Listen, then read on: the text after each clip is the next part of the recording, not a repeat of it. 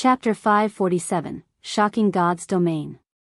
Aqua Rose revealed a bitter smile as she watched Shifeng's departing figure. However, when she considered the situation from a different perspective, Shifeng's decision was not necessarily a bad thing in the past. Other than super guilds, there really weren't any guilds that had dared provoke the Dragon Phoenix Pavilion. Now that Zero Wing had made a fuss, even if they were defeated, it would be a glorious defeat. Moreover, suffering defeat in God's domain did not equal annihilation. God's domain was not as simple as other virtual reality games. Thoroughly annihilating a guild was easier said than done. It was similar to Zero Wing's efforts to chase Overwhelming Smile out of White River City. Despite having massacred Overwhelming Smile's members, not only did the guild still reside in White River City, but it was also getting by quite well. Only, the guild was forced to maintain a low profile, and its development had slowed significantly. Although the Dragon Phoenix Pavilion had a lot of experts, and its financial prowess was enormous, it would not be able to extinguish Zero Wing in White River City easily. Not to mention, Zero Wing also had the Candlelight trading firm supplying it with coins. Alright, let's head back and prepare. White River City won't be so peaceful from now on. Saying so, Aqua Rose left the Candlelight trading firm with Zero Wing's core members.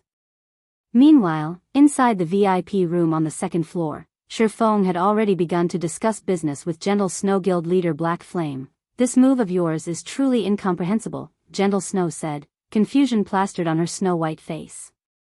She could not help but ask, "Guild leader Black Flame, you should know that there are a total of 7 first-rate guilds competing over the Black Dragon Empire. Although 2 of them are not based in the Empire, they have invested a significant sum into the branch's development. Yet, despite there being so many first-rate guilds in the Empire, only the Dragon Phoenix Pavilion has a branch guild set up in the Imperial capital. None of the other first-rate guilds have set up their branch guilds there yet. Do you know why? The Imperial capital isn't a nice place to live."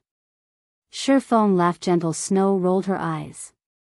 He was clearly pretending to be stupid. Helpless, she explained, "That is because the branch leader there is Blood Dragon, one of 9 Dragon's Emperor's most formidable generals. Blood Dragon is a violent man, and he loves battles more than anything. He also has a group of experts under him called the Blood Legion.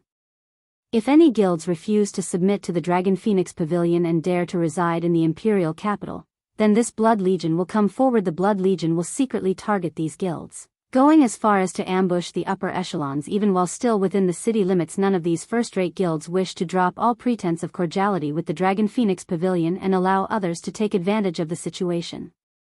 Hence, they had no better option but to withdraw from the Imperial capital and develop in other cities. If the Pavilion sends the Blood Legion to White River City, it won't be a good thing for Zero Wing." Shifeng simply revealed a faint smile in response to Gentle Snow's words. Naturally, he knew all of this information. Moreover, his understanding of the Dragon Phoenix Pavilion was even more thorough than Gentle Snow's. The Blood Legion's fame was not one bit exaggerated. The Blood Legion was also known as the Assassination Legion, comprised of a group of assassins that the Heavenly Dragon Pavilion had carefully nurtured. Anyone who opposed the Heavenly Dragon Legion would oftentimes find themselves killed back to level 0 the following day. The result would not change even if one hid inside a city. It was not an easy feat to kill players inside a city. It was especially so for a major city. Even if one managed to kill a player, the city guards would still kill them and deliver a severe punishment. In mild cases, this punishment would be a jail sentence of several days. In severe cases, it was highly possible that the guards would first execute the player multiple times, then jail them for a dozen days or so, and finally, chase them out of and bar entry to the city. If this player dared show their face in the city, the guards would execute them on the spot unless that player did not mind losing a few levels and being locked up for a few weeks, or they no longer wished to reside in the city any longer. They normally would not take action inside an NPC city during the initial stages of God's domain. The various large guilds already wished they could split in 2 to hasten their development. One could just imagine how much of a loss it would be for a guild to have its experts locked up for days or weeks. Every guild treated its experts like treasures. Losing an expert for a single day could cause immense damage to a guild, not to mention a jail sentence of a few days. However, the Dragon Phoenix Pavilion paid these consequences no mind. They had plenty of experts to go around. This was the pavilion's strength. Forget it. I've already told you about the Dragon Phoenix Pavilion. Since you made me wait so long, may I know how many intermediate mana armor kits guild leader Black Flame intends to sell to me? Shifeng's unperturbed attitude left Gentle Snow utterly speechless. At this moment, however, her own situation did not look too well either, so she could not be of any help even if she wanted to Miss Snow. How many do you want? Shifeng simply laughed off Gentle Snow's worries, not bothering to offer her any explanation. However, he knew that Gentle Snow sincerely wanted to help him. He also understood that she was currently powerless to help him. Hearing Shifeng's question, Gentle Snow pondered for a moment before asking softly, "Do you have enough to gear a 50-man team?" Everybody knew how precious the intermediate mana armor kits were. Even partnered guilds were only allowed to purchase 21 kits at a time. That amount was only sufficient to gear 9 players at most. Beyond that, it was extremely difficult to obtain any more kits, as all those who had managed to purchase them refused to part with them. It was impossible for any guild, other than Zero Wing, to obtain a sufficient number of intermediate mana armor kits to gear a 50-man team. Fully okay, but the Candlelight Trading Firm requires a large amount of rare materials. In the future, I will require Ouroboros to sell the majority of the materials it obtains to the Candlelight Trading Firm, Shifeng said. Currently, Zero Wing was still capable of meeting the Candlelight Trading Firm's demand. However, as the firm developed, the materials it required would increase. At that time, Zero Wing alone would not be enough to satisfy the demand of the Candlelight Trading Firm. However, if a first-rate guild like Ouroboros supplied the firm, there would no longer be any problems. Once I return, I'll instruct my subordinates to send you the materials. Gentle Snow nodded in agreement. In any case, she was tight on money right now. If she could convert some of the guild's materials into coins, it would help her greatly. After Shifeng and Gentle Snow concluded their trade, the matter of Zero Wing's guild leader, Black Flame, provoking the Dragon Phoenix Pavilion had already spread throughout God's domain. As a super first-rate guild, any minor matter relating to the Dragon Phoenix Pavilion would receive the attention of the various large guilds in the virtual gaming world. Not to mention a major incident such as a guild openly insulting them. For a time, everyone began to pay attention to the Star Moon Kingdom, to Zero Wing, and to Black Flame. Crap, Black Flame must have gone insane. He actually dared to slap the Dragon Phoenix Pavilion in the face. Does he not want to play God's domain anymore? What do you know? Black Flame is super amazing. He is a titled expert on the God's domain ranking list. He has his own pride, naturally, so how could he possibly hand over the Candlelight Trading Firm he had built by himself? I wonder what the Dragon Phoenix Pavilion will do. Isn't it obvious?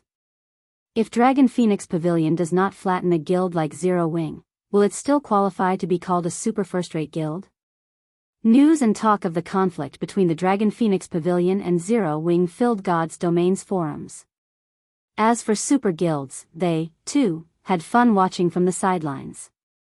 Currently, while all of God's domain was in an uproar, the atmosphere inside one of White River City's high-class restaurants was extremely awkward. Pavilion Master, leave this matter to this subordinate. I will give Black Flame more than what he bargained for, the robust blood dragon requested respectfully. I never expected to encounter such a blind fool in this far-off city. Now, every player in God's domain knows of this incident. The great Pavilion Master has even sent me a message personally, telling me to deal with this matter as visibly as possible and show those super guilds that the Dragon Phoenix Pavilion is no longer just a super first-rate guild. Rather, it is a super guild that stands on equal footing, Nine Dragons Emperor said, a bone-chilling glint flashing in his eyes. Curling up his lips, he said, since the great Pavilion Master has issued the command, we cannot take this matter lightly. Notify the War Dragon Legion and have them meet us here immediately. I want to destroy Zero Wing's guild residence personally. Chapter 548, War Dragon Legion. The War Dragon Legion.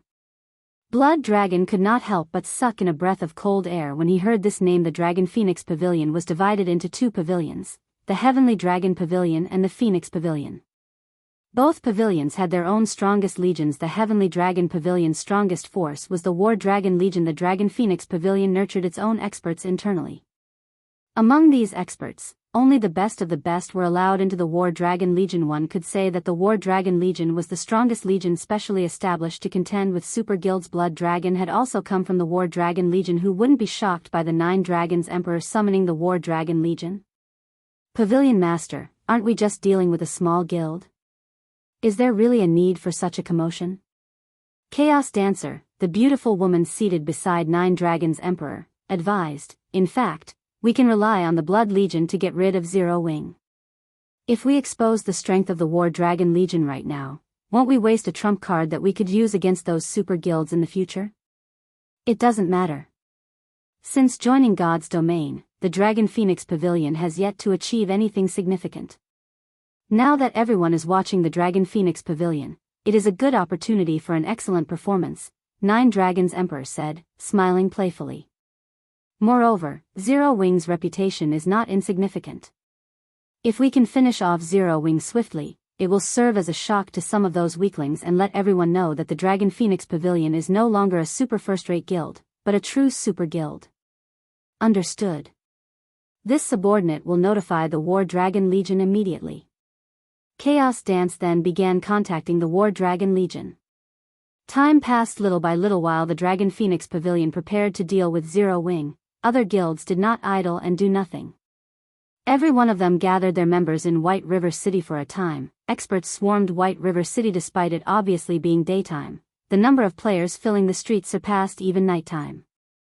Among all these players, aside from those that large guilds had sent, there were plenty of ordinary players who had hurried over from other cities. Players throughout God's domain knew about the Dragon Phoenix Pavilion's intentions to take out Zero Wing. Although this was clearly a one-sided battle, many players still wanted to witness the Dragon Phoenix Pavilion's strength.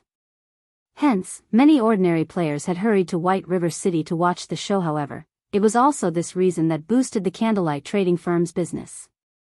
Among the items sold by the firm, light stones were the most popular. The candlelight trading firm's income had practically recovered to its peak, earning nearly 1,000 gold in 1 hour as a result. Melancholic Smile and the others at the candlelight trading firm focused fully on their work. Old 5, I heard that Black Flame defeated you and Old 6 even after you two cooperated. This incident has not impressed the higher-ups, and they've started to look down on our 7 ghosts. When the Dragon Phoenix Pavilion deals with Zero Wing, we need to deal with this matter properly, a thin, middle-aged man with bronze skin said seriously. Brother 3, rest assured, I will not damage our reputation, 5th ghost said, killing intent flashing in his eyes. Previously, even though he had worked with 6th ghost, Black Flame still defeated them. Moreover, they had even lost all of their equipment upon dying and had been barred from entering the game for 2 whole days. By now, they had both become laughingstocks in Underworld. This time, in order to restore the 7 ghosts' reputation, they needed to avenge themselves properly and complete the tasks the higher-ups had given them all as well. As long as you know it. Our task is very simple this time. Assist young Master Fong in obtaining 300 intermediate mana armor kits. It will be even better if we can obtain even more equipment and kits. However, since the Dragon Phoenix Pavilion is spearheading this matter, it is best if we keep a low profile. So, first, let's focus on getting the 300 intermediate mana armor kits, the thin man, 3rd ghost, said. This time, to ensure we complete our task, I have even called Old 4 and Old 7 to help us. With the 5 of us, we should be able to take down Black Flame easily. The only thing we have to worry about is the pavilion itself. It is best if we form a proper plan. On this point, Brother 3rd Ghost, please rest assured. Based on my investigations, the Blood Dragon subordinates, the Blood Legion, will not be involved this time. The 9 Dragons Emperor has called in the War Dragon Legion instead. Every member of the War Dragon Legion is proud and arrogant, and they usually look down on everyone else. They should not pay any attention to us should we move against Zero Wing, Feng Xianyang explained, smiling faintly. As insurance, I have even had a large group of elites come over from Maple City. With such a powerful force, Black Flame will have no hope of survival. Having the Dragon Phoenix Pavilion deal with Zero Wing is already overkill. Adding us into the mix, Black Flame will die with a 100% certainty. Even if he is even more powerful than we suspect, he will have to consider his options carefully. At that time, he will willingly hand over the 300 intermediate mana armor kits. 5th Ghost laughed coldly. If he refuses, then I'll give him a taste of what it feels like to wish for death.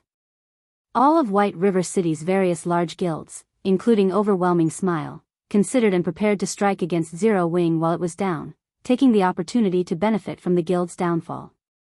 Meanwhile, in a high-class bar a short distance from Zero Wing's guild residence, many upper managers of guilds had gathered. The entire three-story building was packed full of players. Among them, first-rate guilds fully occupied all of the private rooms on the third floor. From these rooms, one could clearly see every movement around Zero Wing's guild residence. Guild leader, don't you think that Zero Wing is acting strangely? Even now, they are still so carefree. They have not taken any precautionary measures at all. Is this Black Flame pretending to be a fool, or is he actually one? Purple Eye frowned as she watched Zero Wing's guild residence through the window. There's nothing surprising about this. Black Flame simply does not understand the Nine Dragons Emperor's character. Look at the people inside the bar, for example. Aren't most of them members of first-rate guilds? Meanwhile, a newly established guild like Zero Wing and a newcomer to the virtual gaming world like Black Flame don't know Nine Dragons' style of conduct. Thus, he continues with his carefree manner, Galaxy Past said, laughing. Downing a mouthful of flame beer, he continued, the Nine Dragons Emperor is someone who conducts himself with a lofty tone and does not play his cards according to common sense. This time, he has even secretly mobilized the War Dragon Legion to deal with Zero Wing, making a fuss over a minor incident. Naturally, the only reason why he would mobilize such a powerful legion is to destroy Zero Wing's guild residence. A guild residence is different from a private shop. While inside the shop, the manager is invincible. However, it is a different story for a guild residence. It is slightly troublesome to deal with the residence's hired guards, and there are also the city guards who patrol the streets. With current players' levels and equipment, it is still impossible to resist the patrolling guards. Hence, no sane guild would attempt to attack another guild's residence. However, the Dragon Phoenix Pavilion is no trivial existence. One cannot measure by the strength of an ordinary guild. Moreover, the Nine Dragons Emperor is no fool. I keep getting the feeling that he has some sort of trick up his sleeve. Otherwise, he would not have sent the War Dragon Legion, a trump card that he had prepared for facing super guilds. What we need to do now is wait for the Dragon Phoenix Pavilion to make its move. Once they take action and Zero Wing falls, we can begin our operation as well. Purple Eye nodded silently this time. The Star Alliance had sent quite a number of elites and experts. They were not afraid that Zero Wing would not fall today. Instead, it was only a matter of how much profit they could gain. However, the various large guilds, including the Dragon Phoenix Pavilion, was ignorant of one point: Feng was a reincarnator. Moreover, he had also been the guild leader of a second-rate guild in the past. In order to survive in God's domain's harsh conditions, he had endured relentless pain and suffering as far as understanding massive existences like the Nine Dragons Emperor. The Nine Dragons Emperor, most likely, did not have a better understanding than Feng. Chapter 549, Leave None Alive. Inside the meeting room in Zero Wing's guild residence. Zero Wing's core members filled the large meeting room. Everyone could feel the tension in the air. War was imminent. Although Zero Wing had succeeded in suppressing Overwhelming Smile in White River City, their current enemy, the Dragon Phoenix Pavilion, was a lot stronger than Overwhelming Smile. The two guilds were on entirely different levels. Every player present fully understood how severe of a situation they were in.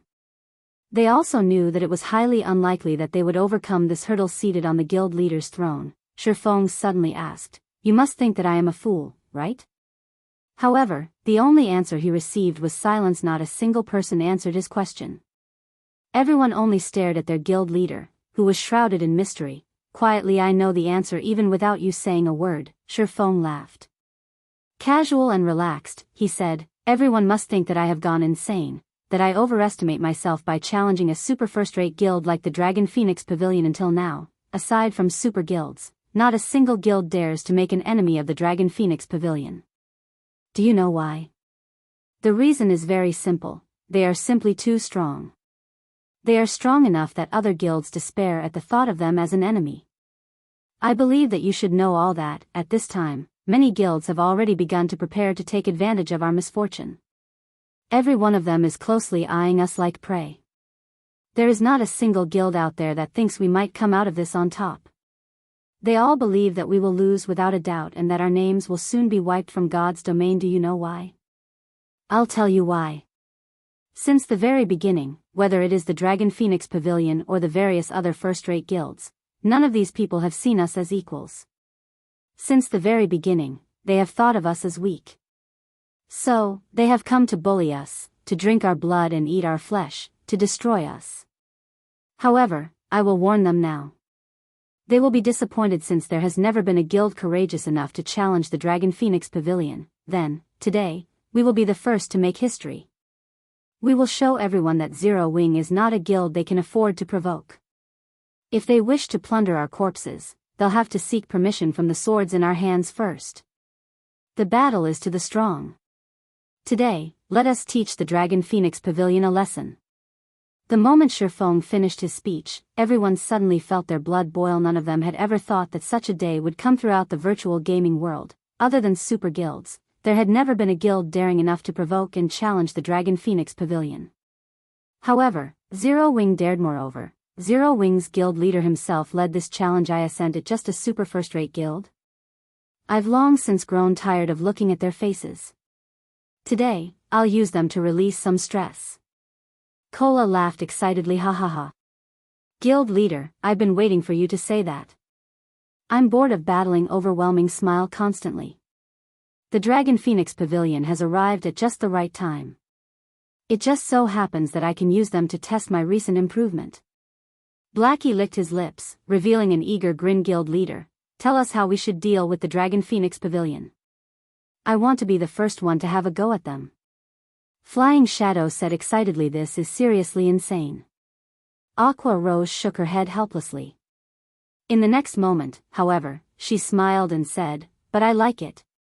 For a time, every Zero Wing member the meeting room talked and laughed with each other. The heavy atmosphere from before vanishing the Dragon Phoenix Pavilion was indeed strong. However, they were not a bunch of weak and powerless noobs either. Since the Dragon Phoenix Pavilion dared to oppress them using force, they would show the pavilion that it had chosen a wrong opponent.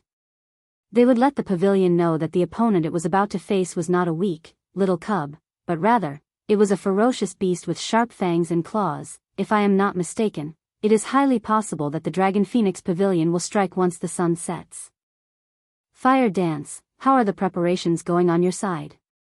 Shifeng asked as he turned to the sharp and mesmerizing Fire Dance. Based on Shifeng's understanding of Nine Dragons Emperor, there was an 80% chance that he intended to destroy Zero Wing's guild residence. If a guild residence were destroyed, it could not be repaired within 10 days' time. Moreover, if a guild residence were destroyed, all members of the corresponding guild within the city would receive a penalty. Not only would all members lose a level, but their EXP gain would also be halved for the following 10 days. The guild's popularity would drop by 50,000 points as well. Moreover, after the destroyed guild residence was reconstructed, the quality of the guild quests the guild would receive would be significantly affected. The best time to destroy a guild residence was at night. Players' greatest foe when trying to destroy an enemy guild residence was not other players, but the patrolling NPC city guards. These city guards were no trivial matter. They were all level 150 NPCs. To players, they were nightmares. These NPCs only needed one hit to finish off the current players of God's domain. However, the number of patrolling city guards would change depending on the time of day. During the day, these NPCs always patrolled in groups of 20. By the time night arrived, however, that number would decrease to 10. If a guild attacked an enemy guild residence at night, it could notably lessen its losses. That way, the guild would have more combat power to spare for destroying the enemy guild residence. Meanwhile, since Shifeng dared to provoke the Dragon Phoenix Pavilion, he had naturally prepared if one wished to destroy a guild residence. Aside from the city guards, there were also the hired guards inside the guild residence to contend with. Although the hired guards were not as powerful as the level 150 city guards, they were still genuine level 50 NPCs. Meanwhile, depending on the employed NPC's strength, the asking price of said NPC would vary. Tier 0 guards cost 5 silver per day, whereas Tier 1 guards cost 30 silver per day. When hiring these guards, one had to prepay 10 days of their services. Shifeng was a viscount, and all this time, he had been hiring a mix of 50 Tier 1 and Tier 0 guards to defend Zero Wing's guild residence.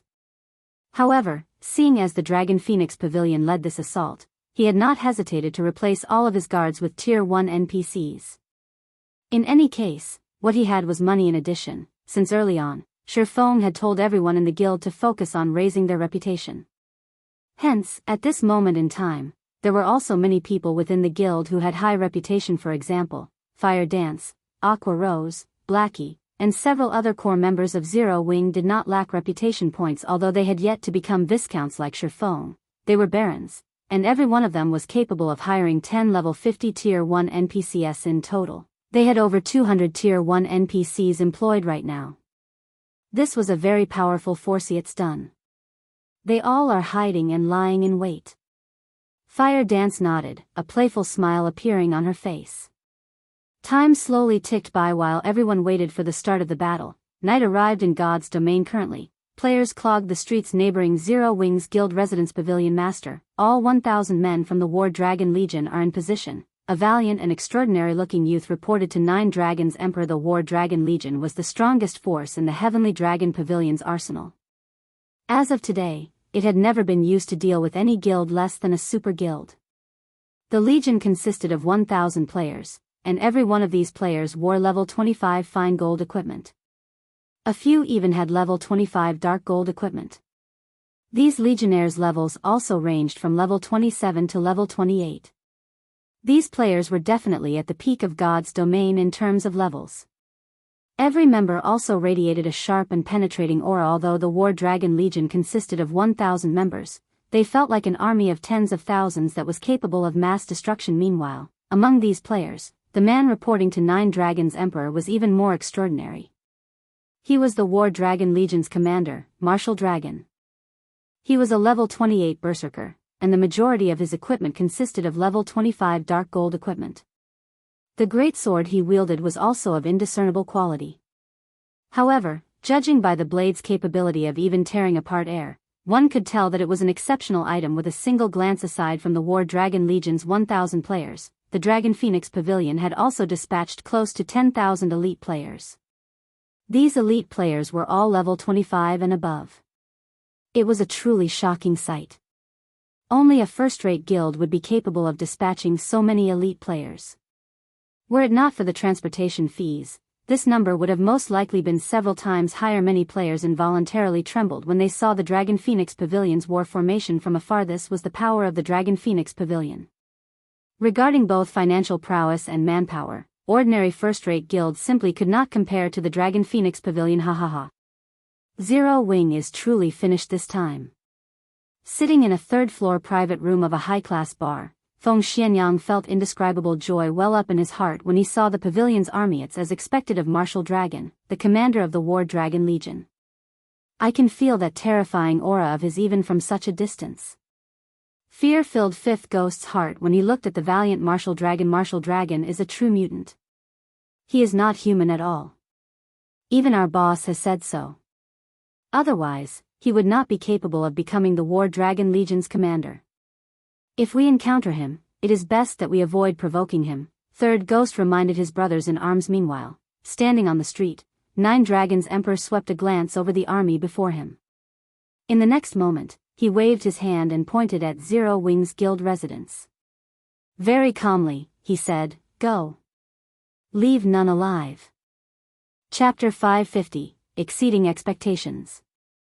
Under Nine Dragons Emperor's command, the members of the Dragon Phoenix Pavilion charged towards Zero Wing's guild residence. The pavilion's army's attack was organized. A majority of the pavilion's elite players were positioned in the front of the army, whereas the War Dragon Legion occupied the middle, and the remaining elite players took up the rear. These players were further separated into groups. However, unlike guild wars that usually involve thousands of players, the Dragon Phoenix Pavilion had grouped its members into parties of 6.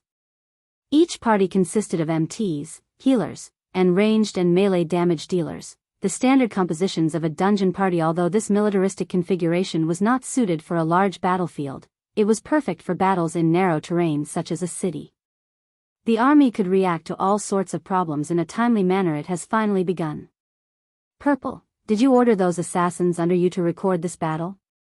Galaxy Past, who sat comfortably in a third-floor private room of the high-class bar, asked. Smiling, he stated, "This is a good opportunity to collect data on the Dragon Phoenix Pavilion, particularly the experts from the War Dragon Legion. Every member of the Legion is worth noting. It might come in handy in the future." This high-class bar offered an excellent vantage point. He could see practically everything that occurred around Zero Wing's residence. However, Galaxy Past was still not satisfied with this.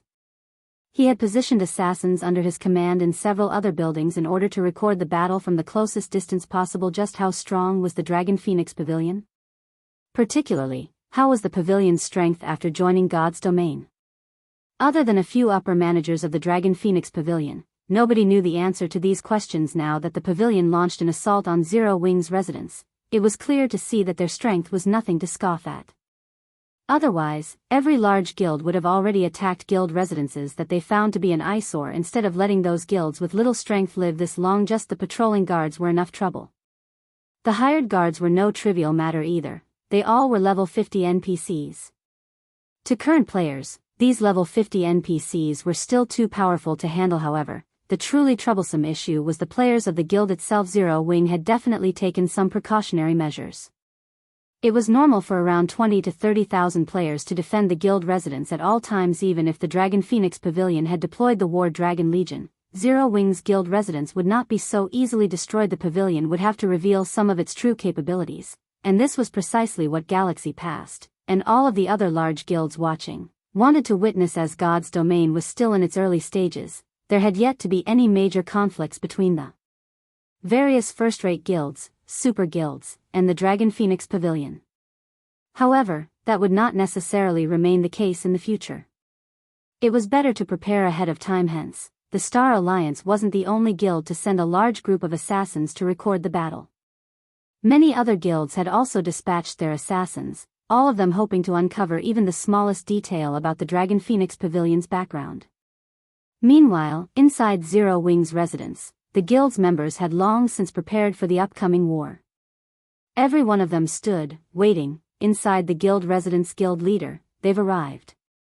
Initial estimates put their number somewhere over 10,000, with the weakest among them being elite players. Their equipment is also a match for our elite members, Aqua Rose reported. Everyone's heart skipped a beat upon hearing Aqua Rose's report. Although Zero Wing had 50,000 members, they only had around 14,500 elites. Yet, the Dragon Phoenix Pavilion had casually mustered a force of 10,000 elite players.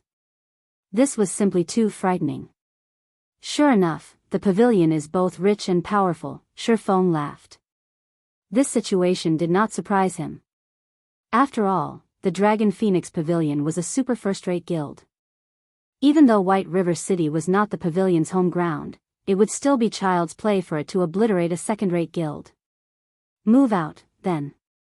Coordinate your attacks with the NPCs, core members. Your main goal is to fend off the pavilion's War Dragon Legion. As for the enemy elites, they are just cannon fodder. Don't worry about them. Yes, sir. Everyone from Zero Wing unsheathed their weapons as a single unit, preparing to meet the oncoming threat. This time, Shifeng did not bother to send for many members to defend the guild residence. The defending players consisted only of Zero Wing's elite and core members, with a total just over 14,000 players. It was not because Shifeng did not want more people defending the residence. Only, having more people was not necessarily a good thing. A normal member of the guild would only find their death by joining this battle. Moreover, the battlefield was very cramped. There was simply no way to display the advantage of numbers here. On the contrary, having too many members in the battle would only obstruct the elite members. As the Dragon Phoenix Pavilion's army was about to charge through the residence's entrance, the ranged classes of Zero Wing got ready to launch their spells and arrows. If an outsider barged into the residence without explicit permission, guild members were allowed to kill said outsider without needing to fear any repercussions. The city guards would not take action against the guild members.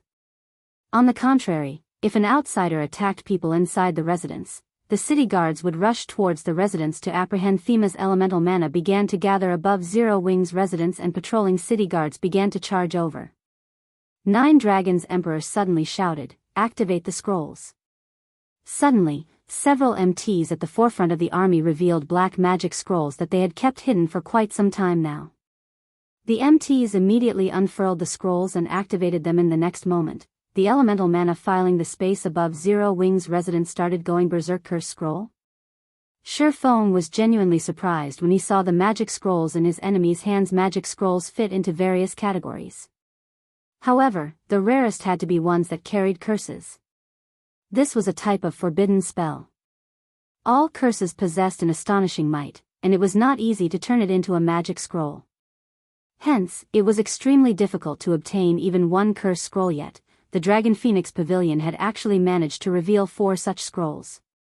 It was simply inconceivable at this moment. However, even Nine Dragons Emperor's face twitched slightly. 4 curse scrolls. He had only managed to obtain these 4 scrolls after gathering the entirety of the Heavenly Dragon Pavilion's power. Now that he was using all of them in one go, and on a small, nameless guild no less, even he felt the sting of the lost 4 curse scrolls.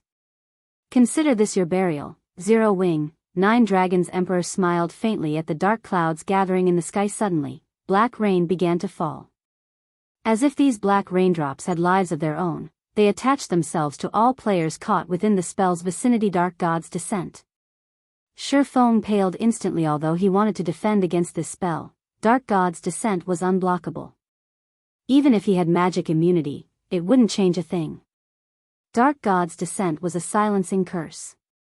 With 4 of these curse scrolls being used simultaneously, the forbidden spell's effective radius and duration increased significantly. It was definitely an efficient weapon for team battles at this moment. A Dark God status imperceptibly appeared in everyone's status window, the duration lasting for 1 full hour. In other words, within the next hour, any players within the curse's effective radius were unable to use any of their spells. They could not even use the tools they had inside their bags. To put it simply, players could only participate in melee combat. The Dragon Phoenix Pavilion had obviously prepared these curses as a countermeasure for large-scale destruction spells, and NPC's Blood Dragon lead some elites to pin down the patrolling guards and let Martial Dragon handle the rest, Nine Dragons Emperor ordered. He then turned to look at Chaos Dancer, saying, "Let's go, we'll watch the show from upstairs." After receiving the command, Blood Dragon led the elite players, who were positioned at the rear line and remained unaffected by the Dark God, and charged towards the 10 level 150 patrolling guards. At the same time, Martial Dragon shouted, "Kill! Annihilate Zero Wing! Leave not a single player alive!" The War Dragon Legion suddenly charged into Zero Wing's residence. As for the other elite players, they were tasked to delay the residence's NPC guards. When silenced, an expert strength stepped into the spotlight when the War Dragon Legion's 1,000 members charged into Zero Wing's 10,000 plus elite members. They were like wolves among a flock of sheep. Immediately, the members of the War Dragon Legion started a slaughter. At this point, Zero Wing possessed more than 400 Tier 1 players. It had more Tier 1 players than every guild in White River City combined. Naturally, all those capable of becoming Tier 1 classes at this stage of the game employed powerful techniques. Even if they were not yet experts, they were not far from that hurdle. Zero Wing's members were also famed for having amazing equipment. Even if their techniques were lacking, they could make up the gap with their equipment in front of absolute strength. All manner of tricks were useless. Even so, Zero Wing possessed far fewer experts than the Dragon Phoenix Pavilion. Not to mention, the members of the War Dragon Legion were experts who had undergone careful screening. Do you think we're that easily bullied? All guards, to the lines! Shurfeng commanded. Suddenly, an additional 200 Tier 1 NPCs emerged from the guild hall. Moreover, these Tier 1 NPCs were all melee classes. Chapter 551, Fleeting Scene. The originally imposing Dragon Phoenix Pavilion members were immediately shocked by the appearance of the 200 level 50 Tier 1 NPCs. Nine Dragons Emperor, who watched the battle from afar, also wore a grim expression. Didn't the reports say that they only had around 50 plus NPCs? Nine Dragons Emperor turned to the intelligence agent beside him. Snapping, he yelled, "Just what have you all been doing? You failed to report on 200 Tier 1 NPCs. Tell me, what is going on here?" A single level 50 Tier 1 NPC was very difficult to deal with. Each one required a team of elite members to pin down. Now that there was an additional 200, this would greatly affect his plans. Suddenly, cold sweat appeared on the forehead of the reconnaissance unit's leader. He was so frightened he could not utter a single word. Originally, he had tried to think of an excuse to save himself. However, he knew full well what kind of personality the Nine Dragons Emperor had. The more he tried to justify himself, the graver the consequences would be. Forget it. You won't have to do your job anymore. Someone will replace you in the future. Nine Dragons Emperor waved his hand, having his subordinates escort the recon leader out of the building and dismissing him from the Dragon Phoenix Pavilion. Chaos, instruct the Blood Legion to send help. With the Blood Legion's strength, they should be able to hold back 200 NPCs. At this moment, Nine Dragons couldn't care less about how Zero Wing had managed to obtain all of these NPCs. He had no choice but to involve the originally inactive Blood Legion in the battle. Understood. This subordinate will lead them over now. Chaos Dancer nodded and smiled. A short moment later, the 1,000-strong Blood Legion, which had been on standby, charged into Zero Wing's guild residence. Meanwhile, the various large guilds watching the battle from afar were also shocked by the sudden change. Sure enough, Zero Wing is quite capable. With so many Tier 1 NPCs, even the Blood Legion will not be able to hold them off for long. After all, each level 50 Tier 1 NPC is the equivalent of a level 50 special elite. Galaxy Pass sighed. If any other first-rate guild stood in the Dragon Phoenix Pavilion's place right now, they would have no chance against Zero Wing. Particularly, that large-scale silencing spell the pavilion had used before the battle began significantly restricted the NPC's combat power and had even sealed Zero Wing's large-scale destruction spells. Zero Wing had lost all their advantages with just this single move. Meanwhile, inside Zero Wing's residence, a melee battle had broken out. The scene in the residence looked just like a battlefield from ancient times. Currently, the magical classes, who boasted the highest power, could only fight using their staffs. The magical classes in God's domain were different from other virtual reality games. They were not completely incapable of participating in melee combat, but they were not specialized in it. They possessed very few skills that could be used in a melee battle. In addition, their classes mainly focused on intelligence and vitality, making them even more inferior in melee combat at this moment. However, nobody could care less. Even the healers of either side fought each other, not to mention the other magical classes. Compared to the one-on-one fights between the magical classes, the battles between the physical classes were intense. Currently, none of them could use any skills or tools and had to rely solely on their combat techniques. It was especially true for the War Dragon Legion. A majority of the War Dragon Legion members consisted of physical classes, and everyone was an expert among experts. Normally, they were capable of soloing a special elite of the same level, and some were even capable of putting up a good fight against a chieftain of the same level. Elite players could become elites in the first place not solely because of their levels being above average, it was more due to the fact that they could solo an elite monster of the same level. Hence, they were called elite players. Meanwhile, in the eyes of God's domain's ordinary players, experts were individuals capable of soloing a special elite of the same level. As for top-tier experts, in the eyes of ordinary players, they were individuals who could contend with a chieftain of the same level. Chieftains were normally bosses in party dungeons. Every member of the War Dragon Legion, at the barest minimum, was capable of confronting a chieftain of the same level by themselves. Some were even capable of killing a chieftain of the same level. Having these experts deal with 4 or 5 elite players simultaneously was a trivial matter. They might even be able to defeat 4 or 5 elite players without losing a single HP. It was just like how a chieftain could easily defeat 4 or 5 elite monsters in the blink of an eye. The 1,000 members of the War Dragon Legion had already killed close to 3,000 Zero Wing members without suffering even a single fatality. If not for many of the War Dragon Legion's members and the Blood Legion holding back the Tier 1 NPC guards, Zero Wing's death count would have been much higher by now. However, compared to the War Dragon Legion's captain, Martial Dragon, these ordinary members of the War Dragon Legion were nothing. Martial Dragon was like a silver storm. Everywhere he passed, a rain of blood would follow. When half a dozen elite members of Zero Wing dashed up to Martial Dragon, they were instantly struck by Martial Dragon's bone-chilling and immeasurably heavy aura, their complexions turning pale and movements becoming extraordinarily sluggish. Immediately after, multiple red streaks of light weaved across their bodies, sending them flying into the air. In the next moment, blood poured out like a fountain from multiple wounds. When these elites returned to the ground, a piece of equipment dropped beside them. Their bodies were no longer capable of movement. The War Dragon Legion is truly frightening. There are many among them who are even stronger than I am. That martial dragon is especially impressive. If I fought him, I'm not confident that I could even block a handful of moves before he defeated me. It is no wonder why people are saying that the Dragon Phoenix Pavilion's strength is the closest to a super guild. This martial dragon can indeed put up a fight against those old fellows. Galaxy Pass stated incredulously super guilds had not become such because of their massive financial prowess or their large army of experts. The true reason was those inhuman experts that stood at the very top of the virtual gaming world. Martial Dragon had precisely the potential to become such an expert. I heard that Martial Dragon is a talent that only appears once every 10 years in the Heavenly Dragon Pavilion. It seems that this was not an exaggeration.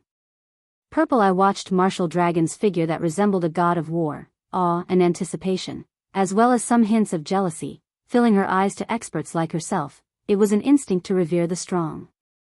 At the same time, she also wished to challenge those powerhouses who stood at the summit. Martial Dragon was someone who had already obtained the right to challenge such individuals, so how could she not be jealous? Purple Eye even considered exchanging a few moves with Martial Dragon right this instant. Even though she knew she was no match for the man, the exchange would still benefit her immensely. If an expert wished to improve themselves quickly, they could not just rely on self-research and experimenting. They needed to fight various other experts, using the experience to learn and improve their own shortcomings. Only then could they improve quickly. While Purple Eye focused on Martial Dragon's every move, hoping to learn something through his actions, she suddenly noticed Martial Dragon's gaze shift to another location, his eyes revealing both traces of shock and excitement. Turning to look where Martial Dragon had shifted his attention to, Purple Eye similarly found herself shocked. Who is that person? Purple Eye's small mouth widened as if she had just seen a ghost. She had just watched 3 War Dragon Legion members die instantly. That's right. All 3 of them were killed in the blink of an eye. Moreover, they were the experts of the War Dragon Legion, not some noobs that could be found on the streets. Against multiple of such experts, not even Purple Eye was confident that she could emerge victorious. Yet, that person had succeeded. Moreover, she had done so with ease. After a moment of shock, Purple Eye was finally able to get a clear view of that player possessing an alluring appearance. She wore form-fitting black leather armor that fully displayed the graceful and mesmerizing curves of her body. She also wielded 2 blood-red short swords that emitted dazzling flames. At this moment, it was as if she stood at the center of Zero Wing's residence, that is Fire Dance. Purple Eye dared not even believe her own eyes right now. Chapter 552, Enviable Zero Wing. Purple Eye repeatedly rubbed her eyes and did a double take at the alluring figure. In the end, she was 100% sure she had not seen wrong. Why is this so different from what was reported? Purple Eye had read many reports on Zero Wing. The Star Alliance had gathered on every noteworthy expert in Zero Wing. There were also videos of every one of these noteworthy experts. Fire Dance was one of the few most noteworthy experts in Zero Wing, hence, Purple Eye had a very good understanding of Fire Dance's strength. However, the data on Fire Dance had only noted her as a top-tier expert and that she was only barely able to contend with a chieftain of the same level. Hence, Purple Eye had not placed any importance on Fire Dance at all. Only Aqua Rose could be considered a worthy foe for her. Fire Dance had not even ranked on her list now, however. Fire Dance had easily defeated 3 top-tier experts. How could this strength not shock Purple Eye? It was especially true for that blade-like aura surrounding Fire Dance. Even while watching from such a distance, she could feel a sense of great danger with that aura. It felt as if Fire Dance could appear right before her at any time and launch an attack with such a dazzling and dangerous aura. It was difficult for Fire Dance not to attract attention. Not to mention, there were many experts present on the battlefield, and every one of them possessed the sensitivity of a mouse. These experts detected the source of the danger instantly. 4 of the War Dragon Legion members closest to Fire Dance charged towards Fire Dance simultaneously. As if they had planned this, they coordinated their actions perfectly, launching an attack from all sides. Facing the encirclement of the 4 legionnaires, Fire Dance's figure swayed slightly. In the next moment, only an afterimage remained in her place, denying the legionnaires their chance to strike. Immediately, she dashed towards the closest level 27 assassin, the 2 flame-red short swords in her hands transforming into multiple blades of light that struck like vipers. As a member of the War Dragon Legion, the assassin was no ordinary player. When faced with this sudden attack, instead of retreating, he advanced. The assassin quickly saw through the trajectory of Fire Dance's short swords. Brandishing his own daggers, he deflected her attacks, one after another. After deflecting the swords of light, the assassin kicked at Fire Dance. Yuri still too green. The assassin's sneered attacks were not limited to the player's weapons. A player could use their body to attack as well. However, most players had adopted the mindset that one could only launch melee attacks with their weapons, nothing else. Hence, they would normally focus their attention on an enemy's weapons and hands. This unexpected kick right now would cost Fire Dance her life at this moment. However, a berserker, who was a short distance away from the assassin, shouted, "Little Six, behind you." Thanks to the warning, the assassin called Little Six suddenly noticed that he had only kicked an afterimage behind. Little Six suddenly felt his back grow cold. His many years of combat experience and acute senses alerted him that someone was behind him. Immediately, he tried to bend his body forward in an attempt to dodge the incoming attack. However, Fire Dance did not use her short swords to attack at all. Instead, the instant she circled to the assassin's back, her slender leg kicked the assassin's thigh. Caught unprepared, the strike sent the assassin spinning into the air. Immediately after, Fire Dance swiped her blade across the assassin's throat. Overall, her actions were simple and direct with no wasted movement whatsoever. At this moment, she looked just like a veteran killer. By the time the 3 other War Dragon Legion members caught up to Fire Dance, this assassin had become a disembodied soul under Fire Dance's swords. Although the entire process seemed slow, in reality, everything had happened in the blink of an eye. In the time it took Fire Dance to steal the assassin's life, the legionnaires had only crossed a distance of 10 yards when the 3 legionnaires arrived before the female player. They slid to a halt, their eyes locked onto Fire Dance's seductive body. At this moment, they no longer dared to approach this charming, yet deadly assassin casually. "Purple, why haven't I heard anything about this Fire Dance? She can actually slaughter 3 War Dragon Legion members so easily." Even now, facing 4 legionnaires simultaneously, she dealt with one of them swiftly. Could she be a new talent that some super guild has recently nurtured? Galaxy Past asked, unable to help his shock. As the guild leader of a first-rate guild, he was very well informed regarding the virtual gaming world. Even so, from the information he had received, there was no news about a character named Fire Dance. However, his knowledge of super guild's activities was limited. As Purple I was someone who had come from a super guild, she should have a better understanding of super guilds. Moreover, judging from how Fire Dance had defeated the members of the War Dragon Legion so efficiently, she definitely wasn't someone new to gaming. Normally, only experts nurtured by super guilds possessed such outstanding skills. Guild leader, although I, too, think that she might be a new talent from some super guild, from what I have seen of her techniques, I can say with certainty that no super guild has nurtured her. Her every move looks more like she is fighting a real battle. Her attacks do not resemble combat techniques used in a virtual reality game. Purple I said, a bitter smile on her face. That makes sense. Galaxy Past nodded, a hint of jealousy surfacing in his heart. Why was he jealous? It was because Fire Dance wasn't the only person performing exceptionally on this battlefield. There was also the Guardian Knight Cola, the assassin Flying Shadow, and many other members of Zero Wing. The combat power each of them displayed was extraordinary.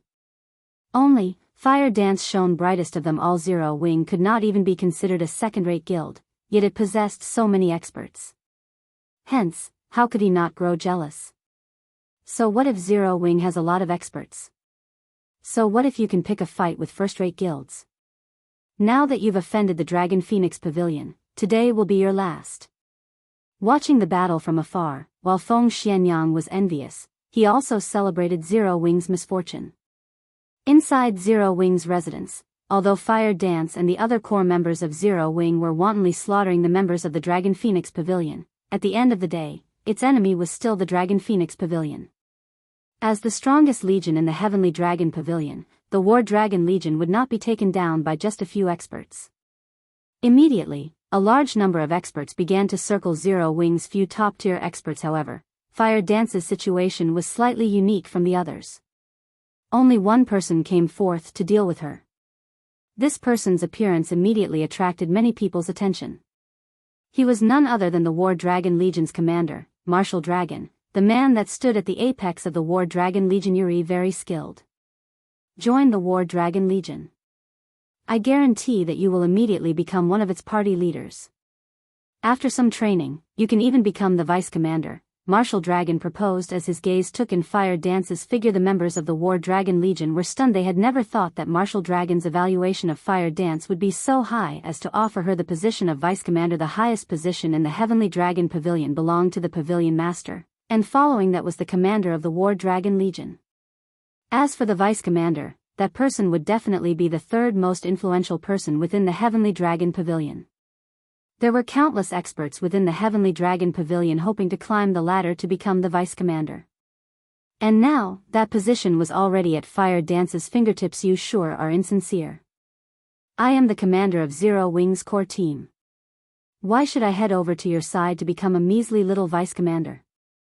Fire Dance revealed a playful smile.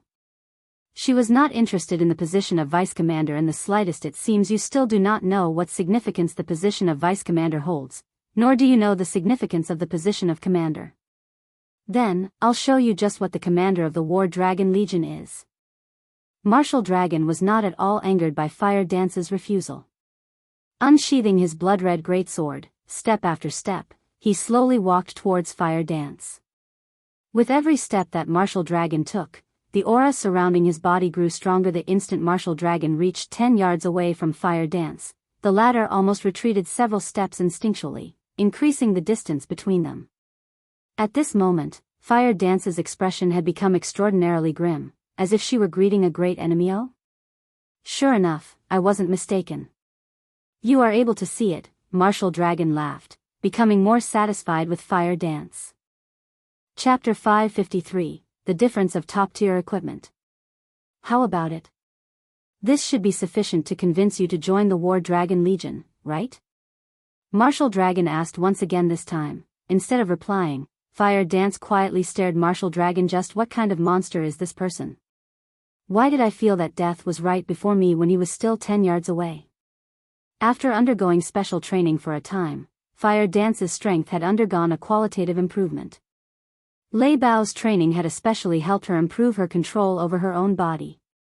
Her senses had become far more sensitive as well. Meanwhile, as Fire Dance stared Martial Dragon, she felt as if she stood before a towering mountain. Particularly, when Martial Dragon was only 10 yards away from her, it felt like that towering mountain had instantly appeared above her and physically pressed down on her.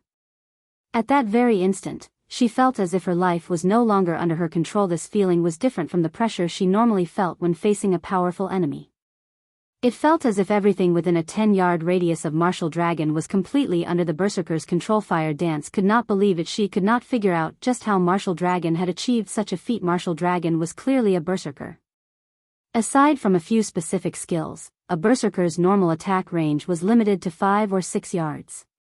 Moreover, the Dark God's descent had silenced everyone, and none of them could use any skills. Yet, Martial Dragon had an attack range of 10 yards and could even inflict a feeling of impending doom. Even Fire Dance began to wonder if she was hallucinating due to her fatigue from her recent training. However, ever since she had started playing God's Domain, her senses had not led her astray, so how could she possibly be mistaken now? Hence, Fire Dance immediately retreated from Martial Dragon. However, dragging on this fight was not a solution. After giving it some thought, Fire Dance gritted her teeth as she prepared to test herself against Martial Dragon. In the next moment, Fire Dance transformed into a black shadow as she dashed towards Martial Dragon. In terms of attributes, Fire Dance was confident that she was superior to Martial Dragon for no reason other than the Tier 1 set equipment for assassins, the Dark Melody set equipment, that Shifeng had given her.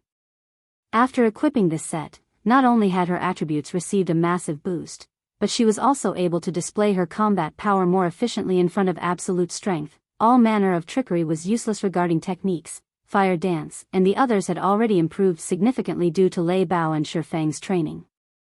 They could be considered super first-rate experts. In actual combat, they were definitely superior to the ordinary members of the War Dragon Legion. They might not be able to solo a chieftain of the same level, but they could hold their ground against one for a relatively long time. After factoring in the Tier 1 set equipment and their top-tier dark gold weapons, they could easily solo a chieftain of the same level. They could even challenge a lord. After all, a Tier 1 set equipment was only inferior to an epic set equipment. The attribute increase it provided was no small matter. Furthermore, every one of them had equipped 3 intermediate mana armor kits. In terms of attributes, they completely overwhelmed the War Dragon Legion's ordinary members even against the commander of the War Dragon Legion, Martial Dragon. This was the case the instant Fire Dance reached the 10-yard range, she turned her feet slightly, and suddenly, she split into 2 identical figures. It was practically impossible to tell which woman was real. The 2 figures then proceeded to attack Martial Dragon separately. Any ordinary player would be caught off guard and fail to react if their enemy suddenly doubled. Even an expert would hesitate. In addition, Fire Dance was very skilled. There were almost no excess movements in her attack. With lightning speed, the 2 true fire blades in Fire Dance's hands flew towards Martial Dragon's vital point and blindspot. The various large guilds watching the fight from afar were momentarily stupefied. Fire Dance's speed and ferocity were unstoppable. Their eyes could not even keep up with her. Even an expert would be finished. However, the instant before the true fire blade struck Martial Dragon, a red streak flashed, deflecting both of Fire Dance's attacks. At the same time, the resulting impact forced Fire Dance into a retreat. Is he even a berserker? How can he draw his sword so fast?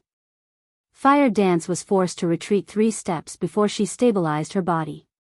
At this moment, however, both of her hands were berserkers were famed for their strength, so Fire Dance did not find it surprising that Martial Dragon's counterattack had repulsed her. However, she was an assassin, a class that was famed for its speed.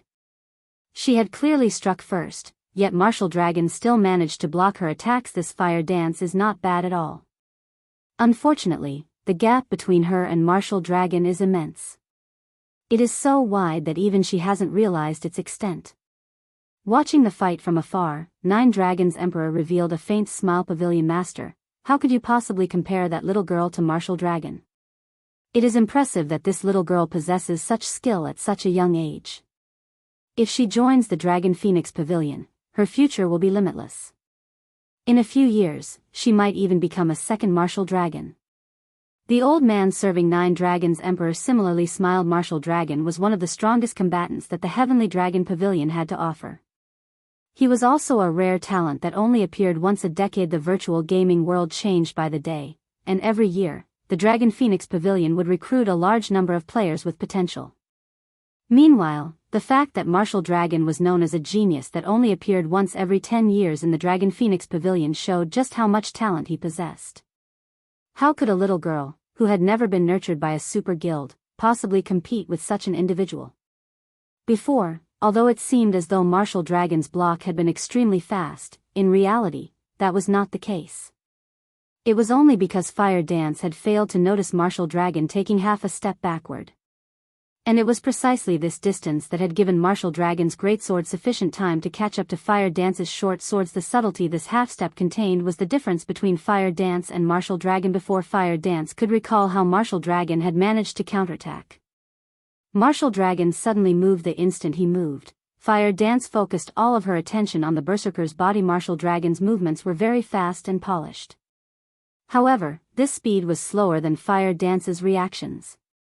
In an instant, Fire Dance predicted the berserker's attack route and prepared to counterattack. Since my strength is not a match for him, I'll use speed to face him. Through the previous exchange, Fire Dance had discovered her advantages and disadvantages against this opponent. Assassins possessed extremely high agility. Hence, regarding movement speed, they were leaps and bounds above berserkers. With that in mind, Fire Dance planned to fight a moving battle with Martial Dragon. Fire Dance instantly dodged the attack from Martial Dragon's greatsword. She then sidestepped and sent an strike at the berserker's neck. Evade. Counterattack. It was a simple attack pattern. However, Fire Dance had completed both steps almost simultaneously. Just as Fire Dance considered following up her counterattack with another attack, her complexion suddenly paled as she felt that something was off.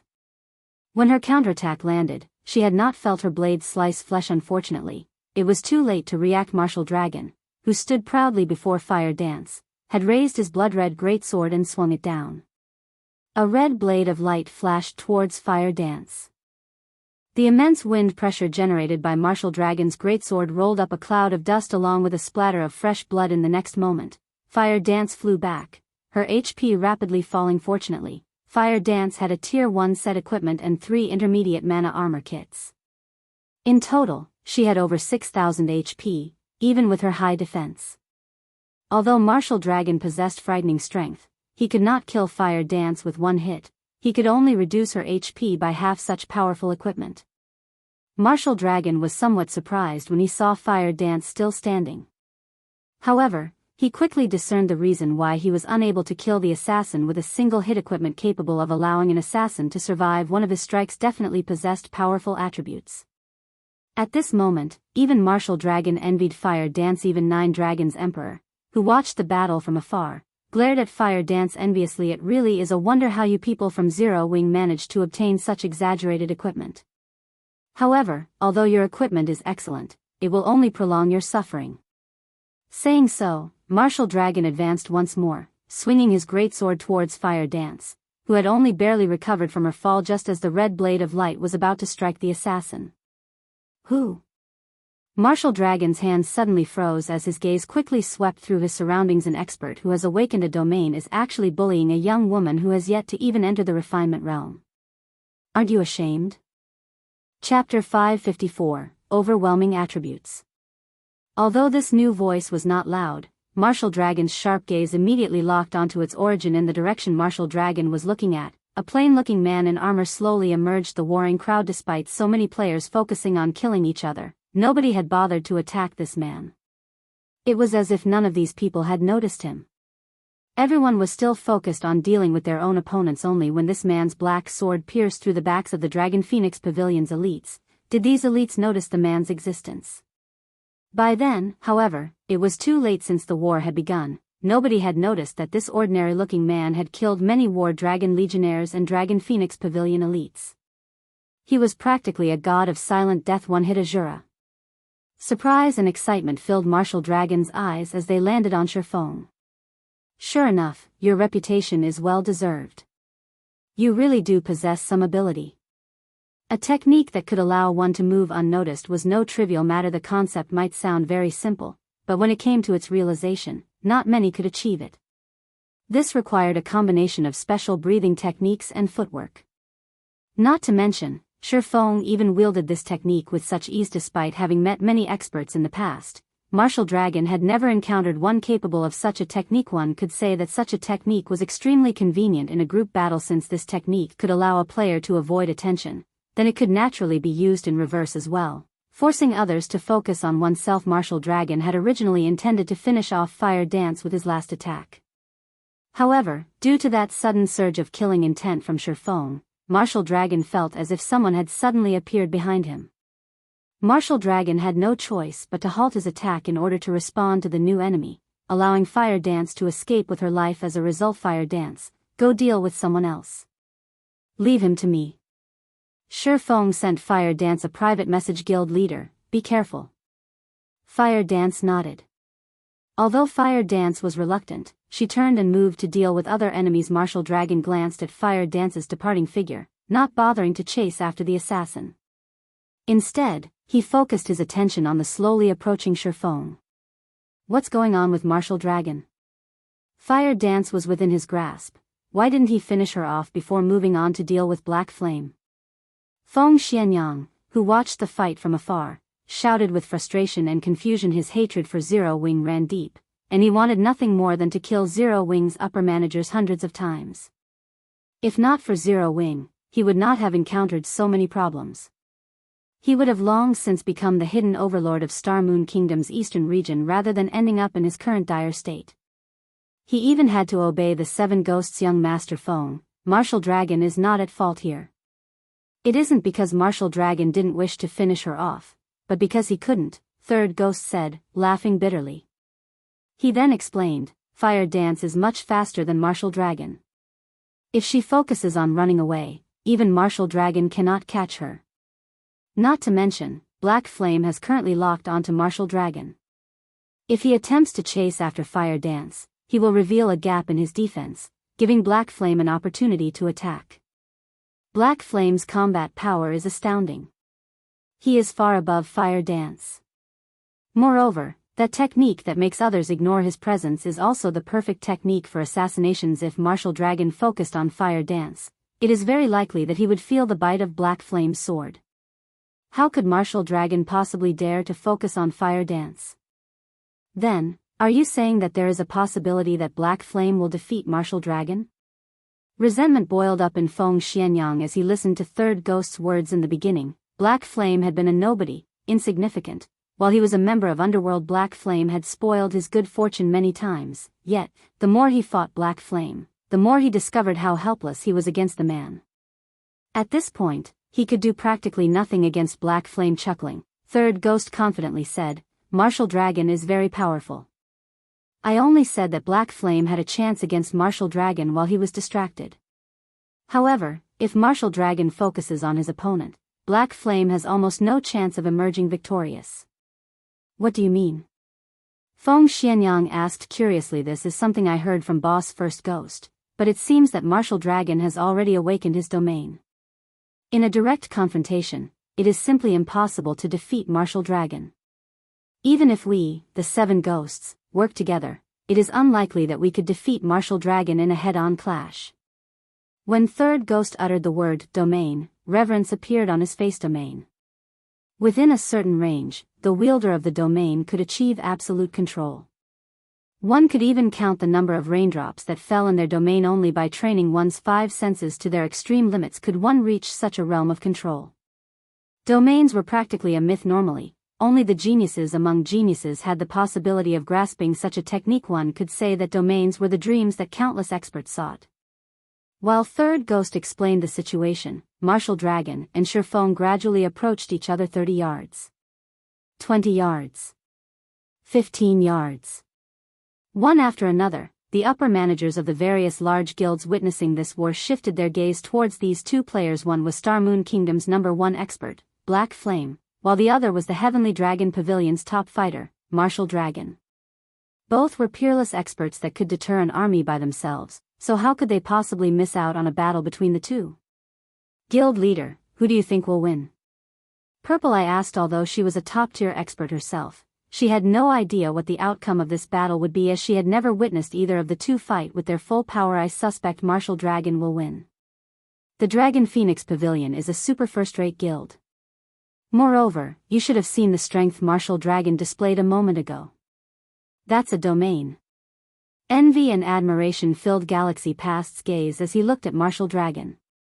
Rumor has it that Martial Dragon qualifies to compete with those old monsters, and it would seem that those rumors are true. I wonder when I will be able to set foot on that stage as well. Purple Eye nodded in agreement. In reality, she really hoped that Black Flame would emerge victorious. After all, there had yet to be a single first-rate guild daring enough to provoke the Dragon Phoenix Pavilion, yet, Black Flame had done just that. One could not help but admire the man now. He even faced off against a combat genius like Martial Dragon. Unfortunately, Black Flame had yet to reach that stage. Moreover, the difference in the number of experts between Zero Wing and the Dragon Phoenix Pavilion was simply too huge. There was no room for Zero Wing to resist. When there was only a distance of 10 yards, Shifeng suddenly stopped. Why aren't you advancing? Martial Dragon stood proudly, his gaze fixed on Shifeng.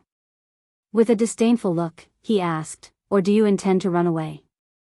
Shifeng remained silent, paying no heed to Martial Dragon's provocation. Since you aren't going to come to me, I'll go to you. Martial Dragon brandished his great sword and dashed towards Shifeng like a fierce tiger, his body carrying an overwhelming momentum that pressed down on Shifeng. Yet, Shifeng remained motionless as he welcomed Martial Dragon's attack. Martial Dragon took no time at all to cross the distance of 10 yards. Arriving before Shifeng, Martial Dragon swung his blood-red greatsword, the weapon transforming into a streak of red light as it slashed towards its target. Martial Dragon's attack was both simple and crude at this time. Shifeng, who had made no effort whatsoever to dodge the oncoming attack, finally moved, the abyssal blade in his hand transforming into a streak of light as it met Martial Dragon's greatsword. Boom. When the 2 swords clashed, a crisp low-pitched sound echoed throughout the Zero Wing residence. The pure exchange of blows between the 2 powerhouses caused even the pavement to crack and shatter beneath their feet. Martial Dragon was abruptly forced to retreat by 5 steps, the numbness in his arm spreading to his scalp. Martial Dragon then shifted his gaze to Shifeng, and what he saw left him stupefied. Shifeng stood steady in his original position like an immovable mountain. The difference in their strengths was obvious. Chapter 555, Winner and Loser. Black Flame pushed Martial Dragon back. Silence. Every Dragon Phoenix Pavilion member within Zero Wing's residence was dumbfounded. Meanwhile, the players watching from afar were similarly rendered speechless, their minds repeatedly playing that scene from before. Although neither side had used any profound techniques and had only exchanged a straightforward blow, it was precisely this simplicity that allowed everyone to see the difference between the two very clearly. Shifeng's attributes were absolutely mind-blowing shit. Just what kind of equipment is Black Flame wearing? Feng Xuanyang's eyes nearly popped out of their sockets at this scene. Martial Dragon was a level 28 berserker. Moreover, the majority of his equipment was level 25 dark gold equipment. The weapon he wielded was even one of indiscernible quality, but judging from its appearance, it should certainly be above dark gold rank. This equipment composition could definitely be among the very best in God's domain. Even if Black Flame were fully geared in dark gold equipment, he would not be that much stronger than Martial Dragon. Moreover, Black Flame was only a swordsman, a very well-balanced class in terms of attributes.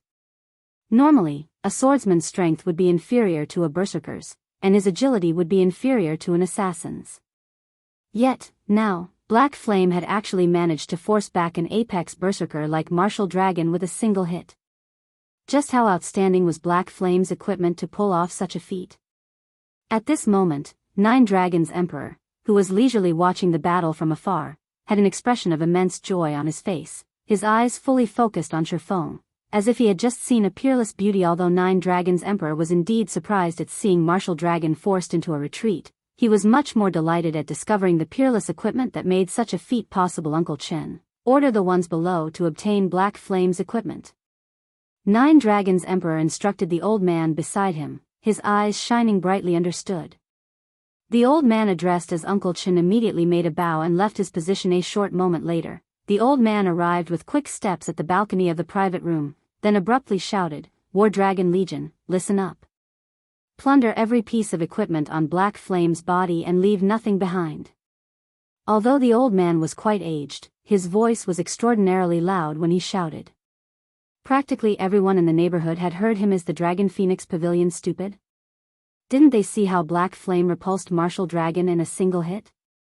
Who could possibly kill him and plunder his equipment?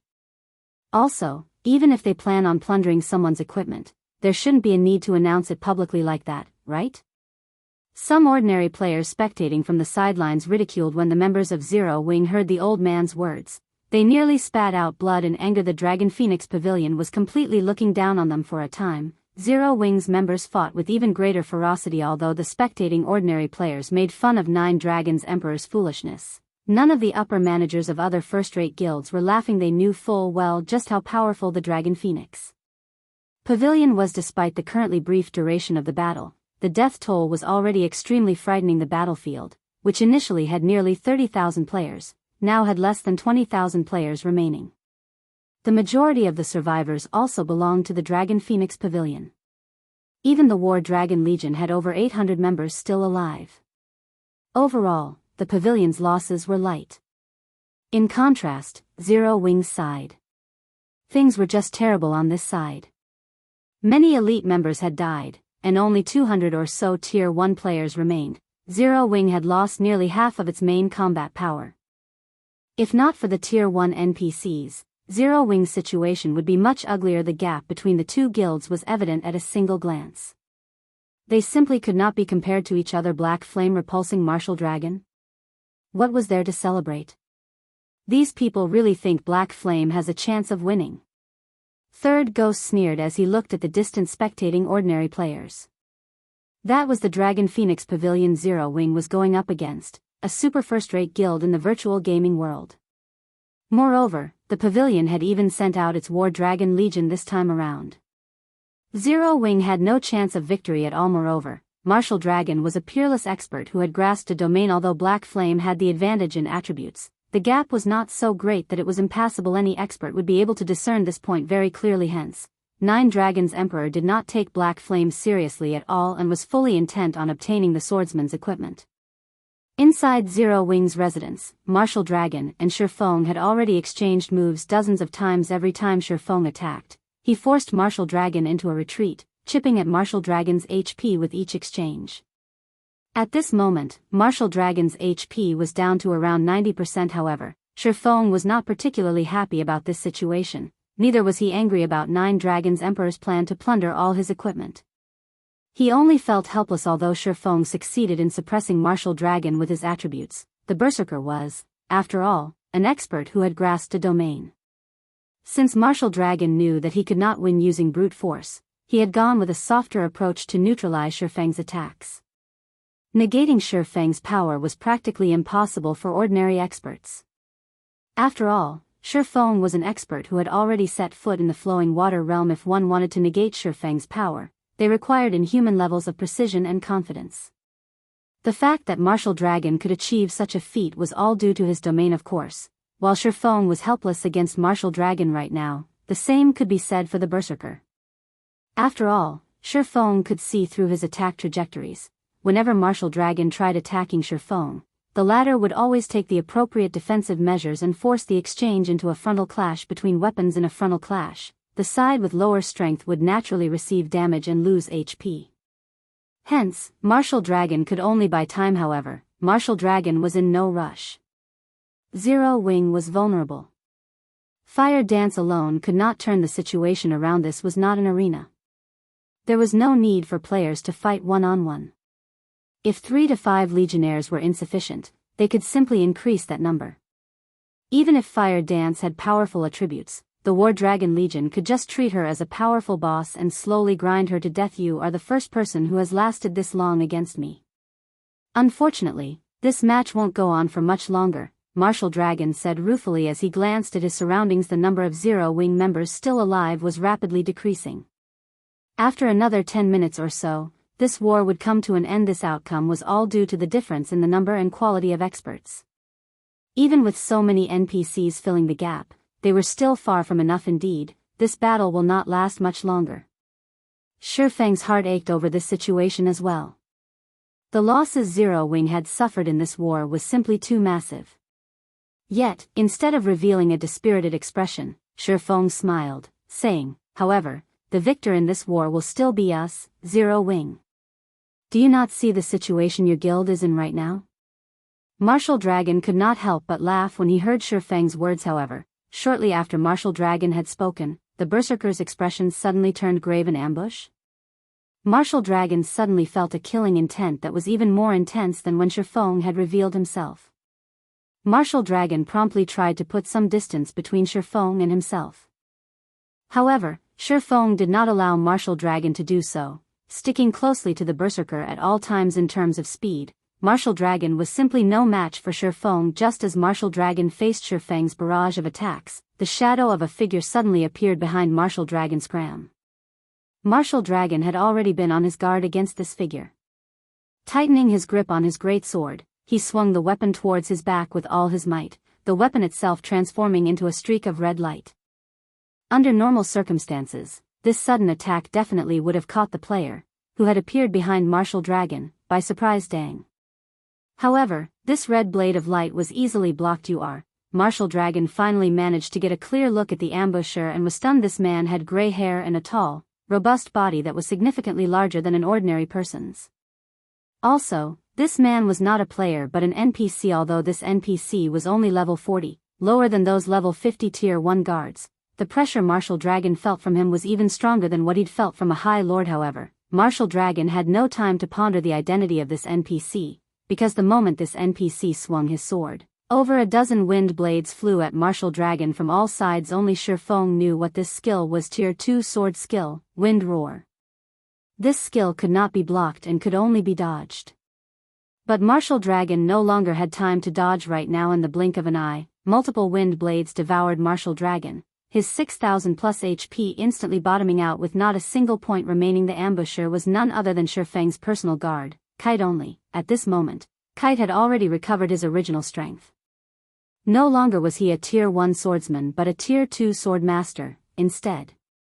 Chapter 556, Might of a Sword Master. He actually died, just like that. That's Martial Dragon. How could someone possibly kill him with one hit? When did that frightening NPC appear?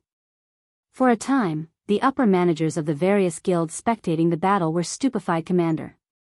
Martial Dragon's abrupt death stopped the Dragon Phoenix Pavilion members' rising momentum. Cold as the commander of the War Dragon Legion, Martial Dragon had never died, not even once, ever since he entered God's domain. Not even Hell Mode Team Dungeons could end his life. The elites of the Dragon Phoenix Pavilion and the members of the War Dragon Legion all admired Martial Dragon greatly, using him as their role model. One could say that Martial Dragon was the symbol of the War Dragon Legion, as well as the Legion's backbone. Now that their backbones suddenly disappeared, even the members of the War Dragon Legion were dumbfounded. They had never once thought that Martial Dragon would die. As if adding insult to injury, he was a casualty in a war of annihilation against a small guild, that damnable Black Flame. He actually has another hidden trump card. A chilling light flashed across Nine Dragons Emperor's eyes as he glared at Shifeng. However, even if you have the help of a level 40 tier 2 NPC, you will all still perish today. Uncle Chen, head into the battlefield with Blood Dragon. Do not let Black Flame get away at all costs. The same goes for that tier 2 NPC. Martial Dragon was renowned throughout the entire virtual gaming world. He was practically synonymous with the Dragon Phoenix Pavilion and was also the proof of the Heavenly Dragon Pavilion's strength. Yet, now, Martial Dragon had actually been killed in a war with a minor guild like Zero Wing. If news of this matter were to spread, the damage to the Dragon Phoenix Pavilion's reputation would be severe. At this moment, the only way to redeem the pavilion's reputation was to thoroughly consign Zero Wing to history and have everyone know what the consequences were for. Angering the Dragon Phoenix Pavilion presently, Zero Wing had only a small number of members left alive. On the other hand, the Dragon Phoenix Pavilion suffered only minimal losses among its main experts. Although a tier 2 NPC was mighty, fortunately, it was just a level 40 NPC, roughly equivalent to a level 40 lord. With the number of experts in the War Dragon Legion, they could easily defeat a level 40 lord. Understood. The old man addressed as Uncle Chen bowed and departed. From an outsider's point of view, this Uncle Chen was only a butler of Nine Dragons Emperor. However, every upper manager in the Dragon Phoenix Pavilion knew that this old man with a head full of white hair was not just Nine Dragons Emperor's butler. He was the third person to command the War Dragon Legion, Dust Dragon. However, this detail was something in the annals of history. Currently, most people had long since forgotten that this elderly man named Uncle Chen was the almighty Dust Dragon of the past. When the War Dragon Legion received the command, they immediately went into a frenzy. They no longer bothered targeting the elites of Zero Wing. Instead, hundreds of them encircled Shifeng and Kite. Every one of these hundreds of experts was level 27 or above, and they all wore top-tier equipment. Moreover, at this level, most players had at least some equipment with the Ignore Levels attribute. In other words, members of the War Dragon Legion would not have to worry about level suppression when fighting Kite, a level 40 NPC. Normally, the War Dragon Legion members could trounce a level 40 Field Lord with just a single 20-man team. Meanwhile, hundreds of them were present right now. Blood Dragon, a branch leader of the Dragon Phoenix Pavilion, and Dust Dragon, a former commander of the War Dragon Legion, were even leading the Legionnaires personally. Even if the enemy was a level 40 High Lord, they could still defeat it. Ha ha ha. Black Flame is doomed for sure this time. Rather than dealing a blow to the Dragon Phoenix Pavilion's momentum, he has instead angered the pavilion even more. Feng Xianyang could not help but chortle when he saw this scene. Not only is he surrounded by so many top-tier experts, but he also can't use any of his skills. If we 7 ghosts were in such a situation, we would still face annihilation even if all of us worked together. Third ghost commented. Everyone had originally been fearful of Martial Dragon already. Now that they saw this scene, they finally realized just how powerful the Dragon Phoenix Pavilion was. The Dragon Phoenix Pavilion's true strength is simply too powerful. It really isn't something we first-rate guilds can hope to contend with. It seems that I'll have to make some changes to our future development plans. Galaxy Past felt helpless as he looked at the tightly packed members of the War Dragon Legion. Top-tier experts were individuals that large guilds would only rarely encounter. Yet, the Dragon Phoenix Pavilion actually managed to dispatch 1,000 of them with such power. Who could possibly oppose the pavilion? Galaxy Past had even visualized the Star Alliance being in Zero Wing's place right now. In the end, he concluded that the Star Alliance would not fare any better than Zero Wing. In other words, not to mention the Phoenix Pavilion of the Dragon Phoenix Pavilion, just the Heavenly Dragon Pavilion alone was enough to annihilate the Star Alliance. The gap between a first-rate guild and a super first-rate guild was simply hopeless. Guild leader, look! Black Flame has begun taking action. Purple Eye, who was standing beside Galaxy Past, recalled him to the battle at hand. Zero Wing's destruction was inevitable. The only thing worth watching now was seeing how many experts of the War Dragon Legion Black Flame would manage to kill us for escaping. That was practically impossible. As the guild leader, if Black Flame abandoned his own guild residence to escape, he would only turn himself into a laughingstock. His only option now was to fight till the bitter end. Either he survived by forcing his enemies to retreat, or he perished along with his guild residents. There was no third option. Without hesitation, Shifeng, along with Kite, dashed directly towards the oncoming army of experts. They did not bother taking a roundabout route to conduct guerrilla warfare. Has this Black Flame lost his mind? Galaxy Past watched Shifeng's movement patterns with utter bewilderment. When the enemy had the advantage in numbers, one would normally apply hit-and-run tactics to avoid letting their enemies completely surround them. Applying such guerrilla tactics would yield tremendous results, especially when one's combat power was significantly superior to the enemy's. However, Shifeng had actually taken the initiative to charge into the enemy's encirclement. He was simply trying to get himself killed. Since you wish to die, let me grant you that wish. Blood Dragon revealed a sinister sneer. Back when the curse scrolls were used, he had been outside the effective radius of Dark God's descent. Hence, when Blood Dragon was only 30 yards away from Shifeng, he immediately activated charge. He then raised his sword, activating heavy chop as he swung the weapon at Shifeng. Meanwhile, Dust Dragon, who was a short distance away, had similarly used charge. He had timed his skill perfectly so that he would arrive just a moment later than Blood Dragon, preventing Shifeng from blocking both of their attacks in God's domain. Although a person might seem old, their bodies in the game remain strong. Hence, there was not much of a difference between Dust Dragon's current combat power and his combat power back when he was still in his prime. On the contrary, his combat experience far surpassed the ordinary person's. He was like a living fossil of the virtual gaming world. He had long since reached the realm of perfection in the control and usage of techniques. Looking to die? Shifeng could not help but smile when he looked at the two people swiftly approaching him. Kite was no ordinary NPC.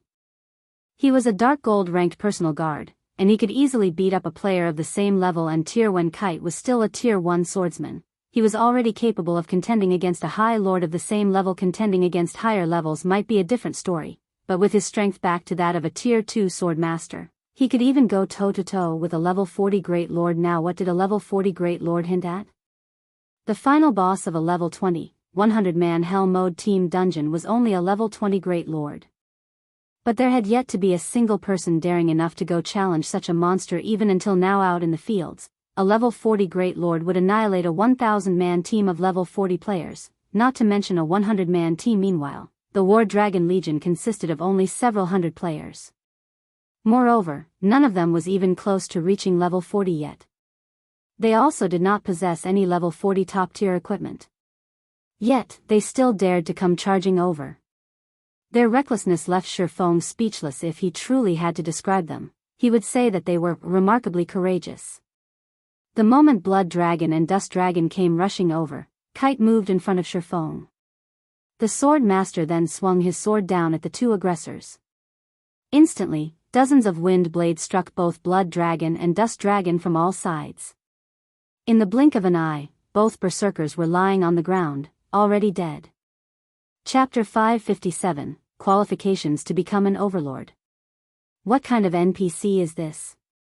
Nine Dragons Emperor shot up from his seat the instant he saw Blood Dragon and Dust Dragon instant killed. An expression of shock plastered over his face. Nobody had a better understanding than he did of Blood Dragon's and Dust Dragon's strengths. Although the two of them were not a match for Martial Dragon, no one was likely to be a match for them when the two of them were working together. Even a level 40 High Lord would not be able to kill both of them in a single strike. The only possibility was that this NPC was too powerful, so powerful that players simply had no way of resisting him. Kite, kill them all. Leave none alive. Shifeng no longer held back. He immediately commanded Kite to begin his slaughter. In the past, Kite was titled the Windbreaker in the entire God's domain, very few personal guards possessed a title. The title itself, though, was only a title. It did not provide any bonus attributes or contribute to the improvement of the personal guard's combat power. However, having a title signified that an NPC was not an ordinary class but a hidden class. Some hidden classes were weak, while some were strong. Windbreaker definitely ranked within the peak classes. In addition, as a personal guard, Kite himself also possessed frightening growth potential. Hence, Kite had become practically invincible when going up against an enemy of the same level and tier in the past. Back in the days, the lifestyle player that owned Kite had relied on this personal guard to become an existence that nobody in God's domain could ignore. Even super guilds did not wish to offend this lifestyle player casually. What about now? Back then, even a lifestyle player had managed to nurture Kite into a Tier 5 sword saint capable of overwhelming any Tier 5 player or NPC. Meanwhile, in this life, Shurfeng was the one nurturing Kite. Not only could Shurfeng provide greater financial support, but Kite's current growth potential was also higher than what he had in the past. Now, dealing with players of a lower level and tier was practically child's play to Kite. After Kite received Shurfeng's command, he transformed into a fierce gale that swept across the members of the War Dragon Legion. The Shield Warriors and Guardian Knights of the War Dragon Legion hurriedly dashed to the forefront, attempting to block Kite's assault. Unfortunately for them, Kite was just too fast. With a simple leap, he arrived behind the Shield Warriors and Guardian Knights. He then used a Tier 2 skill, Wind Ferret, sending all players within 30 yards flying up into the air. In the next moment, Kite began brandishing his swords, shooting hundreds of wind blades outwards like a lotus flower that pierced the bodies of the players suspended in midair. Even though these players were Shield Warriors and Guardian Knights, their HPs still fell by the thousands. In the blink of an eye, their 6,000 or 7,000 HPs bottomed out, though a fortunate few managed to survive Kite's barrage of attacks. However, as they were too high up in the air, when they landed on the ground, the fall took away their last strand of HP. In just a moment, the War Dragon Legion had lost dozens of members. Seeing this scene where players fell to the ground like dumplings, one after another, everyone was utterly stupefied. Nobody had imagined that a Tier 2 NPC could actually be this mighty. Moreover, aside from him being strong, even Kite's combat techniques were more powerful than those of many experts. The Windbreaker is indeed amazing. It is no wonder he was able to deal with so many Tier 5 players as if they were little children in the past. Only Tier 6 God-ranked players were able to suppress him. Shurfeng was delighted with Kite's performance when it came to techniques. There were indeed players that could surpass Kite. Unfortunately, the precondition for this victory was that said player was similar to Martial Dragon, a peerless expert who had achieved 100% control over his own body. However, even in the entire God's domain, such experts were as rare as a phoenix's feather. Moreover, even if a player was superior to Kite in terms of combat techniques, as an NPC, Kite could completely overwhelm any player when it came to attributes. In front of absolute strength, all manner of trickery was useless. In the end, the amount of strength a player could display through their techniques was limited. It was just like how Shurfeng, despite his techniques being inferior to Martial Dragon's, was able to suppress the Berserker by relying on his attributes. Only, in Kite's case, the NPC could trounce Martial Dragon, because Kite's attributes were leaps and bounds above even Shurfeng's. Such great strength was already beyond Martial Dragon's ability to withstand. Hence, Kite was able to kill Martial Dragon easily while Shurfeng could not. In just a moment, Zero Wing had made a complete comeback from their previously disadvantaged situation to the War Dragon Legion, which had a member count of only 1,000, having more than 100 of its experts killed was a significant loss. Most importantly, its casualties continued to increase despite Nine Dragons Emperor's attempts to pin down Kite by sending more elite players and experts. All his efforts were in vain. With Kite's speed, strength, and techniques, any player that had yet to attain their Tier 2 class would not even have the qualifications to delay him.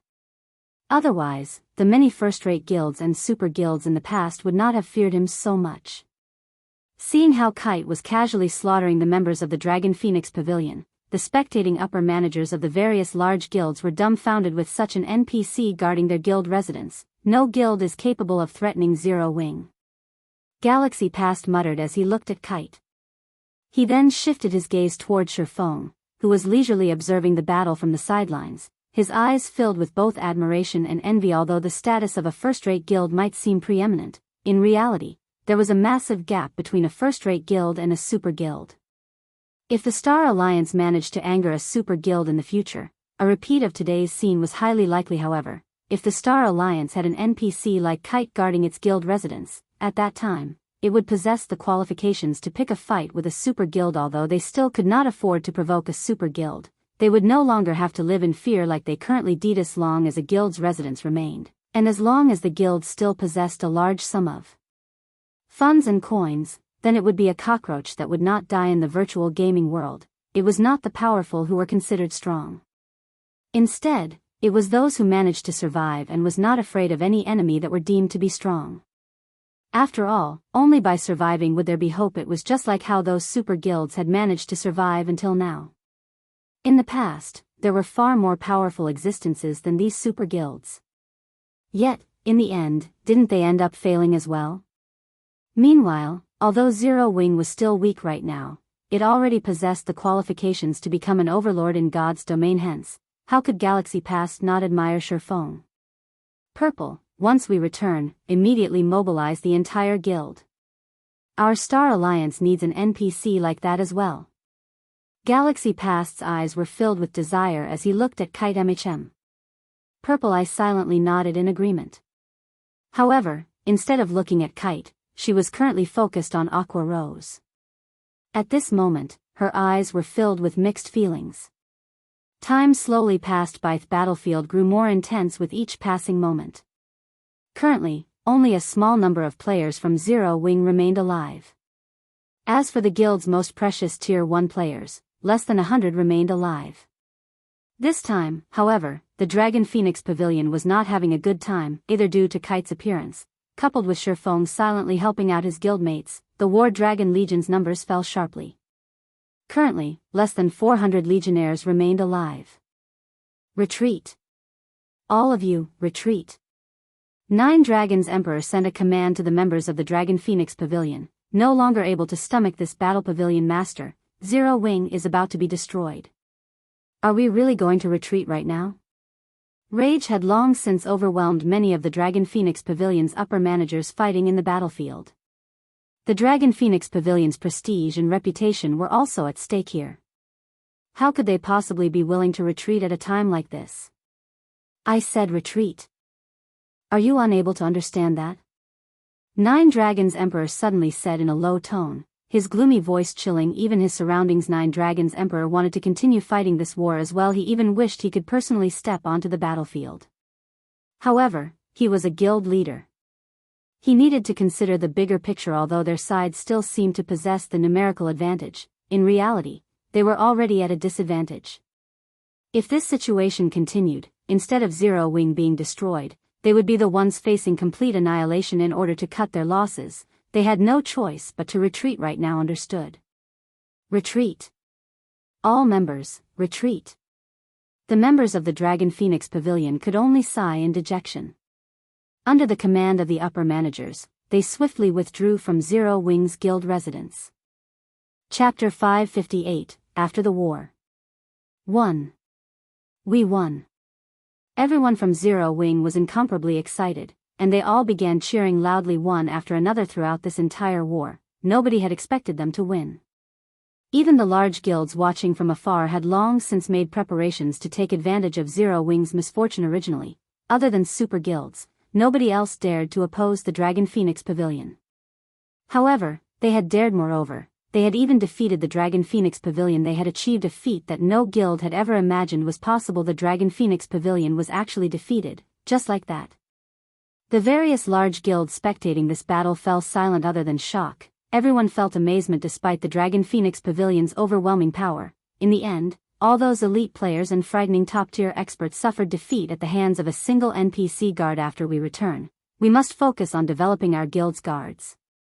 Galaxy Past had an excited expression on his face as he watched the retreating members of the Dragon Phoenix Pavilion. The true strength of a super guild was something no ordinary guild could ever hope to comprehend. Only first-rate guilds like them would know some secrets about super guilds. Although the opponent Zero Wing had defeated this time was not a super guild, the Dragon Phoenix Pavilion's strength was already on a par with those super guilds. Since Zero Wing could repel the attack of the pavilion, it could naturally repel the attacks of super guilds as well. Most likely, nobody in the entire God's domain had thought that. The first guild capable of going toe-to-toe with the Dragon Phoenix Pavilion would not be a first-rate guild but a recently established guild like Zero Wing. Instead, however, this was still not the most exciting part. The most exciting part was that Zero Wing had shown everyone present the hope of contending against a super guild in virtual reality games. The result of a war between guilds usually depended on players. However, God's domain was different. Here, NPC guards could also determine the outcome of a guild war. In other words, the advantage a super guild possessed was no longer an insurmountable hurdle. If a guild's players could not repel an attack, they could just fill the gap using NPCs. At this moment, Galaxy Past wasn't the only one planning to focus on nurturing his guild's NPC guards. The upper managers of the various large guilds had also grasped this point. They all had the notion of developing their NPCs once they returned. As long as their guild residences had an NPC like Kite protecting it, then their guild residences would be impregnable. That way, they could disregard those powerful super guilds. They could develop their guilds however they pleased. Although the members of the Dragon Phoenix Pavilion were swiftly withdrawing, Shifeng had no intention of letting them off the hook. Instead, he immediately expanded on his victory, killing as many as pavilion members as he could. Every player present was an elite or above. The quality of the equipment they wore on their bodies went without saying. Each additional death was equivalent to obtaining another piece of good equipment. During the Dragon Phoenix Pavilion's withdrawal, Shifeng and Kite managed to kill several hundred more players, obtaining a bountiful harvest, particularly of the life force points Shifeng collected. Damn it. Nine Dragons' Emperor's heart bled when he saw his guild's elites and the experts of the War Dragon Legion dying one after another. Black Flame, just you wait. Sooner or later, I will definitely claim this debt. You won't be as lucky the next time we meet. After the war ended, Zero Wing's members also began collecting their spoils of war. Both guilds had suffered an immense death toll in this war. However, during the intense battle, nobody had the time to pick up loot. Hence, plenty of equipment littered the ground right now. This sight stirred greed and jealousy in many of the spectating guilds. However, not a single guild player dared to steal some equipment for themselves. The same held true even for the assassins who were in stealth. A large number of NPCs still stood guard near these drops, and everyone had already witnessed just how powerful these NPCs were. Naturally, nobody wanted to donate their own equipment to Zero Wing. At the same time, word of the Dragon Phoenix Pavilion's defeat spread at the speed of light. Practically all the discussions on the official forums mentioned this incident. It can't be, right? The Dragon Phoenix Pavilion actually lost? You must be joking. The Dragon Phoenix Pavilion really lost. I have first-hand video documentation here, and you can have it for just 50 credits. A majority of the players in God's domain was incredulous of the Dragon Phoenix Pavilion's defeat. The pavilion, which had remained unshakable all this time, had actually been defeated. It was a rout. Even the pavilion's most powerful War Dragon Legion had lost over half of its members. The damage the pavilion had suffered this time was simply incalculable.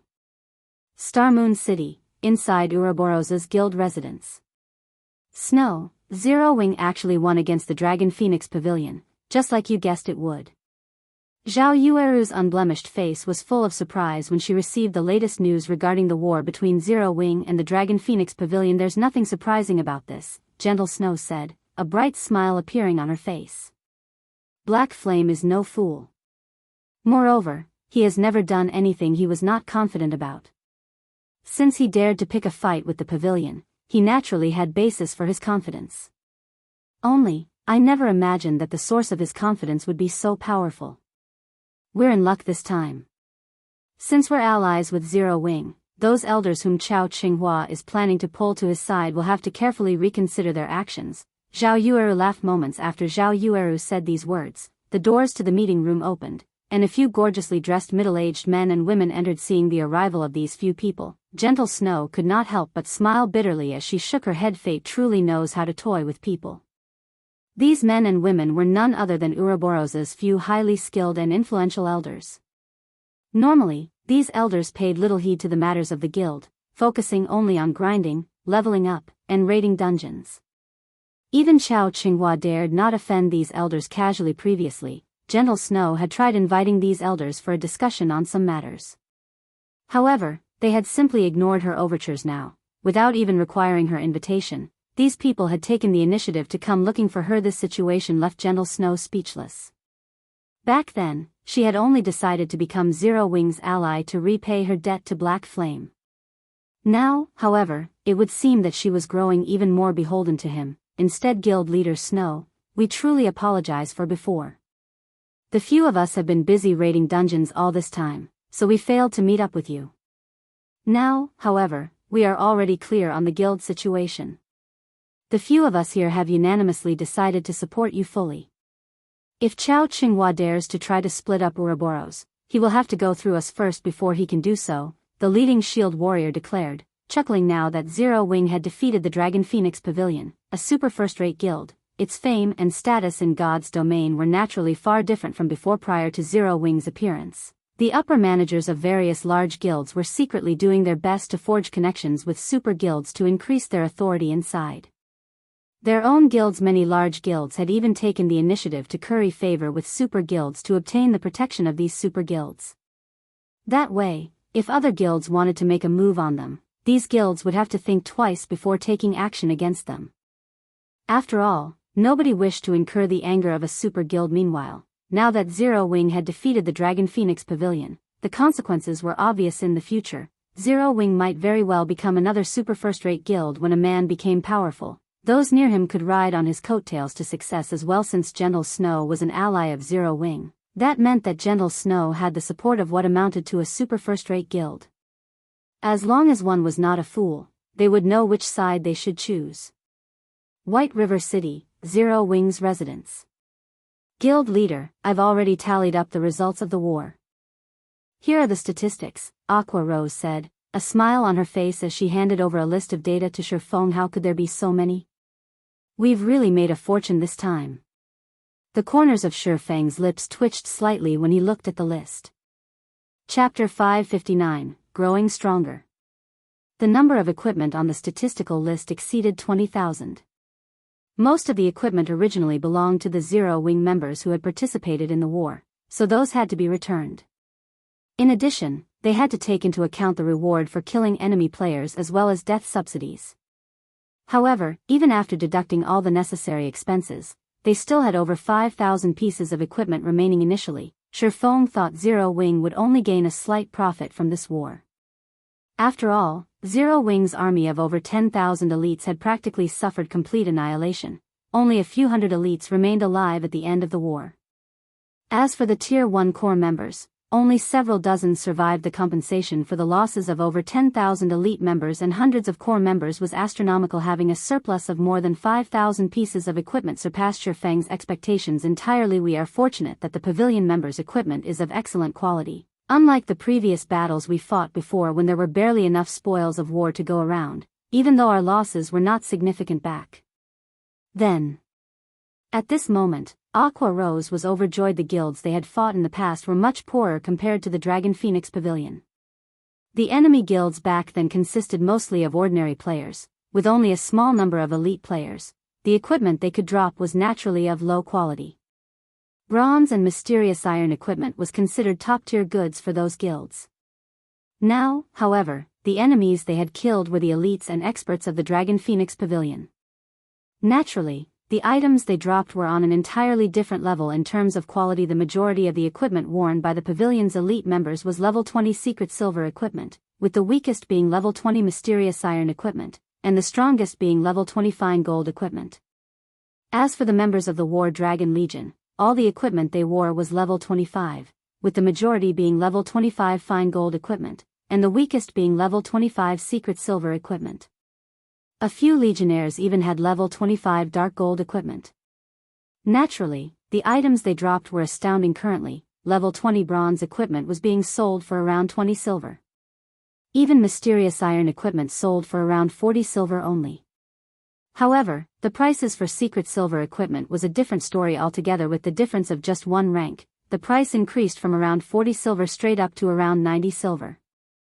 If it were secret silver equipment meant for MTs, the price would go further, up to 1 gold 20 silver. This disparity was mainly due to the sheer difficulty in obtaining secret silver equipment in level 20, 6-man party dungeons. Even at hell mode, there was only a fixed chance for secret silver equipment to drop. Only 10-man Hell Mode team dungeons would drop secret silver equipment with 100% certainty, with a small chance of dropping fine gold equipment. Most players in God's Domain were just beginning to raid level 20, 10-man team dungeons, and the number of teams that could raid Hell Mode was very low. With the tight supply of level 20 secret silver equipment, it was only natural for prices to be a lot higher. As for level 20 fine gold equipment, its prices were even more inflated. Each piece of such equipment sold for at least 4 gold. Normally, only 20-man Hell Mode team dungeons would drop fine gold equipment with 100% certainty. Meanwhile, there was only a fixed chance for one to drop in hard mode. Hence, fine gold equipment was much rarer, and its price much higher. If level 20 equipment was already like this, there was no need to mention level 25 equipment for equipment. Although an increase in 1 rank was equivalent to an increase in 5 levels, level 25 secret silver equipment was much more expensive than level 20 fine gold equipment.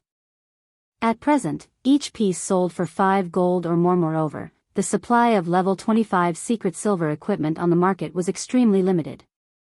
People usually circulated such equipment within their own inner circles, and players would have to rely on their connections to purchase one. As for level 25 fine gold equipment, they were considered the best equipment currently available in God's Domain. Setting aside the fact that nobody would sell such equipment in the first place, if there were some available for sale, the price would be at least 15 gold currently. Among the 5,000 plus pieces of equipment in Shifeng's hands, there were over 2,000 pieces of level 20 mysterious iron equipment and over 2,000 pieces of level 20 secret silver equipment.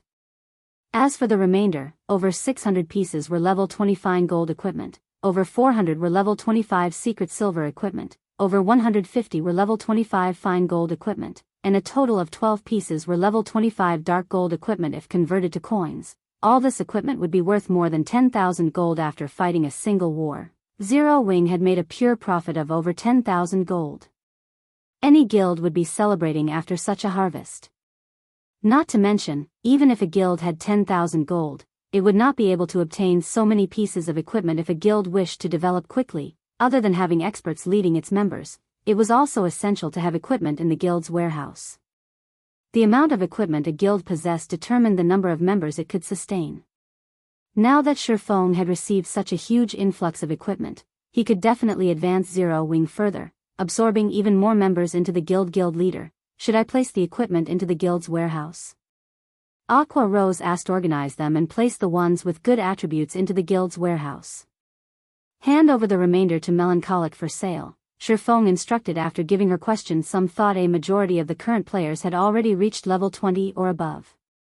Those who hadn't reached level 20 were either new to God's Domain, or just ordinary lifestyle players. Meanwhile, all the elite members in Zero Wing were level 25 or above, whereas ordinary members were either level 23 or level 24.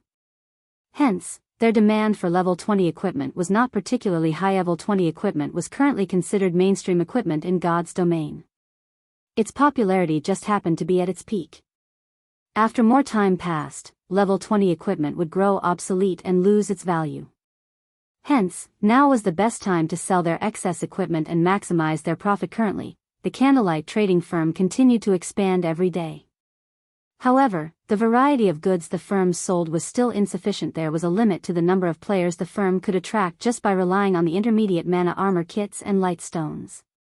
Only when the firm could sell good equipment in large quantities would it truly be able to hold its ground in Star Moon Kingdom. In Shifeng's previous life, many trading firms would sell the bronze, mysterious iron, secret silver, fine gold and even dark gold equipment produced by its forgers. Only by following that example could the Candlelight trading firm maintain its shop's competitiveness. Soon after, Shifeng logged out of the game to rest. Time passed slowly. On the day after the great battle, the atmosphere surrounding White River City was no longer oppressive like before, and many players on the streets had begun talking about yesterday's war. Damn. I can't believe that, while I was at work during the day, the Dragon Phoenix Pavilion was actually defeated. I know, right? Zero Wing is OP now. If even a super first-rate guild is helpless against it, it would be even more impossible for other guilds. It is a huge pity that you did not get to watch that battle. That Dragon Phoenix Pavilion really deserves its title as a super first-rate guild. The number of experts they sent over yesterday could easily overwhelm any first-rate guild.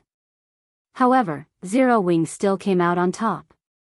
Nobody could have imagined that they actually had such a powerful NPC guard, that one NPC killed hundreds of top-tier experts all by himself. My eyes nearly fell out when I saw that scene back then. Now that Zero Wing has defeated the Dragon Phoenix Pavilion, it will definitely become even more powerful in the future. I heard that Zero Wing has begun mass recruitment again. I failed their test the last time. I wonder if I can pass it this time. Previously, I thought about trying to join a super guild. Now, however, it seems that there won't be a need to do so. I'll go with you to apply for the test. The independent players filling the streets and alleyways of White River City talked fervently about Zero Wing, a fire of anticipation burning in their eyes. These players felt proud just thinking about residing in the same city as Zero Wing, a guild capable of contending against the Dragon Phoenix Pavilion. Compared to those flamboyant first-rate guilds, Zero Wing was far more powerful in reality. Such a reaction wasn't limited to just the players of White River City. The independent players of many other cities, other kingdoms even, began migrating to White River City one after another, every one of them hoping to join Zero Wing. In just half a day's time, Zero Wing completely recovered to its original strength. The number of elite players Zero Wing had right now was even higher than before the war with the Dragon Phoenix Pavilion. Chapter 560, Times have changed.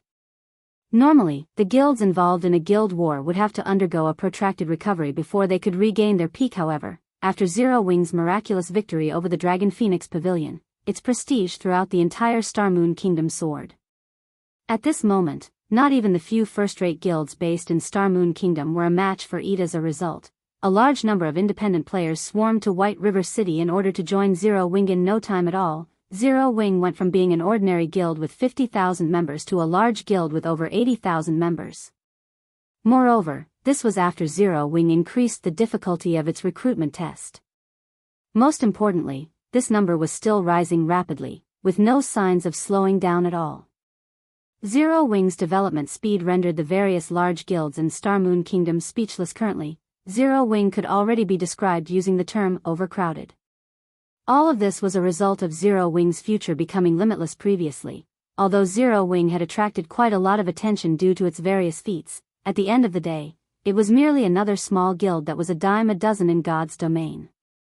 It was an existence that would disappear in an instant should it accidentally anger a large guild. Hence, when independent players were choosing a guild to join, the first ones they would consider were definitely those large guilds instead of Zero Wing. Now, however, the situation had changed.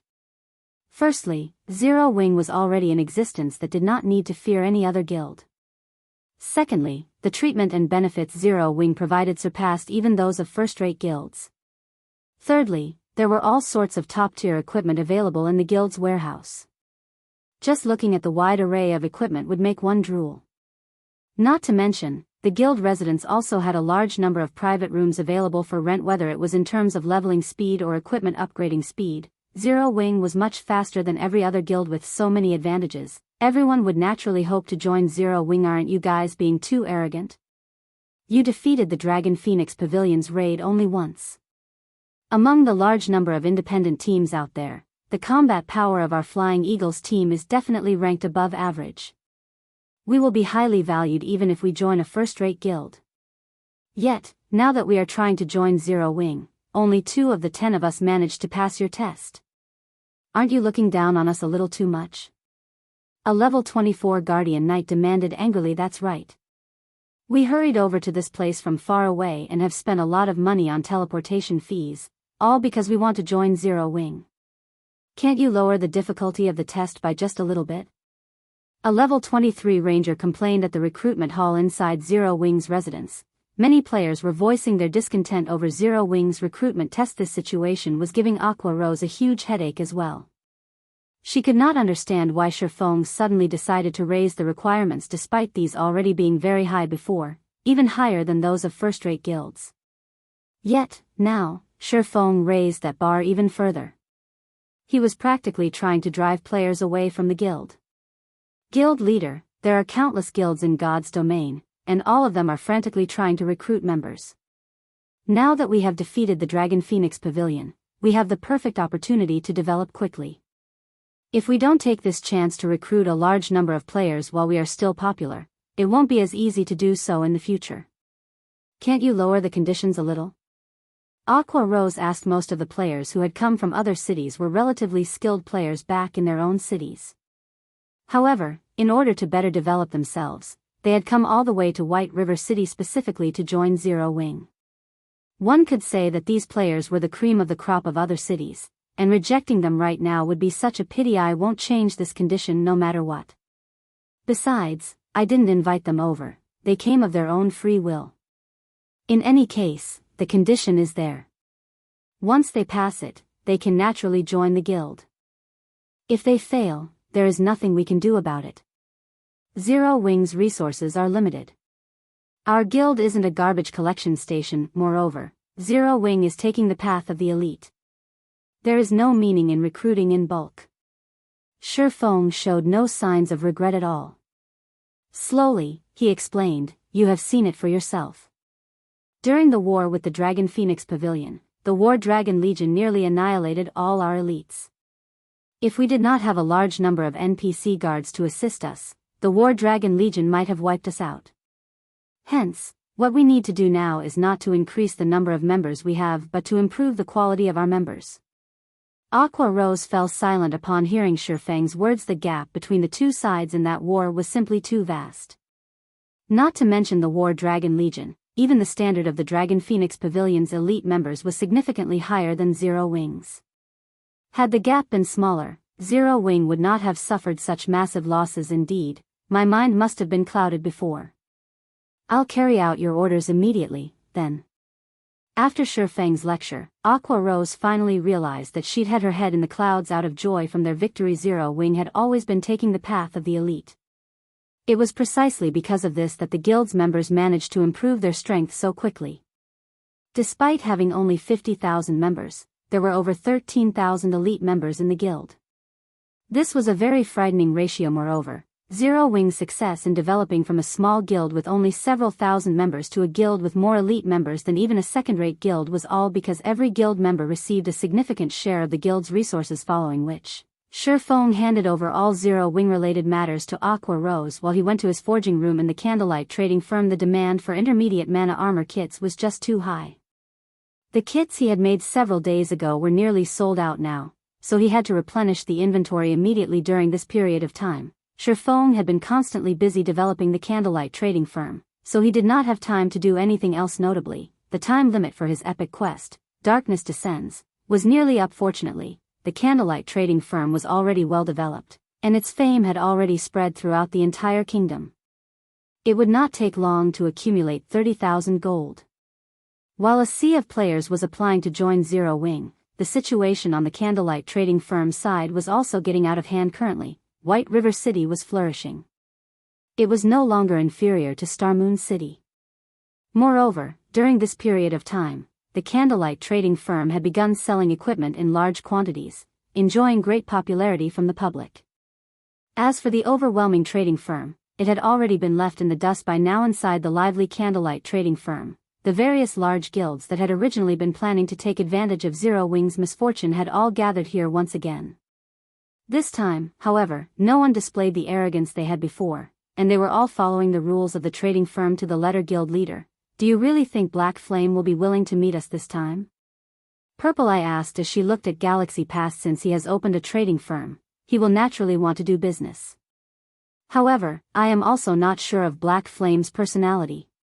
Previously, he challenged the Dragon Phoenix Pavilion without hesitation. This time, he might really ignore us outright. Galaxy Past laughed bitterly. If I had known things would end up like this, would have followed in Gentle Snow's footsteps before. I heard that Gentle Snow managed to purchase quite a number of intermediate mana armor kits, and they have long since made preparations to raid 50-man large-scale team dungeons. Not only had the Dragon Phoenix Pavilion suffered a crushing defeat, but Nine Dragons Emperor was also forced to bring the War Dragon Legion back to the pavilion's main headquarters to recuperate. If even the Dragon Phoenix Pavilion ended up in such a state, ordinary first-rate guilds like them stood no chance against Zero Wing at all. Now, the only thing they could do was wait. Shortly after Shifeng began forging intermediate mana armor kits, Melancholic Smile entered his forging room. Guild leader, many upper managers from first-rate guilds have come to the candlelight trading firm. This time, They wish to meet and have a proper discussion with you. When you will have the time to do so? Melancholic Smile asked softly. They finally here? Shifeng stopped what he was doing. Revealing a faint smile, he said, let's head over there and take a look, then. Chapter 561, Business. Overwhelming Smile's Guild Residence.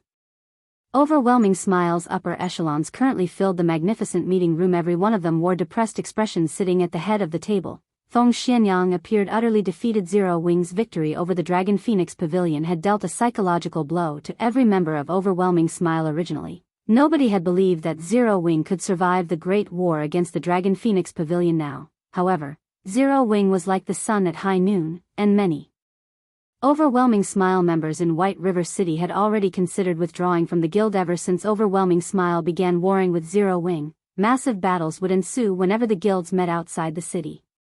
Previously, they had maintained a balance against Zero Wing, fighting on equal footing. Now, Zero Wing suppressed them completely.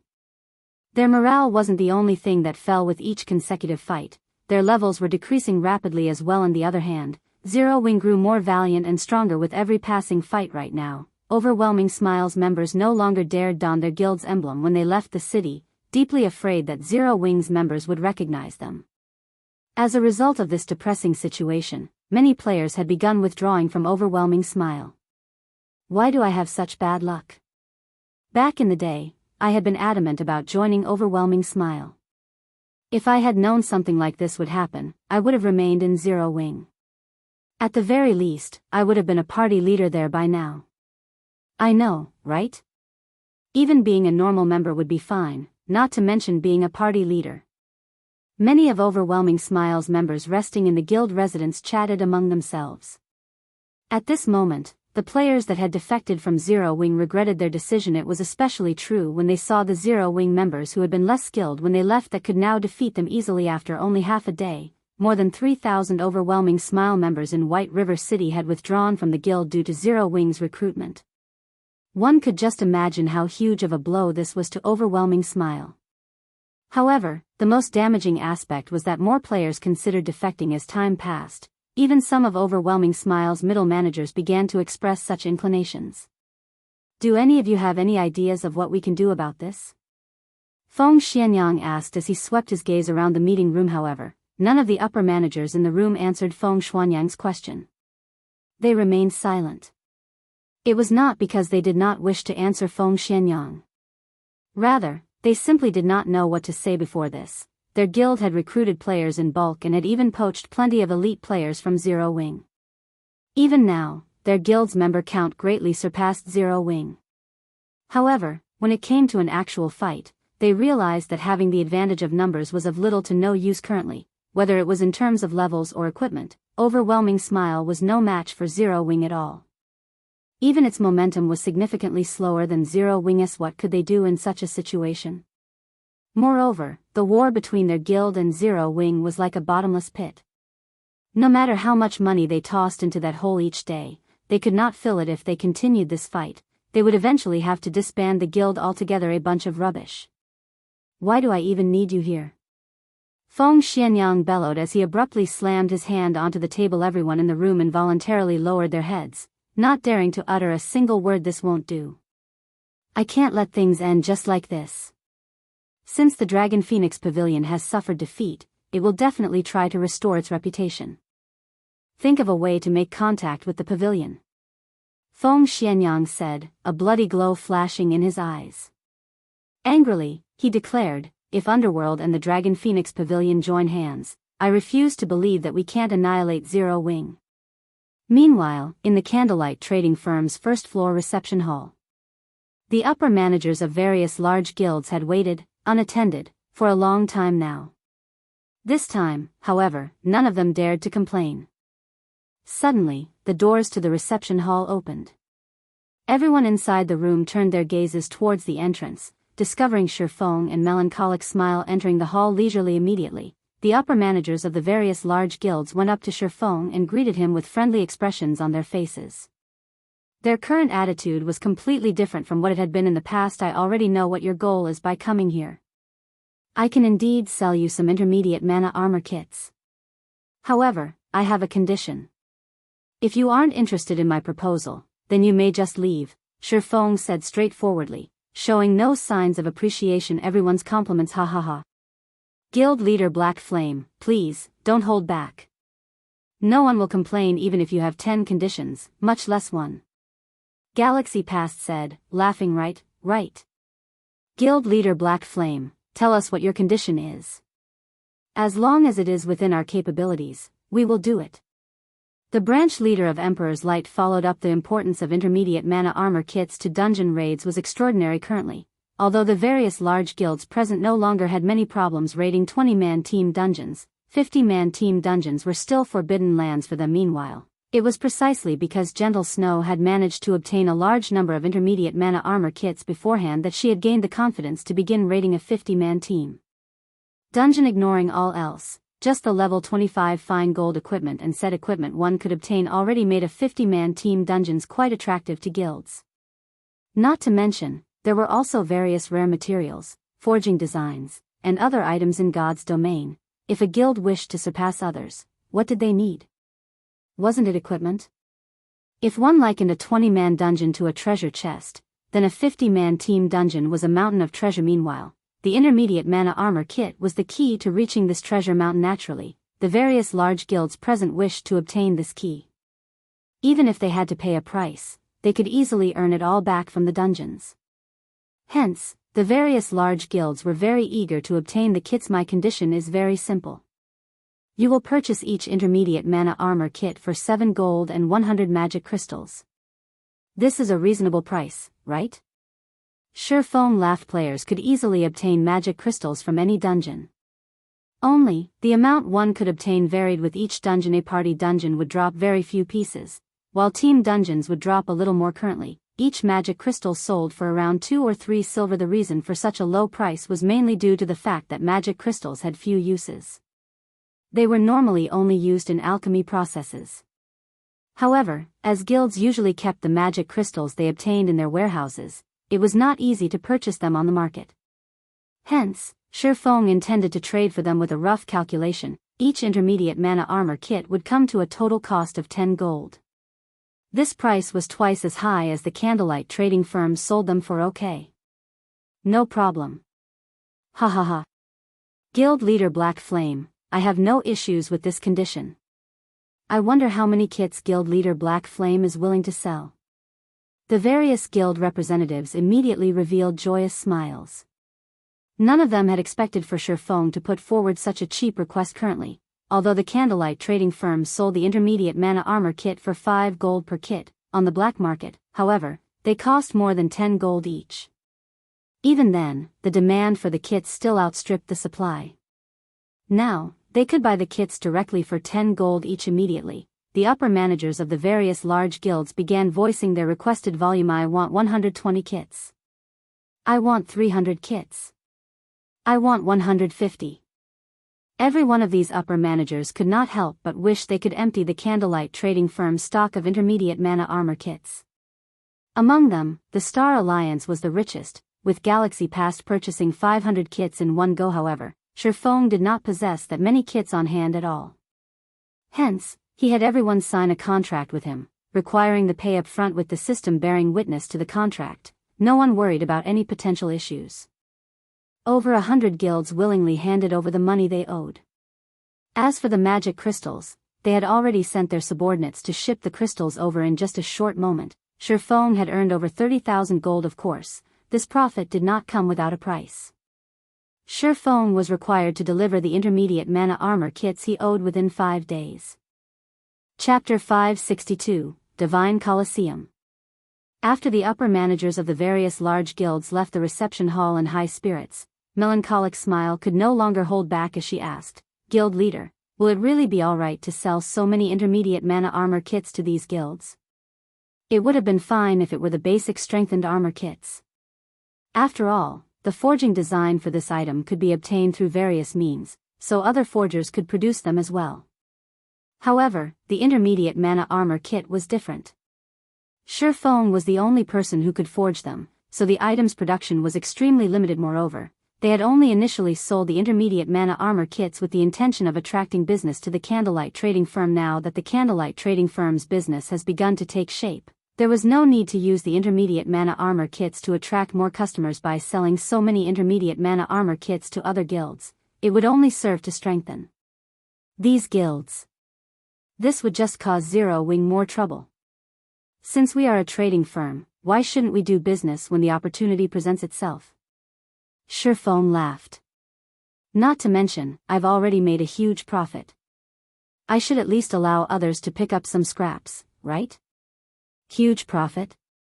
Melancholic Smile was confused. If we sell the same amount of kits through the black market secretly, we will make more than what we just did. However, my goal isn't just to earn coins, but also magic crystals. Shifeng explained. Currently, there are few uses for magic crystals. Moreover, they can only be obtained from dungeons. However, the various large guilds normally keep the magic crystals they obtained for themselves. So, if we had to point out who possesses the most magic crystals, it would have to be these large guilds. But the candlelight trading firm also has plenty of magic crystals. We even have an entire warehouse full of them right now. We have more than what we can use. Melancholic Smile grew even more confused. Have you forgotten the simulation device in the special forging rooms? Shifeng laughed immediately. Melancholic Smile's eyes glowed as she came to a realization. If one wished to use the simulation device, they needed to expend magic crystals. Meanwhile, the amount of magic crystals required varied depending on the materials simulated. The more precious a material was, the more mana crystals were required. A simulation device could allow a lifestyle player to familiarize themselves with the production flow of an item swiftly, significantly increasing their success rate and production speed when it came to the real deal. Compared to experimenting and wasting actual materials, it was much cheaper to spend magic crystals. Currently, the candlelight trading firm was developing in multiple cities. However, it severely lacked manpower, particularly advanced forging apprentices and basic forgers who were capable of producing advanced products. Despite the firm's efforts in recruiting lifestyle players from cities outside its sphere of influence, the number of players they had recruited was utterly insufficient. Currently, player demand for advanced products was growing exponentially. However, only basic forgers had a slightly higher success rate of producing items such as level 20 bronze and mysterious iron equipment. Advanced forging apprentices could not produce such items at all. As a result, the other trading firms throughout the entire God's domain were also desperately recruiting and poaching basic forgers. Unfortunately, becoming a true forger was easier said than done. If one wanted to nurture a group of basic forgers, the money required to do so could bankrupt an ordinary small guild. If the candlelight trading firm wished to quickly nurture a batch of advanced forging apprentices and basic forgers, utilizing the simulation device in the special forging rooms would be the cheapest way to do so. Only, the amount of magic crystals required to sustain the simulation device for so many people would be astounding. Considering the situation again, Melancholic Smile found that the amount of magic crystals the firm had stored away was indeed insufficient. All right, in a moment, go and receive the magic crystals that those guilds have sent. I've also removed the restriction on the previously reserved special forging room. You can allow players with strong potential to train there. Saying so, Shifeng removed the restriction on the special forging room. Right, you should also purchase some magic crystals from time to time. However, make sure not to attract too much attention when doing so lest people start hiking up the prices. Guild leader, rest assured, I will send people to purchase them from other cities discreetly. I won't let others find out about this. Melancholic Smile nodded, smiling brightly. This was not the first time she had to do such a thing. Melancholic Smile then departed from the reception. Hallie can only lie to her like this for now. Shifeng released a sigh of relief as he watched Melancholic Smile's departing figure. In reality, he had an even greater purpose for collecting magic crystals in bulk: the Divine Colosseum. That was where magic crystals were truly valuable in the past. Everyone had treated magic crystals as garbage as, at the time, only certain items required magic crystals to produce. Moreover, these items required very few to produce. Hence, players would normally celebrate if they managed to sell the magic crystals they had obtained. However, nobody could have imagined that, the moment the Divine Colosseum opened, the prices of magic crystals would instantly soar by over 6 times. The Divine Colosseum allowed players to examine their strength, and it allowed players to undergo training provided by the system to improve their weaknesses. Moreover, one could also obtain rewards from battles in the Divine Colosseum. The Divine Colosseum also had many other functions due to the emergence of the Divine Colosseum. The players of God's domain had obtained a systematic promotion ladder that allowed them to become experts quickly. Hence, the Divine Colosseum had been very popular among players. Players were required to pay a fee in order to use the Divine Colosseum. However, one could not use coins to make payments at the Colosseum, but magic crystals instead. Hence, prices of magic crystals skyrocketed upon the emergence of the Divine Colosseum. Even after a decade, magic crystals were still a powerful currency. They were worth as much as gold in reality otherwise. Shifeng would not have foolishly used intermediate mana armor kits to trade for magic crystals if possible. Shifeng wished to turn all the coins in his possession into magic crystals. By the time the Divine Colosseum activated, the 30,000 gold in his hands would immediately become more than 100,000, or even 200,000 gold. However, in order to avoid attracting suspicion, he could only purchase them slowly and secretly over the following 2 days. Shifeng did not rest or log out of the game at all as he ceaselessly forged the intermediate mana armor kits. By the time he had cleared his debt, he had risen from level 30 to level 32. He had actually managed to level up twice in 2 days. Moreover, this was after he had reached level 30. If it were anyone else, they would not be able to rise by 2 levels even after grinding for a whole week. Meanwhile, Shifeng's forging proficiency had also risen to intermediate forger during this period. Both Zero Wing and the Candlelight trading firm developed rapidly. It was especially true for Zero Wing. The guild's member count had finally broken past the 100,000 threshold, and it could finally be considered a large guild in the truest sense. On the Candlelight trading firm's side, thanks to the simulation device, the firm had successfully nurtured several additional basic forgers during these past 2 days. As for the other guilds, they had also begun their competition over 50-man team dungeons. However, the thing that surprised everyone was that Overwhelming Smile had taken the lead, becoming the first guild to defeat the first boss in a 50-man hard mode team dungeon. As for Zero Wing, Aqua Rose's team had only been the second to defeat the first boss after relying on their superior equipment. The perceived failure had disheartened Aqua Rose. Shifeng was not surprised at all. Overwhelming Smile had the aid of War Wolf, as well as several other true experts. In terms of the number of top-tier experts, Overwhelming Smile was far above Zero Wing. Moreover, 50-man team dungeons relied more on a player's combat techniques than equipment. It was only natural for Aqua Rose's team to lose. It should be about time to turn in the quest. Shifeng looked at the coins that filled his pockets. He could not help but look forward to the quest reward given by the Starstreak trading firm as one part of an epic quest. It had been extremely difficult. If he had not possessed the advanced book of magic, it would have been impossible for him to complete this phase of the quest. Chapter 563, Epic Treasure Chest. Just as Shifeng finished tidying up the intermediate mana armor kits he had forged and was about to head towards the Starstreak trading firm to complete his quest, Melancholic Smile suddenly rushed into the room, obviously agitated. Why the hurry? Did something big happen? Shifeng could not help but ask. People from the Dragon Phoenix Pavilion are here. Melancholic Smile hurriedly said, they say they must meet with you. Moreover, they wish to hand you an item personally. They say that this item will be a huge help to you, and if you do not take a look at it, you will regret it in the future. Regret it, huh? Shifeng laughed. This Dragon Phoenix Pavilion truly is interesting. I've just defeated them, and already, they're sending gifts? Let's go see what they're up to, then. The Dragon Phoenix Pavilion was a super first-rate guild. Although it had suffered massive losses in its war against Zero Wing, with the pavilion's background, it should have already recovered most of its losses. As for the possibility of the pavilion starting another war with Zero Wing, that was highly unlikely. Hence, the fact that someone from the pavilion had come looking for him confused Shifeng. He had no idea of what the pavilion was up to. After entering the reception room, Shifeng noticed that the pavilion had only sent one person to meet with him this time. However, the moment Shifeng saw this person, he was immediately shocked. Why is she here? Shifeng looked at the girl, who approached him slowly, the scene of many legendary wars that occurred in his previous life surfacing in his mind. This woman was none other than the protagonist of those legendary wars. Phoenix Reign. The Dragon Phoenix Pavilion was split into 2 pavilions. One was the Heavenly Dragon Pavilion, while the other was the Phoenix Pavilion.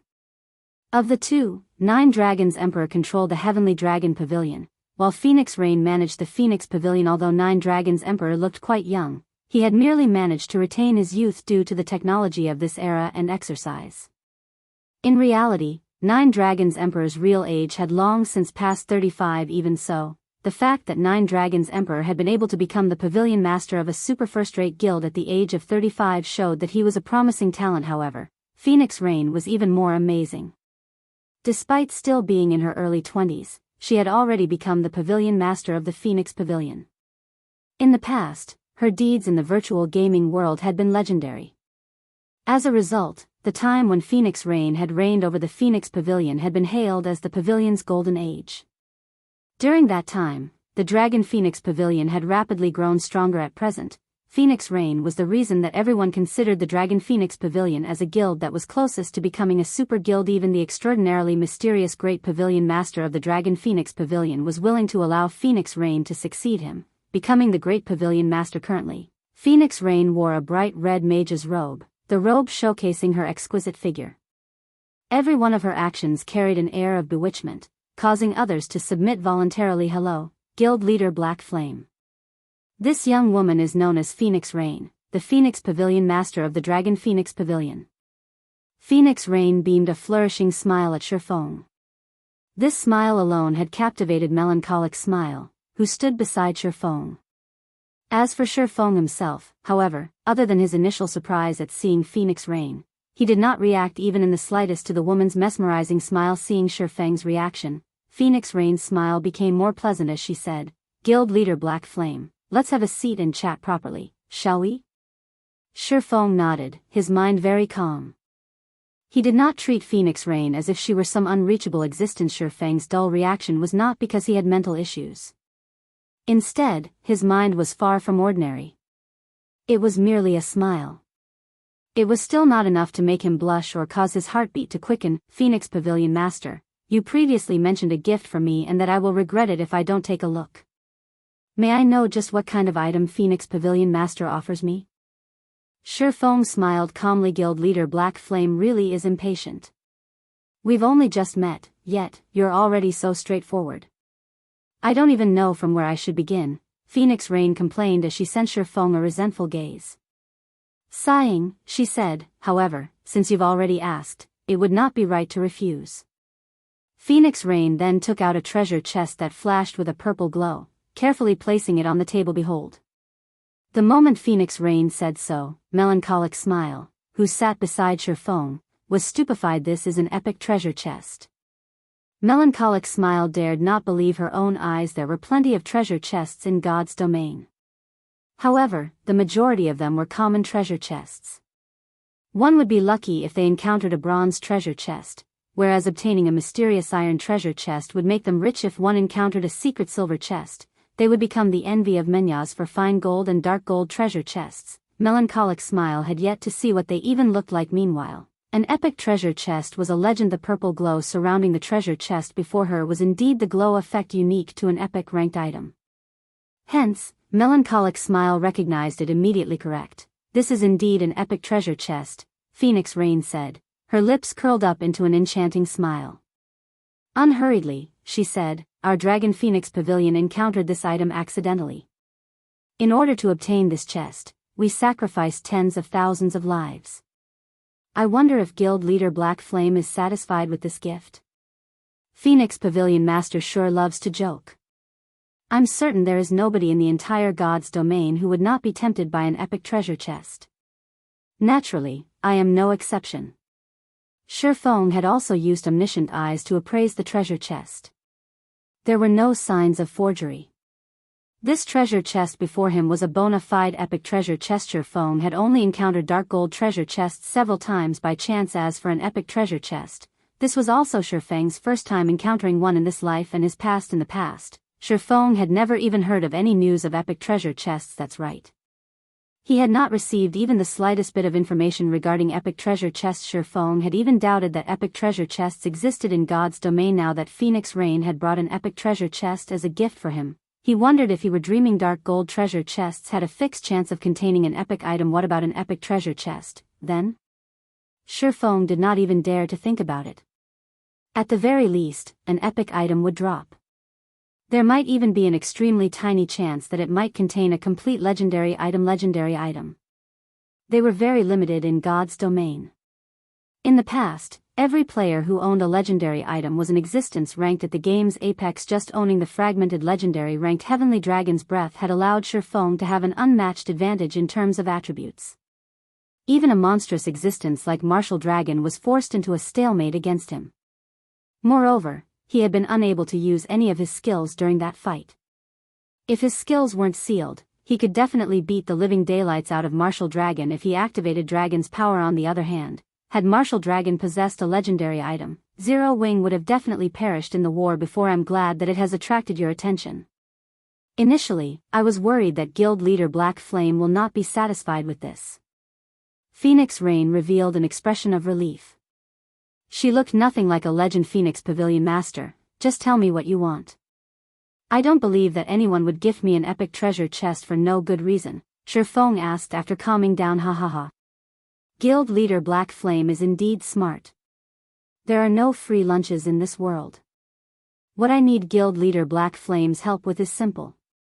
I would not ask you to do something that will displease you. Moreover, this matter offers no harm, only benefits. Phoenix Rain laughed. However, I will require you to sign a contract before I can tell you. Otherwise, we will have to forget about this altogether. Only, it would be a pity for this epic treasure chest. Shifeng fell silent. He could not understand just what Phoenix Rain was trying to do. Chapter 564, Demon Queen. Phoenix Rain did not grow anxious at the lack of response from Shifeng. She simply sipped her black tea as she waited quietly for Shifeng's answer. It was as if she were not afraid of Shifeng rejecting her offer whatsoever. An epic treasure chest was incredibly precious. One could say that it was far rarer than an epic item.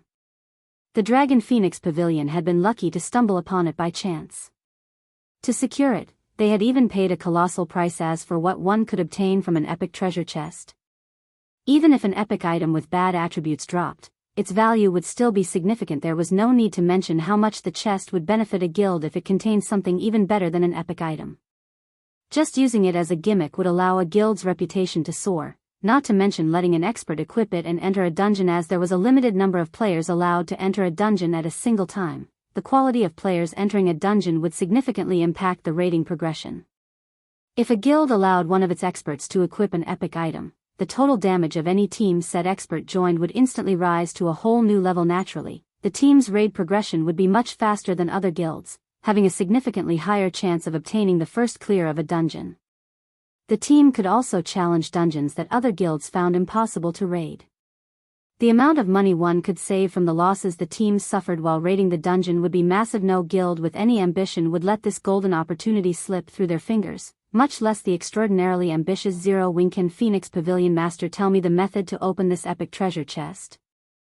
Shifeng asked after pondering for some time. Although it was his first time seeing an epic treasure chest, he had not forgotten the treasure chest's traits. Due to his excitement in God's domain, the higher ranked a treasure chest was, the more difficult it would be to open. Although Shifeng had no idea how stringent the conditions were to open an epic treasure chest, he knew that even a dark gold treasure chest required a key. It was impossible that an epic treasure chest would have no requirements. The moment Shifeng asked this question, Phoenix Rain could not help but carefully re-evaluate her opinion of Shifeng. I did not expect Guild Leader Black Flame to remain so calm despite seeing an epic treasure chest. It would seem that Nine Dragons Emperor did not lose without reason. Phoenix Rain praised any ordinary person's first reaction when seeing a treasure chest would be to claim it for themselves. Even the guild leader of a first-rate guild, someone who had undergone the tempering of many storms, would grow excited should they encounter an epic treasure chest. It was simply impossible to stay calm. After all, the potential benefits one could gain from an epic treasure chest were almost limitless, so much so that it could be the turning point of a guild. Hence, how could anyone possibly stay calm when an epic treasure chest was within their reach? Yet, Shifeng had not forgotten the fact that there was no such thing as a free lunch in this world. Indeed, just as Guild Leader Black Flame has surmised, there is a condition to open this epic treasure chest. However, this condition should not be difficult for a guild like Zero Wing to meet. Even if it isn't possible now, it will be in the future. It is only a matter of time. Phoenix Rain came clean without trying to hide anything. May I know what the condition is for opening this treasure chest? Shifeng smiled bitterly. How could he not tell that Phoenix Rain was trying to hide something? This was an epic treasure chest. Just a dark gold treasure chest already required a dark gold ranked key to open it. However, a dark gold key was even rarer than the dark gold treasure chest itself.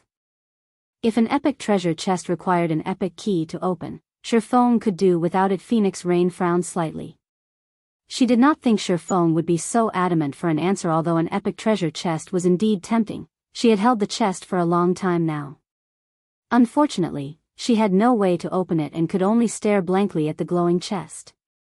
Otherwise, who would possibly use such a priceless item as a bargaining chip? However, she never expected that Shifeng would not take her bait. Forget it. I believe that, if I don't tell you, you will most likely refuse to negotiate, Phoenix Rain sighed. Truth be told, the condition for opening this treasure chest is relatively simple. One only needs to gather 88 mana stones. I have investigated the mana stones somewhat. They only drop from 100-man dungeons with a certain probability. Of course, it will not be possible to gather 88 pieces within a short time. However, with 0 wing strength, collecting them will only be a matter of time, right? Mana stones? Shifeng hurriedly suppressed the excitement in his heart, not daring to reveal it. I have also heard of this item before. However, I heard that they are extremely rare. Obtaining just one would require a tremendous amount of effort, let alone 88. At the very least, it would take several months to collect that many. Previously, in order to remove the seal on the Destroyer of Immortality, he had discovered a method to obtain mana stones that did not require raiding 100-man hard mode team dungeons. Although 88 mana stones was not a small amount, and he would be required to spend a lot of money, it was still much easier than trying to obtain them from 100-man dungeons, betting on that meager 2% drop rate. Guild leader Black Flame, although you will only be able to open the treasure chest after 1 or 2 months, an epic item will still be extremely rare after that much time has passed. Not to mention, epic items aren't the only thing you can obtain from an epic treasure chest. If Guild leader Black Flame obtains a legendary item, at that time, you will have truly made a fortune, Phoenix Rain hurriedly explained when she saw Shifeng's disappointed expression. You are correct. However, Shifeng muttered, revealing a troubled expression. However, when he saw Phoenix Rain trying her best to push the treasure chest onto him, he was inwardly exhilarated indeed, just as Phoenix Rain had said. In the past, even after 3 months since God's Domain launched, dark gold items were still as rare as a phoenix's feather, not to mention epic items. Back then, only super guilds and a few extremely lucky guilds possessed epic items. As for fragmented legendary and legendary items, there had been no news whatsoever about these items. If Shifeng could obtain an epic item in 3 months' time, he would make a huge fortune. After all, one could continue to use an epic item to a very high level. There was no need to worry about it becoming obsolete during the initial stages of the game. Guild leader Black Flame, you should know that my request of you will not be difficult to complete. Moreover, it is something that will benefit you as well. I even offer you this epic treasure chest as a gift. Yet, you still try to make excuses to put me off. Are you really that afraid that I will eat you up? Phoenix Rain smiled brightly, revealing a charming expression. Watching Phoenix Rain act in such a way, even Shifeng felt his willpower faltering. She really is deserving her title as the Demon Queen, Shifeng inwardly sighed. If anyone else stood in his place right now, Phoenix Rain might have conquered them already. Although Phoenix Rain appeared charming and gentle on the surface, her beauty and melodic voice capable of even toppling cities and countries, Shifeng knew just how terrifying the woman was. If anyone dared write her off as a pinup, they must suffer some sort of brain damage. Even the insufferably arrogant 9 Dragons Emperor feared Phoenix Rain. After pretending to hesitate repeatedly, Shifeng finally slapped his thigh and said, "All right, then. I agree to your proposal. However, if the conditions you state are, in any way, unfavorable to Zero Wing or the Candlelight Trading Firm, I can only apologize to you in advance." I knew Guild leader Black Flame would be a pleasant person to work with, Phoenix Rain hurriedly said. However, I don't want others to know about this matter, only you and I are allowed to know. May we move to a more private location? Okay, follow me, then. Saying so, Shifeng led Phoenix Rain to a VIP reception room. The room offered luxury and comfort. Moreover, it was also not possible for others to listen in on their conversation. Chapter 565, The Offer. The VIP reception room on the second floor was like an entirely different world. The rich fragrance of flowers and the chirping of birds filled the room. One could also see green mountains and blue creeks in the distance. The space inside this room looked just like the garden in Paradisia as expected of a 2-star shop. It actually offers such an impressive location. Phoenix Rain expressed her admiration as she surveyed her surroundings. If Phoenix Pavilion Master likes it, you can easily obtain one for yourself. Although a 1-star shop has less space and available environments to choose from, this garden environment is also available in a 1-star shop. Shifeng laughed. God's domain was not considered a different world without reason. While nearly everything that could be found in the real world existed in God's domain, things that did not exist in the real world could also be found here in God's domain. The available activities were not limited to just killing monsters and leveling up. They could also enjoy a leisurely life here. However, the extremely realistic sensations that God's domain offered was not its most attractive aspect. Instead, it was the time dilation. This was the greatest scientific creation of mankind in this century, and only God's domain had managed to implement this function. No other virtual reality game had achieved this feat. This was also the main reason for God's domain's popularity. The flow of time in God's domain was twice as slow as that in the real world. In other words, God's domain's players could theoretically live twice as long as ordinary people in the real world. Moreover, activities such as learning, relaxation, and resting could all be done in God's domain. People could have more time to do what they wished inside the game world. In the real world, there were only 24 hours in a single day. An ordinary student like Shifeng would normally commit 5 or 6 hours of their day to study.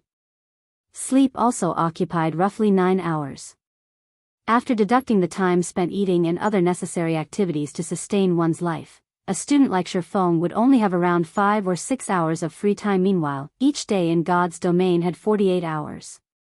In other words, a student in God's domain could possibly have up to 30 hours of free time, 5 times that of ordinary people. Who wouldn't want to live such a life?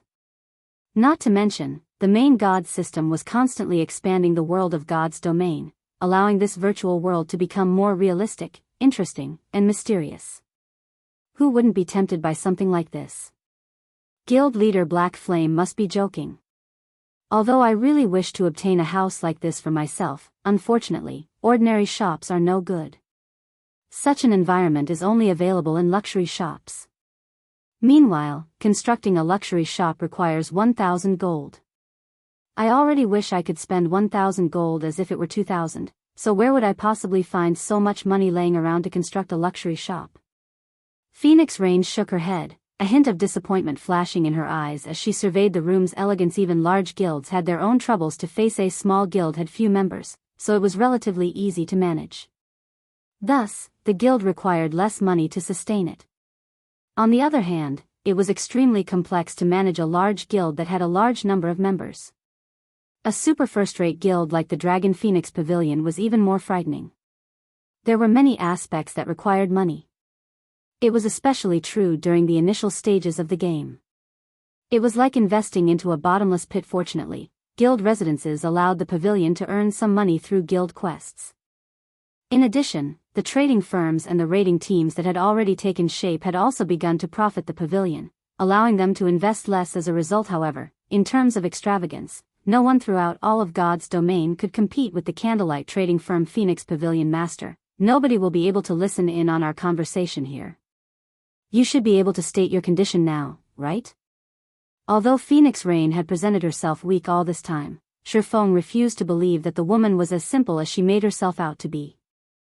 For just one simple condition, she had personally run all the way from the Black Dragon Empire to White River City and had even gifted him an epic treasure chest. Before I reveal it, I hope that you will first sign this confidentiality contract, Phoenix Rain said.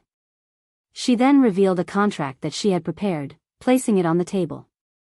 Quite seriously, she said, it is not that I do not believe guild leader Black Flame, but this matter is simply too important to take risks.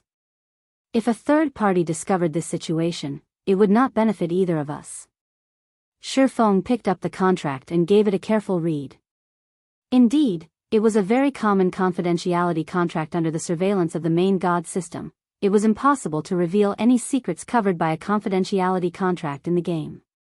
Of course, the main god system could not control any leaks in the real world. Aren't you afraid that I will reveal it outside of God's domain?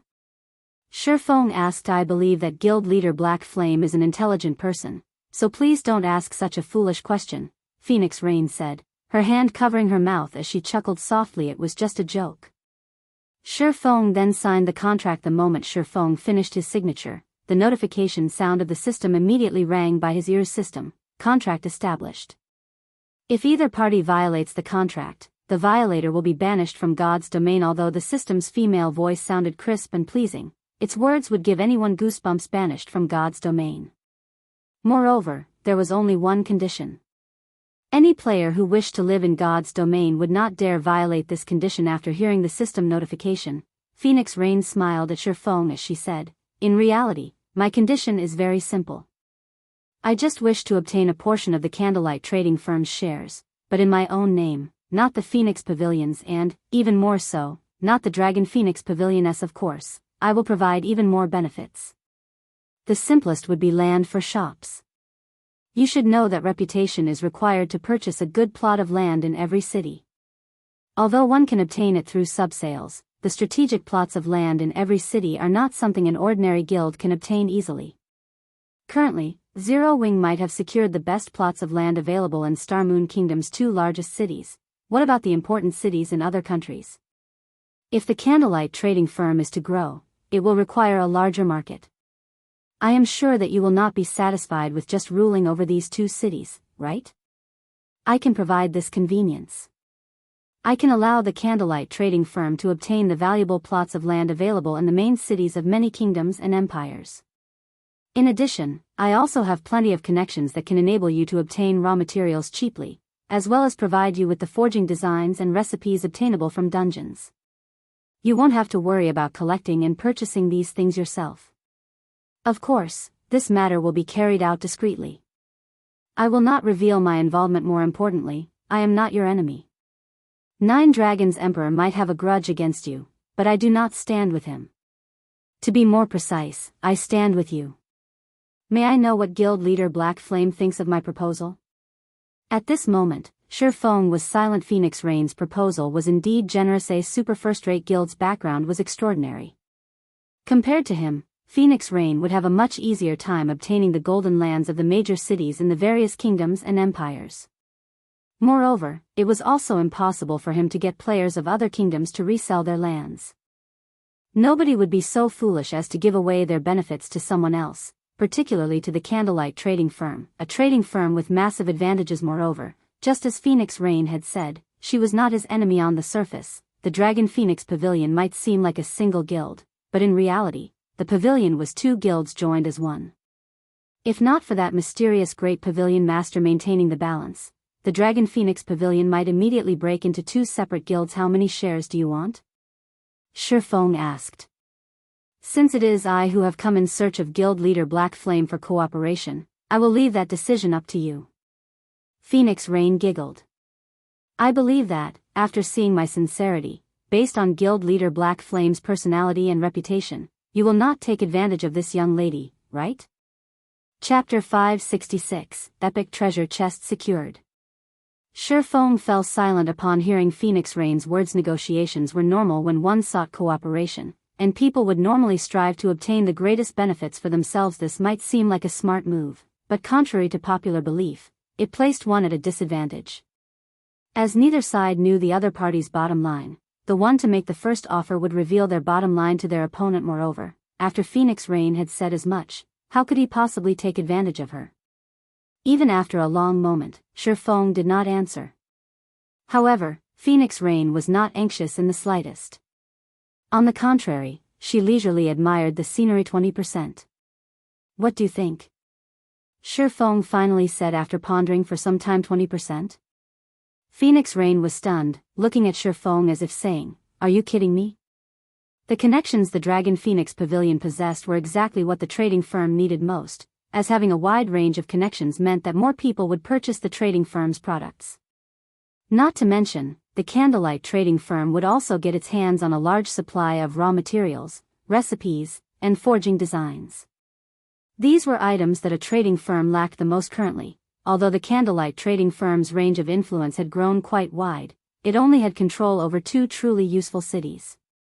One was White River City, while the other was Star Moon City. If the candlelight trading firm worked with her, it could spread its influence to dozens of major cities. The profit it could rake in at that time would surpass its current income dozens of times. Meanwhile, the only things the candlelight trading firm could offer in this cooperation was coins and products such as the intermediate mana armor kits, light stones, and basic strengthened armor kits. Aside from that, there was nothing special about the candlelight trading firm yet. Shifeng had only offered her 20% of the firm's shares normally. Anyone else would willingly offer 50%, or even 60%, of the firm's shares. That's right, 20%. This is the most that I can offer.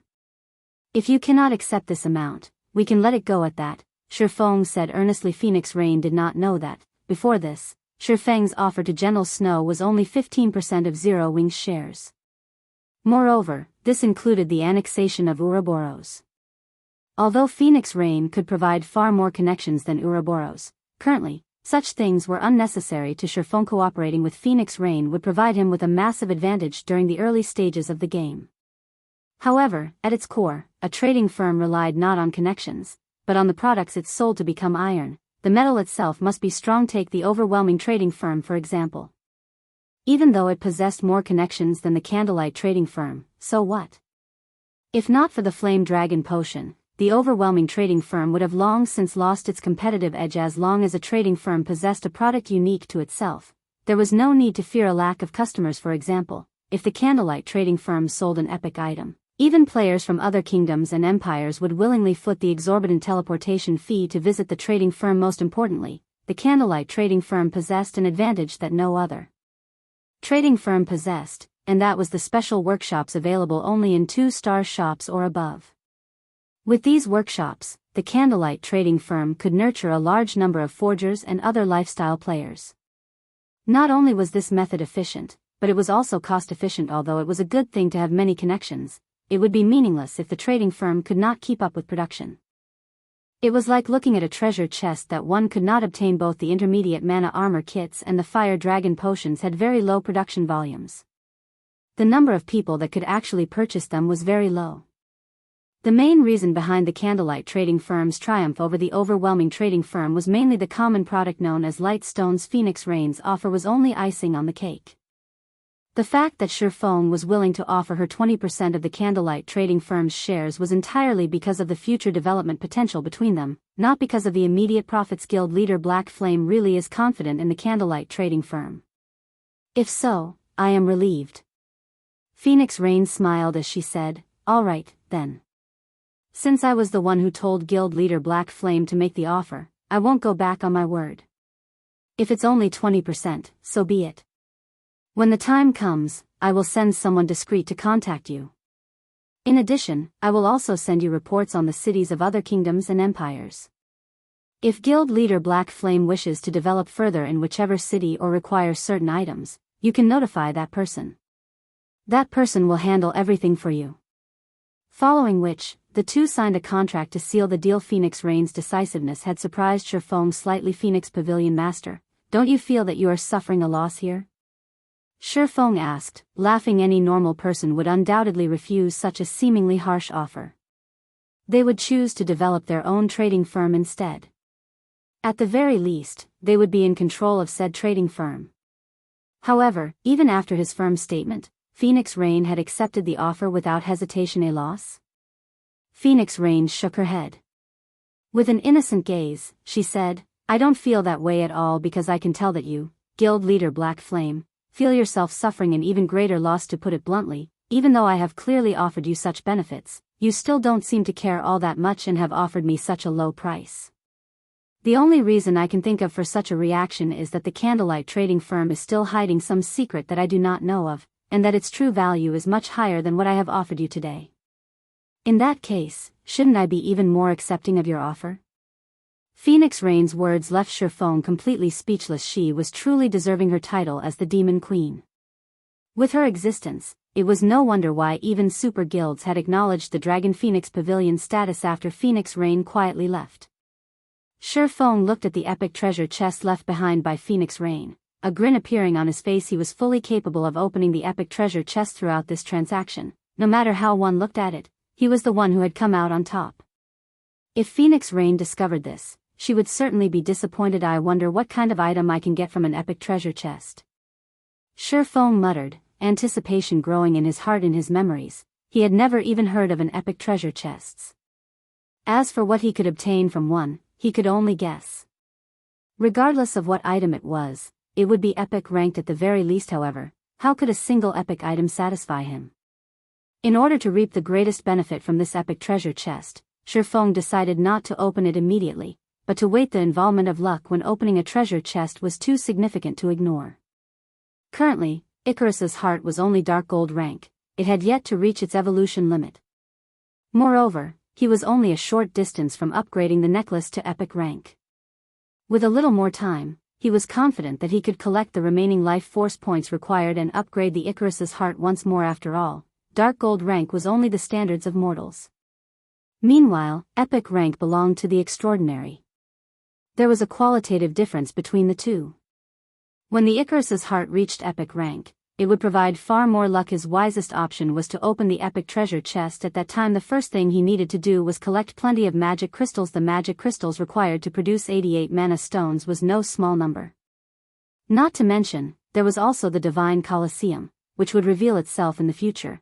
That place was a bottomless pit meant for devouring magic crystals, following which, Shifeng stored away the epic treasure chest and left the VIP reception room. He then headed towards the Starstreak trading firm. Originally, the Starstreak trading firm had been the most flourishing trading firm in White River City. However, with the rise of the Candlelight trading firm, the Starstreak trading firm's popularity had begun to roll downhill. Currently, the only reason that players still visited this place was to purchase some common products that only NPCs sold. Even so, the Starstreak trading firm still offered Shifeng a lot of benefits. An NPC had established the Starstreak trading firm. Including White River City, it had shops in a total of 8 cities. Moreover, unlike player-owned shops, there was no city tax on the goods available in its shops. Hence, Shifeng still sold some advanced goods at the Starstreak trading firm, though that was only limited to the shops located in cities without the Candlelight trading firm. Your Excellency Yifeng, you've arrived. Anna, who was currently busy with work, hurriedly greeted Shifeng when she saw him enter the president's office. Yes, please notify President Henry and tell him that I have completed the task he entrusted me with. Shifeng nodded in reply. He then said, however, I want to change my remuneration. Chapter 567, Give or Take. As soon as Anna heard these words, she left the president's office to invite President Henry over. After watching Anna leave, Shifeng examined the documents on the table. These documents were the business listings of the Starstreak trading firm's purchases, shipments, and other such dealings. However, all of these dealings had been organized by Anna herself. Anna was an NPC who possessed 91 intelligence. Such NPCs were extremely rare in God's domain. If she became a guard, her potential would be nearly limitless. Hence, Shifeng wished to negotiate with Henry the quests that NPCs commissioned were not without room for change. It only depended on whether or not the player involved possessed the strength to make such changes. Previously, the reward they had agreed upon was a Tier 4 magic scroll that would allow him to reach the Dark Den easily and obtain the Bible of Darkness. However, Shifeng felt that something was amiss. No matter how one looked at it, the task of managing the Starstreak trading firm was one part of an epic quest. The reward for completing it should not be limited to just the tool required to proceed to the next phase. If it were so, what's the difference between obtaining a reward and not obtaining one? Thus, Shifeng felt that he could fight for more, as there might be some mysteries hidden within. It was especially true for the assistant, Anna. After the battle with the Dragon Phoenix Pavilion, the various large guilds in God's domain had begun thinking of ways to obtain powerful NPC guards. However, how could powerful guards possibly be that easy to find? Take Anna for example. She was an extremely powerful guard. However, who would possibly believe that a weak and delicate young lady like her could become a guard with vast potential? If Shifeng had not accidentally looked at Anna's attributes, he, too, would not have realized that she was so capable. If he allowed Anna to become an adventurer. With her intelligence, she could reach astonishing heights. Although she would not be as powerful as Kite, she might still become a fine gold-ranked guard. Dark gold-ranked guards were legends in God's domain. Based on Shifeng's understanding, only a few people had managed to recruit dark gold-ranked guards in the past. The guards owned by the majority of the players in the game were bronze or mysterious iron rank. Even finding a secret silver-ranked guard was considered lucky, not to mention fine gold rank. Although a fine gold-ranked guard was not invincible against enemies of the same tier and level, it was still significantly stronger than monsters of the same tier. Fighting players of the same tier and level would be even easier. Furthermore, Anna was a magical class. The majority of the NPCs in God's domain were physical classes. Magical classes were very rare. Magical classes were different from physical classes. They could not be used against bosses and could only attack from the rear line to a guild. However, a magical class's value far surpassed a physical class. Magical class NPCs knew plenty of AoE spells and possessed strategic level large-scale destruction spells. In a guild war or against field bosses, these NPCs were frightening existences. Hence, the various large guilds would usually prioritize magical class NPCs as their personal guards. Because of this, on the market, the value of a bronze-ranked magical guard could rival even that of a mysterious iron-ranked physical guard. If Anna were a fine gold-ranked magical guard, she would be no less valuable than Kite. No matter what, I must obtain Anna. Shifeng grew excited just thinking about it. As a Viscount, he only had 2 slots for personal guards. If he could fill those slots with a dark gold-ranked physical guard and a fine gold-ranked magical guard, a combination like that would have scared people to death in his past life. With the presence of these 2 personal guards, defeating a field boss of the same tier would be an effortless task. After Shifeng had waited in the magnificent and grand president's office for some time, the dignified and elegant President Henry entered the room. However, behind President Henry was a level 180 tier 3 berserker. Shifeng could not help but frown slightly. Whether it was among players or NPCs, a tier 3 class was considered a big shot. In White River City, such an NPC would be at the same level as an overlord. Although the Starstreak trading firm was one of White River City's top trading firms, it definitely could not afford to hire a level 180 Berserker King as a guard. Your Excellency Yifeng, you have truly surprised me. I did not expect that you would actually complete this quest so quickly. Henry chuckled. Here, allow me to introduce you. This man beside me is the Berserker King Schneider.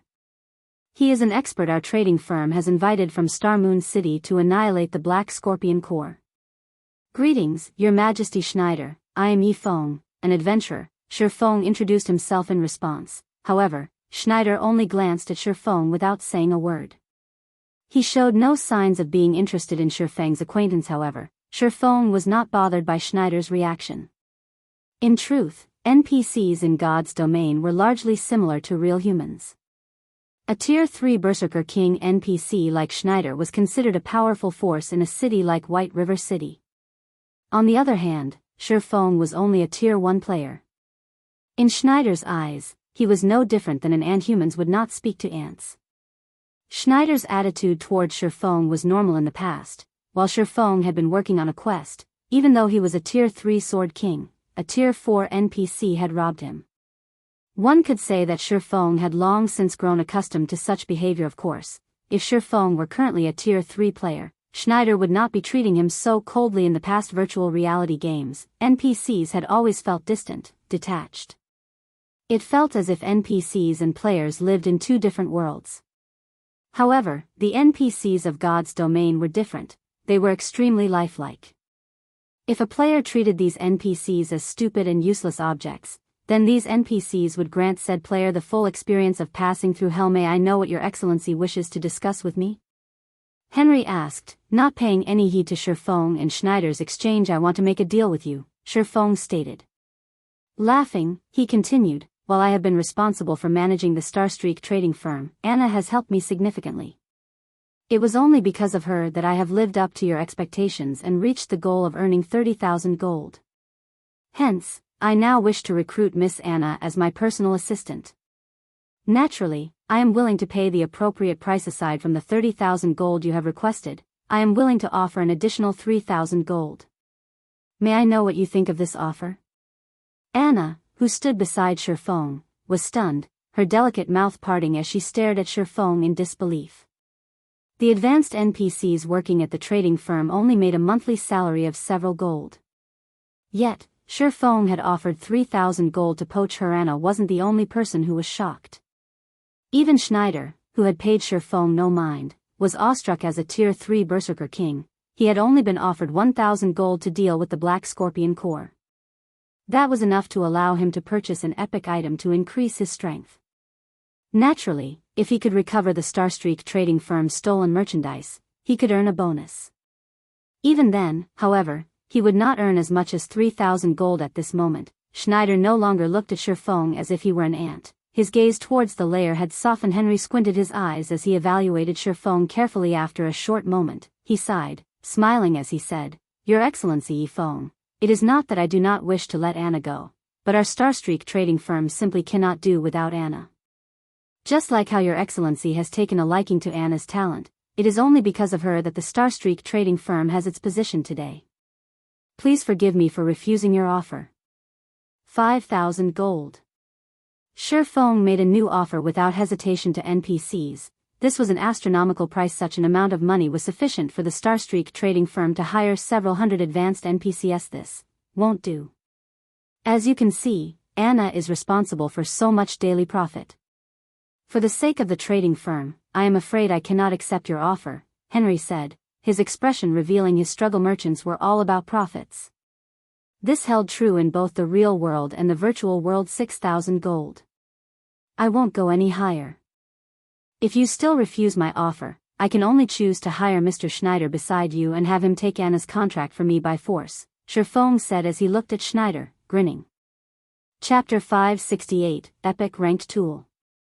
The moment Shifeng said these words, Schneider's eyes suddenly glowed.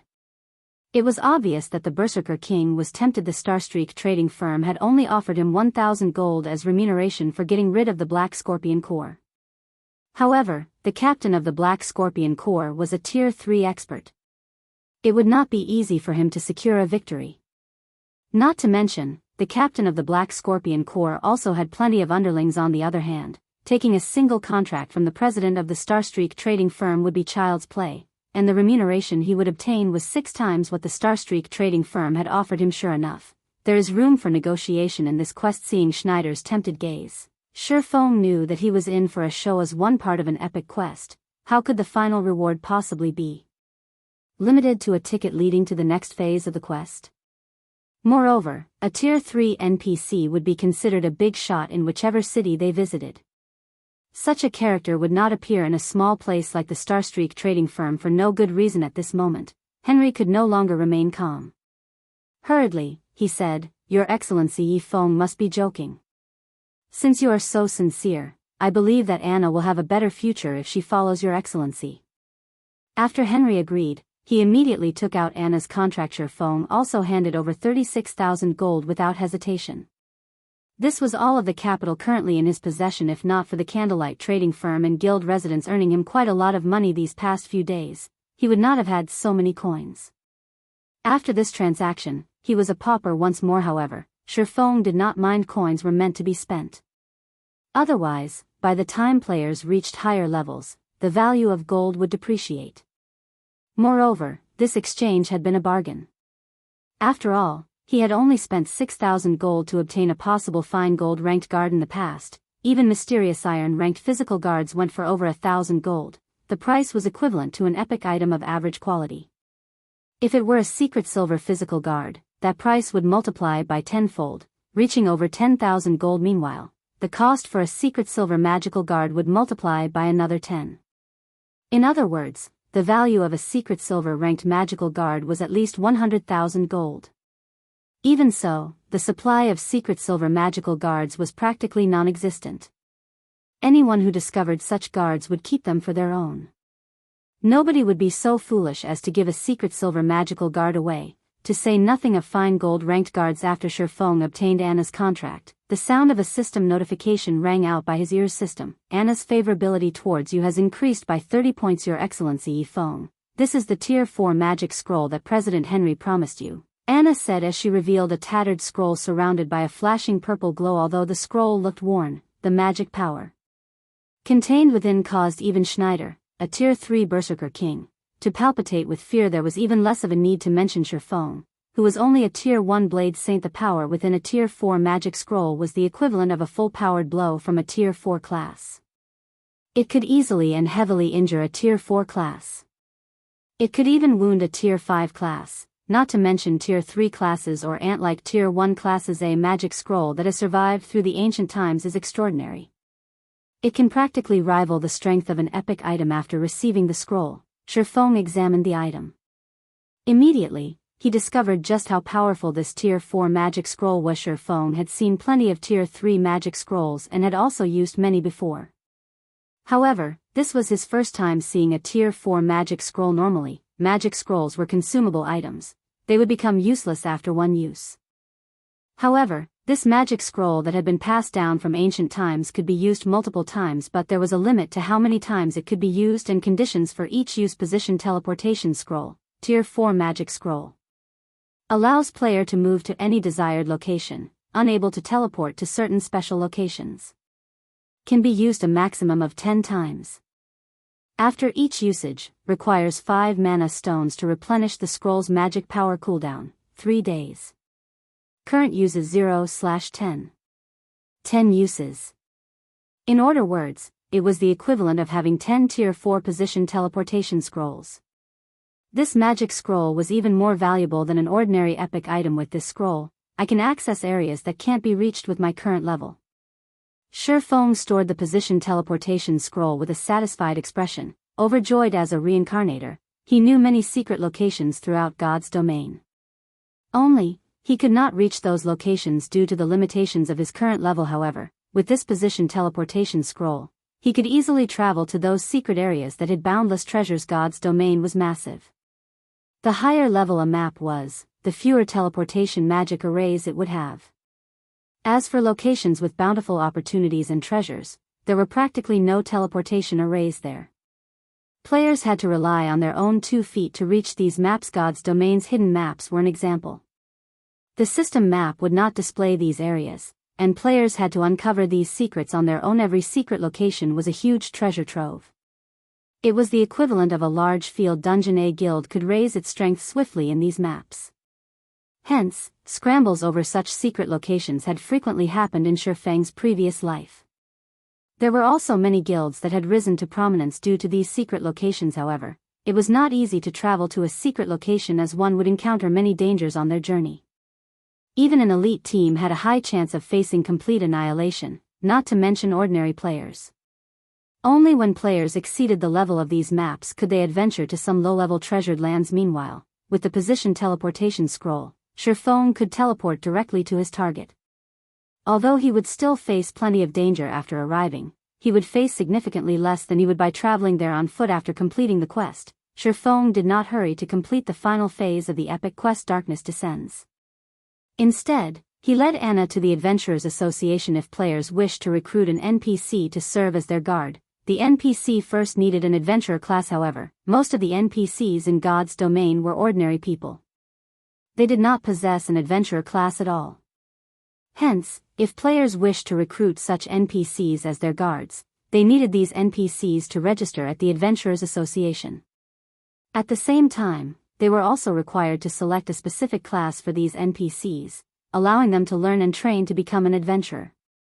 Only then could these NPCs become a player's guards. At this time, Shifeng entered the Adventurers Association's main hall. Despite it being daytime right now, there was still a large number of players present. A simple glance told Shifeng that there were several hundred players here. Of course, these players had not come to the Adventurers Association because they had too much time on their hands. They had all come here specifically for their NPC guards. Due to Zero Wing's famous battle, many players had discovered a never-before-seen road to success. Even if their personal strength was lacking, they could nurture a guard to improve their own strength. If a player wanted to recruit a personal guard, they had to become a baron in their city first. They would then obtain 1 slot to recruit a personal guard. However, a lot of time was required to become a baron, and many players could not wait that long. Hence, they would first look for some NPCs they thought highly of and try to deepen their relationship with these NPCs.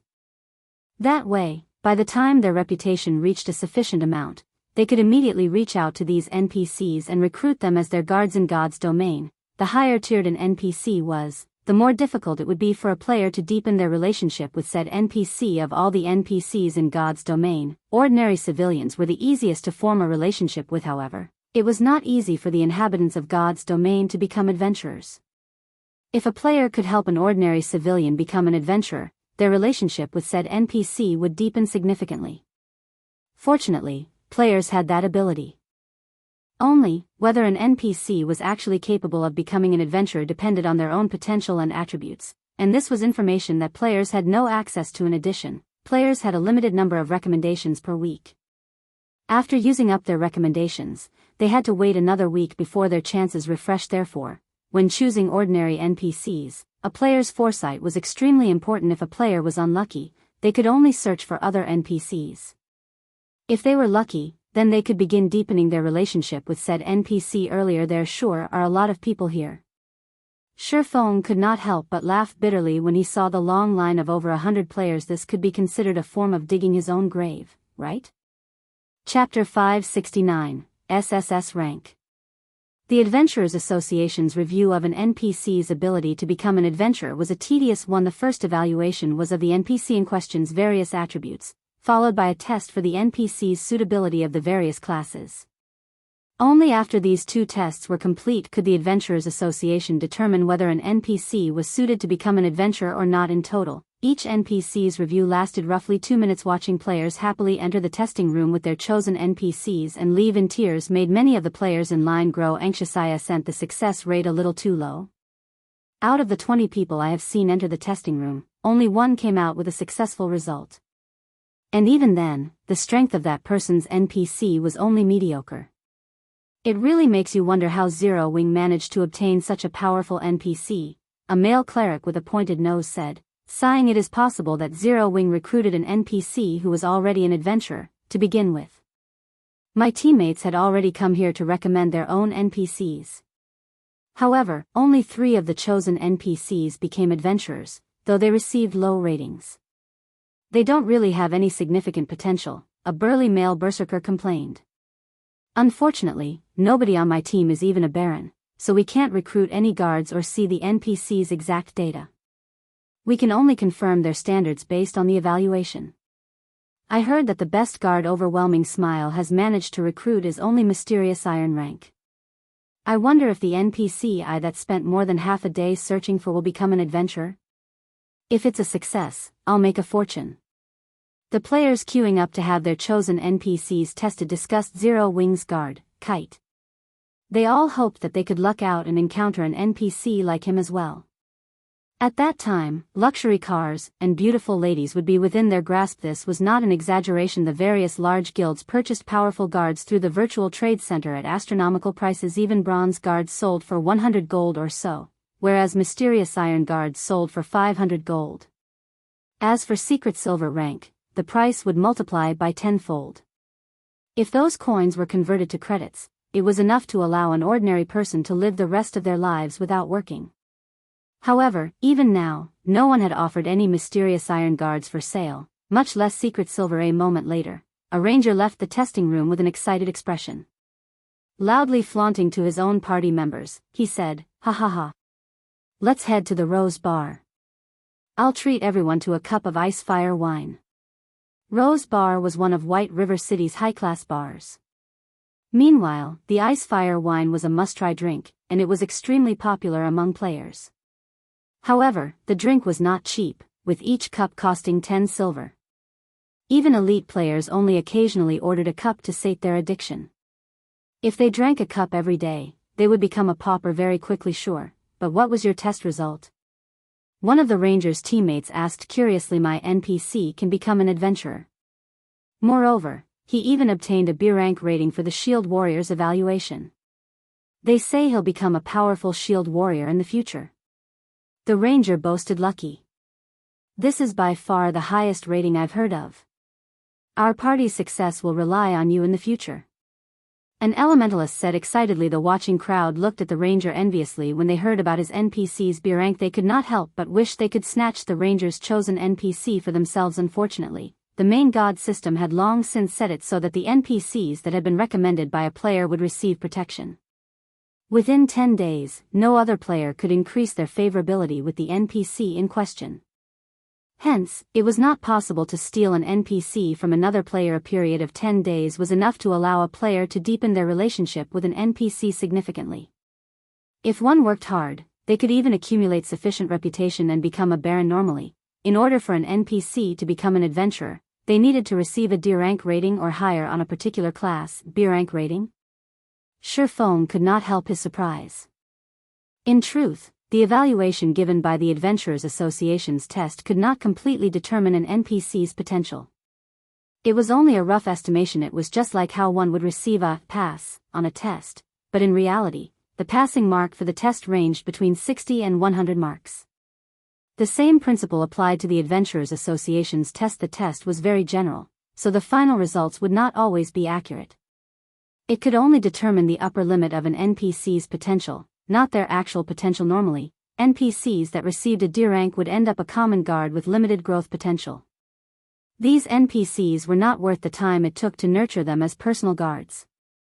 Only D rank NPCs who were specialized in certain attributes could become bronze guards. However, the chances of finding those NPCs were very low. In other words, a D rank NPC's potential ranged between common and bronze rank. However, only after these NPCs became guards would one know their exact growth potential. Meanwhile, C rank NPCs could become mysterious iron guards. As for B rank NPCs, they had a strong chance of becoming bronze guards and a certain probability to become mysterious iron guards. There was also a relatively good chance for B rank NPCs to become secret silver guards. Unless one had somehow offended the main god system in their previous lives, there was almost no chance for a B rank NPC to end up a common guard. Of course, A rank stood above B rank. Extremely few NPCs would receive this rating. Even in his previous life, Shifeng had never personally encountered an NPC who had received an A rank. An NPC with an A rank was a dragon or phoenix among meanest. For an A rank NPC's potential range, it was between bronze and fine gold rank. In the past, out of all the NPCs he had recommended, the highest rating he had obtained was B rank. After recruiting said NPC as his guard, he, fortunately, had ended up with a secret silver guard this time. However, Shifeng already knew Anna's base attributes. Based on his guard's attributes in his previous life, Shifeng was sure that Anna would receive a very high rating. Lord Viscount, I apologize for the long wait. Please, follow me, the test officer said respectfully after glancing at Shifeng. A Viscount was already a grand noble in White River City. They were far more powerful than ordinary nobles. Not only could they recruit 50 ordinary guards, but they also had 2 slots for personal guards. Shifeng nodded and followed the test officer into the testing room. Lord Viscount, based on the Adventurers Association's rules, each test will cost you 10 silver. As my lord is a Viscount of White River City, you can enjoy a 20% discount, so my lord only needs to pay 8 silver per test, the test officer explained uneasily as he arrived before the test apparatus. Here. Shifeng readily handed over 8 silver coins, inwardly cursing the Adventurers Association. Magic crystals powered the test apparatus. How much was a magic crystal worth on the market? Moreover, each magic crystal could be used dozens of times. Yet, the Adventurers Association charged 10 silver for every test. In other words, the Adventurers Association earned a profit of dozens of times the actual cost. It was far more profitable than any other industry. However, it was due to the fact players were required to spend money on many aspects of the game that allowed the coins of God's domain to remain extremely rare and valuable. Following which, Anna walked up to the test apparatus and began her potential evaluation. Time seemed to crawl by. However, even after 2 full minutes had passed, the test apparatus had yet to produce a conclusion. On the contrary, due to the test apparatus consuming too much power, the test officer had no choice but to replace the magic crystal powering it. 1 crystal. 2 crystals. In the end, Anna's test used a total of 5 magic crystals. At this moment, the test officer had also turned pale. Meanwhile, the result displayed showed that Anna was suited to become a summoner, and her rating for the class was SSS Rank. Chapter 570, Black Wizard. Although the cost of 5 magic crystals had turned the test officer's complexion a sickly shade of green, the lost magic crystals were of little importance compared to the final results of the evaluation. Is the test apparatus broken? The test officer hurriedly began checking the test apparatus SSS rank rating. This was a rating never before seen in the history of White River City. Not even in the entire Star Moon Kingdom had there ever been someone with an SSS rank high. Sent the apparatus exaggerating the result a little too much? Feng was similarly skeptical based on what he remembered of his past life. Even a decade after God's Domain's launch, there had never been an NPC who had received an SSS rank. The maximum rating known to players was S rank, and one could count such occurrences with their fingers. After an A rank NPC officially became a guard, there was a possibility for them to become a Dark Gold guard. However, the probability of this happening was so low that it was negligible. Only NPCs with S rank ratings had a decent chance of becoming a Dark Gold guard. Back when the first S rank rating NPC appeared, the news had shaken God's Domain, and many Apex characters had fought fiercely to obtain said NPC. There was a 100% probability to nurture a Dark Gold guard into a Tier 5 class. If one were willing to pay the price, there was even a possibility to nurture said NPC into a Tier 6 God-ranked guard. Back then, Tier 5 players were as rare as a phoenix's feather, not to mention Tier 6 God-ranked players. If a Tier 5 player emerged in a guild, it would not be strange to see the guild to celebrate for 3 days and 3 nights, not to mention obtaining a Tier 5 personal guard. A Tier 5 NPC was much stronger than a normal Tier 5 player. First of all, there was the difference in attributes. In the absence of any equipment, the base attributes of an NPC were significantly higher than a player's. The second reason was equipment. In God's Domain, the equipment guards wore and that of players was different. Top-tier equipment for guards could be purchased from an NPC shop, which included epic equipment and set equipment. If one were lucky, they could even purchase a piece of fragmented legendary equipment. In other words, one could purchase top-tier equipment for a guard as long as one could afford ETAs for players. Players had to expend a ton of effort just to obtain Dark Gold equipment, not to mention epic or fragmented legendary equipment. Hence, as long as a personal guard became a Tier 5 class, their strength could immediately reach the peak of Tier 5.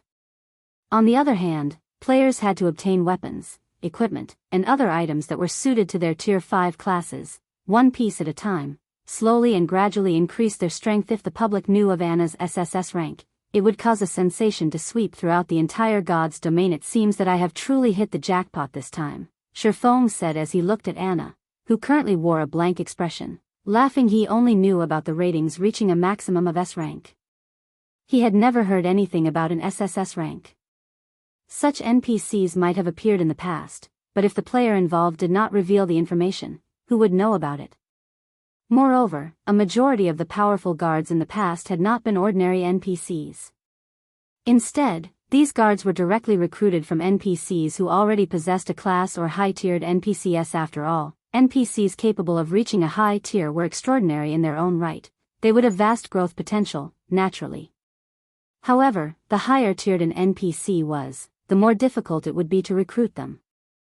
It would require a lot more time and effort. Although Feng did not know how high Anna's growth potential could reach, with an SSS rank rating, at the very minimum, she should be a fine gold guard. After some time passed, the test officer was finally certain that nothing was wrong with the test apparatus, and he could not help but turn to look at Anna in shock. There were also hints of reverence in the test officer's gaze. Miss Anna, you are the first person in our White River City's history to obtain an SSS rank. According to the rules of the Adventurers Association, you are now an honorary elder of the association. We will prepare a suitable epic set equipment as well as a Tier 1 class emblem for you. We will also dispatch a special instructor from the association to guide you. Please wait here for a moment. At this moment, the test officer addressed Anna with immense respect. He displayed even more humility in front of Feng to NPCs. Feng was merely a grand noble. However, as someone with an SSS rank, Anna was destined to become a peerless powerhouse in the future, the overlord of an area. She even possessed the status of an honorary elder in the Adventurers Association. No matter how one looked at it, Anna's status far surpassed Feng's Lord Viscount. As the referrer, the Adventurers Association will also gift you a special reward. Please wait here for a moment as well. After saying so, the test officer rushed out of the testing room to contact the upper echelons of the Adventurers Association. Feng then went to the VIP reception room next to the testing room. Time passed. Little by little players continued to enter and leave the testing room, one after another. Yet, despite very few players leaving with a smile, the stream of players arriving to recommend the NPC of their choice was endless. It would be great if I could obtain a test apparatus for myself. Sherfone watched the line of players enviously compared to the money the Adventurers Association earned from conducting tests. The candlelight trading firm only earned spare change. However, the precondition to earn money via tests was to set up an Adventurers Association of his own. Meanwhile, each city could only have one Adventurers Association. If players wished to construct an Adventurers Association of their own, they first needed to establish a town or city. After completing this quest, it should be about time to prepare. Sherfone began to consider establishing his own city. If a large guild wished to earn enough money to become self-sustaining, it needed its own territory. A guild residence was not enough. The guild would need a town. This was also why, in the past, so many guilds had fought each other to the bitter end. The profits a player-established city offered far exceeded anyone's imagination compared to the money one could earn from constructing their own city. The money one could earn from setting up a trading firm was nothing. Only, it was extremely difficult for players to construct their own cities. Even if players succeeded, its defense was another big problem. Although Sherfone could not yet construct his own city, he could prepare to do so. That way, by the time his guild possessed sufficient strength, he could establish a small city of his own swiftly. Meanwhile, the biggest problem one would face when constructing a city was the various resources required. The manpower and material resources required could instantly bankrupt a first-rate guild. This would be the case even for the current Zero Wing. Among the most important resources required were the forging designs for various buildings, magic array matrices, and so on. Without these key items, even if Sherfone managed to gather the required wood, stones, and other raw materials, he could only stare at them. If he wanted to obtain these forging designs and magic array matrices, he would have to raid the dark forces and large-scale team dungeons throughout the continent of God's domain. Just as Sherfone pondered about how he should go about procuring those forging designs, the heavy wooden doors of the reception room parted, and 3 NPCs walked in. Of the 3 NPCs, one was the test officer, one was a black-clothed old man wearing a black felt hat, and the other was a proud and pretty lady dressed in luxurious robes. The old man in black was a level 200 tier 4 black wizard with practically the same strength as White River City's magistrate, Weissman. He was also one of the NPCs protecting White River City. Meanwhile, the lady was a level 180 illusionist, a tier 3 class of a summoner. Chapter 571, Taboo. Both the tier 3 illusionist and the tier 4 black wizard were NPCs at the very top of White River City. With both of these great characters going out of their way to come here, one could see just how much importance the Adventurers Association was placing on Anna. Who's the one who achieved an SSS rank? The black wizard Glyn asked Association Master. Miss Anna has earned that rank, the test officer hurriedly said. Glyn's glowing green eyes immediately began to size up Anna, who stood behind Sherfone. Although Glyn's actions held no ill intent, Sherfone could still feel an immense pressure from his gaze, his movements growing sluggish as a result of Sherfone, a tier 1 player, reacted in such a way. The pressure that an NPC, who had yet to become an adventurer, felt would be even greater yet. Anna showed no reaction, as if she had not felt the pressure from Glyn at all. Sure enough, your concentration is extraordinary. The black wizard Glyn laughed, satisfied. We haven't had a talent in White River City for many years now. I didn't think that the next one would be so extraordinary. Irene, I'll leave this little lady in your care. You are the strongest summoner in our White River City's Adventurers Association. If you fail to guide her properly, I will find you. Association Master, please rest assured. I will nurture Anna with every resource I have, the tier 3 illusionist Irene said, chuckling. All right, show this little lady around the association and familiarize her with the place for now. Glyn nodded as he caressed his white beard. He then looked at Sherfone, saying, You must be the brat who recommended the little lady, right?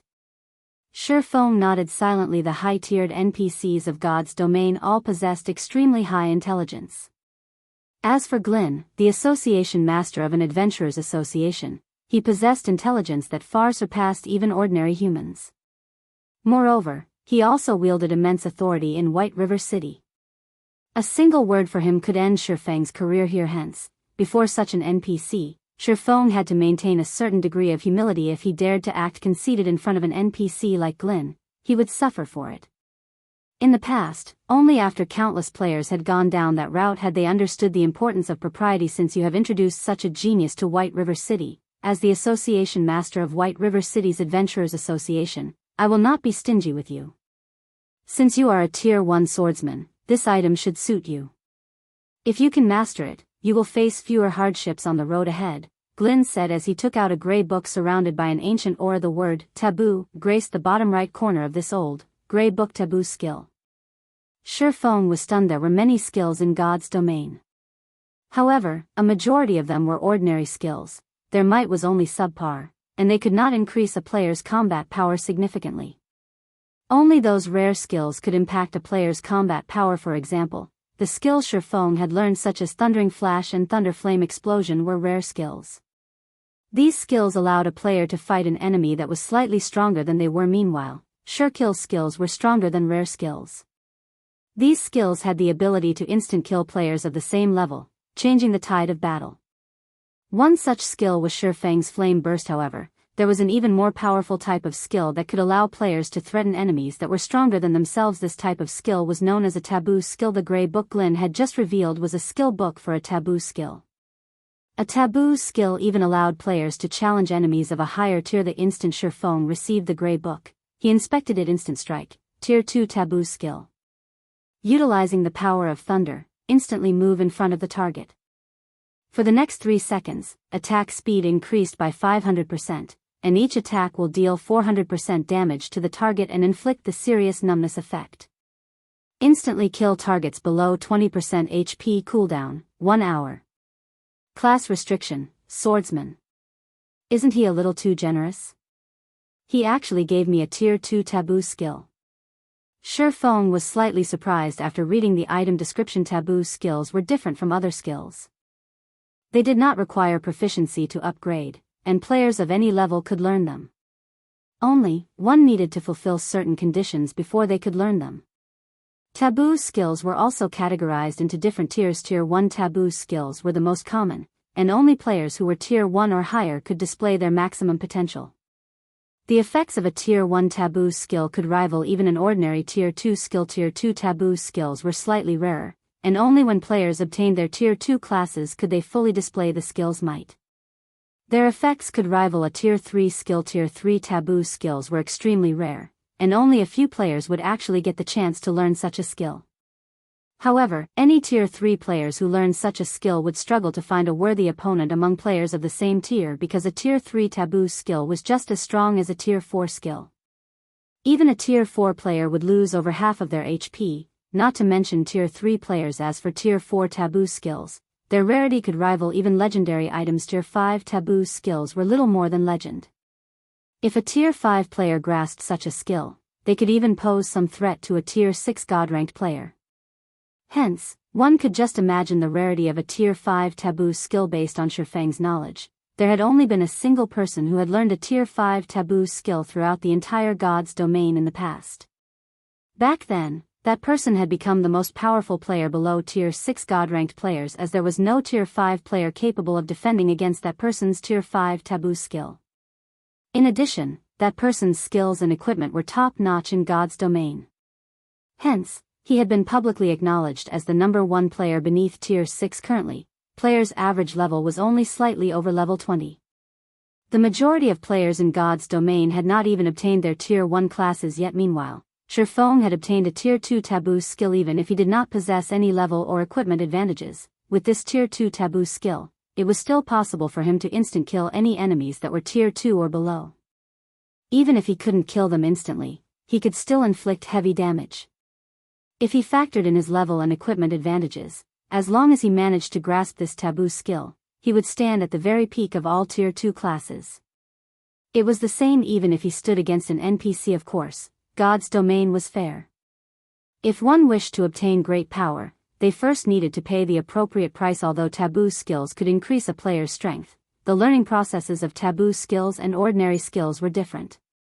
Taboo skills could not be learned by the click of a button. One needed to train with a Taboo skill. That's right, they needed to train. Players were required to learn the movements recorded in the skill book, and at the same time, fulfill the book's learning requirements.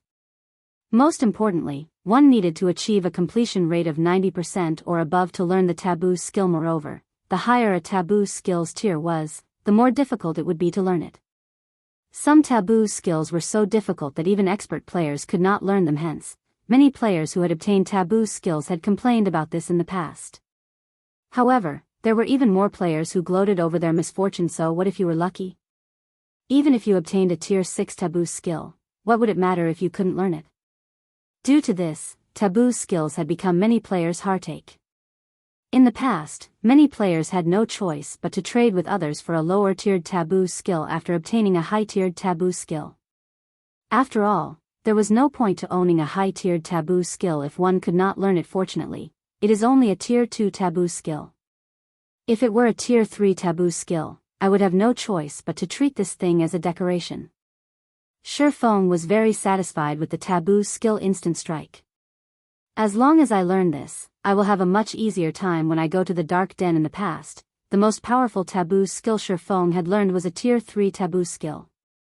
However, the price and time required for learning one were simply too high. The conditions were not something players at his current level could meet. However, even a tier 2 taboo skill was extremely difficult for current players to learn, other than the fact that only tier 2 classes or above were capable of displaying the full potential of a tier 2 taboo skill. Tier 2 taboo skills were labeled as tier 2 because tier 2 or higher players had a much easier time learning them in the past. Many tier 3 players had only managed to learn a tier 2 taboo skill after a lot of struggle. One could just imagine how difficult it was to grasp a taboo skill soon. Shifeng left the Adventurers Association. Currently, Anna was still a classless NPC. She would have to spend the next week building her foundations to become an adventurer. Naturally, Shifeng would not wait inside the Adventurers Association for an entire week. First and foremost, he needed to learn the taboo skill Instant Strike. After Shifeng returned to the Candlelight trading firm, without hesitation, he entered a private lounge and began studying the skill book. I wonder what the conditions are. Hopefully, they won't be too harsh. Chapter 572, 100% completion rate. Inside the quiet private lounge, Shifeng impatiently opened the thick and heavy skill book. The moment Shifeng flipped to the first page of the book, the sound of a system notification rang out by his ears. System, do you wish to bind and learn this skill book? Reminder, skill book cannot be traded once bound. Shifeng immediately chose to bind the skill book to himself. In the past, many players had bound a taboo skill to themselves without knowing the difficulty of the taboo skill they were about to learn, afraid that the taboo skill would suddenly grow legs and run away. However, such a rash decision had filled many players, who had obtained high-tiered taboo skills, with deep regret. However, the taboo skill Shifeng had right now was only tier 2. Even if he failed to learn it now, he could try again once he became a tier 2 class. He would not waste this valuable taboo skill. After binding the skill book, the contents of the book finally appeared. Shifeng promptly began studying one word at a time inside the skill book. Other than some texts and pictorial introduction, there was a holographic video depicting the use of Instant Strike, which allowed players to grasp the techniques required to activate the skill quickly. Taboo skills in God's domain were similar to the spells used by magical classes, in which they were very strict about their use. When magical classes cast a spell, incantations and hand gestures were of the utmost importance, particularly when tracing runes. Only when these actions reached a certain completion rate could magical classes display great power. Taboo skills were the same. These skills relied heavily on the accuracy and fluency of the player's footwork, body movements, and attack patterns. Even the slightest mistake could result in a failure to activate the taboo skill. Compared to casting spells, players were required to have far more delicate control over their own bodies. They needed a clear understanding of each and every motion that was involved. Without realizing it, more than an hour had passed. Currently, Shifeng was only halfway through the skill book. Any ordinary person would have long since begun to practice the taboo skill. However, Shifeng was not in a hurry as he examined each page carefully. After more than 3 hours, Shifeng's heart suddenly sunk, and he frowned at the gray book. Skill completion rate must reach 95%. Moreover, I'll also need to absorb 100 thunder crystals from Thunder Beast Kings. Isn't this joke going a little too far? A bitter laugh escaped Shifeng's lips as he gazed at the Instant Strike skill book on the table. Although he had known that a tier 1 class could not easily learn a tier 2 taboo skill, he had not expected the difficulty to be so high. Shifeng had learned a few taboo skills in the past, so he was quite knowledgeable on the topic. Tier 1 taboo skills normally required players to achieve a 90% completion rate. To ordinary players, this alone would prevent them from ever learning a tier 1 taboo skill. Even experts would require long periods of bitter training to achieve such a high completion rate. Not to mention, there were usually other conditions that needed to be fulfilled as well. Tier 2 Taboo skills normally required a completion rate of 93%. Only at Tier 3 would a Taboo skill require a 95% completion rate. Yet, Instant Strike, as a Tier 2 Taboo skill, required Shifeng to achieve a 95% completion rate. However, this was still not the largest challenge. The point that had left Shifeng truly speechless was the 100 Thunder Crystals that he needed to obtain through killing Thunder Beast. King Shifeng was very familiar with Thunder Beast Kings. These monsters inhabited a location not far from a level 50, 100-man large-scale team dungeon. Thunder Beast King's fur was extremely valuable. It was a rare material that was required to produce equipment with the lightning resistance attribute. The monster's meat was also a must-try delicacy. If cooked properly, it could become a gourmet meal that nobody could resist after a single taste. Just a single piece of the Thunder Beast King's meat could sell for 3 gold. Hence, in the past, many players had tried to grind the Thunder Beast Kings to earn money. However, a player had to be strong enough, as Thunder Beast Kings could rival Tier 3 classes of the same level. Even the weakest Thunder Beast King was a High Lord, while the majority of them were Great Lords. Even a large guild had to pay an unimaginable price if they wanted to kill a field Great Lord, not to mention independent players. Meanwhile, Thunder Crystals were treasures that the Thunder Beast Kings hid within their bodies. However, the drop rate was not 100%. Instant Strike required 100 Thunder Crystals. Even if Shifeng sold off Zero Wing, he could not purchase so many Thunder Crystals. Shifeng was also only level 32 at the moment. He was still a fair distance from reaching level 50. The difficulty of learning Instant Strike could already rival a Tier 3 Taboo skill. The skill was definitely at the peak of Tier 2 Taboo skills. Am I going to give up like this and complete my quest first? Shifeng muttered, feeling somewhat disappointed. The epic quest Darkness Descends was not easy. It was especially true for the Dark Denver. It was a demon's nest. There would definitely be plenty of extremely powerful monsters waiting for him. If he could learn a Taboo skill, it would undeniably increase his chances of completing the epic quest. If he failed the quest, he would have to face the wrath of a Tier 4 Great Demon. With his current combat power, even a Tier 3 demon could kill him easily and take over his body, much less a Tier 4 Great Demon.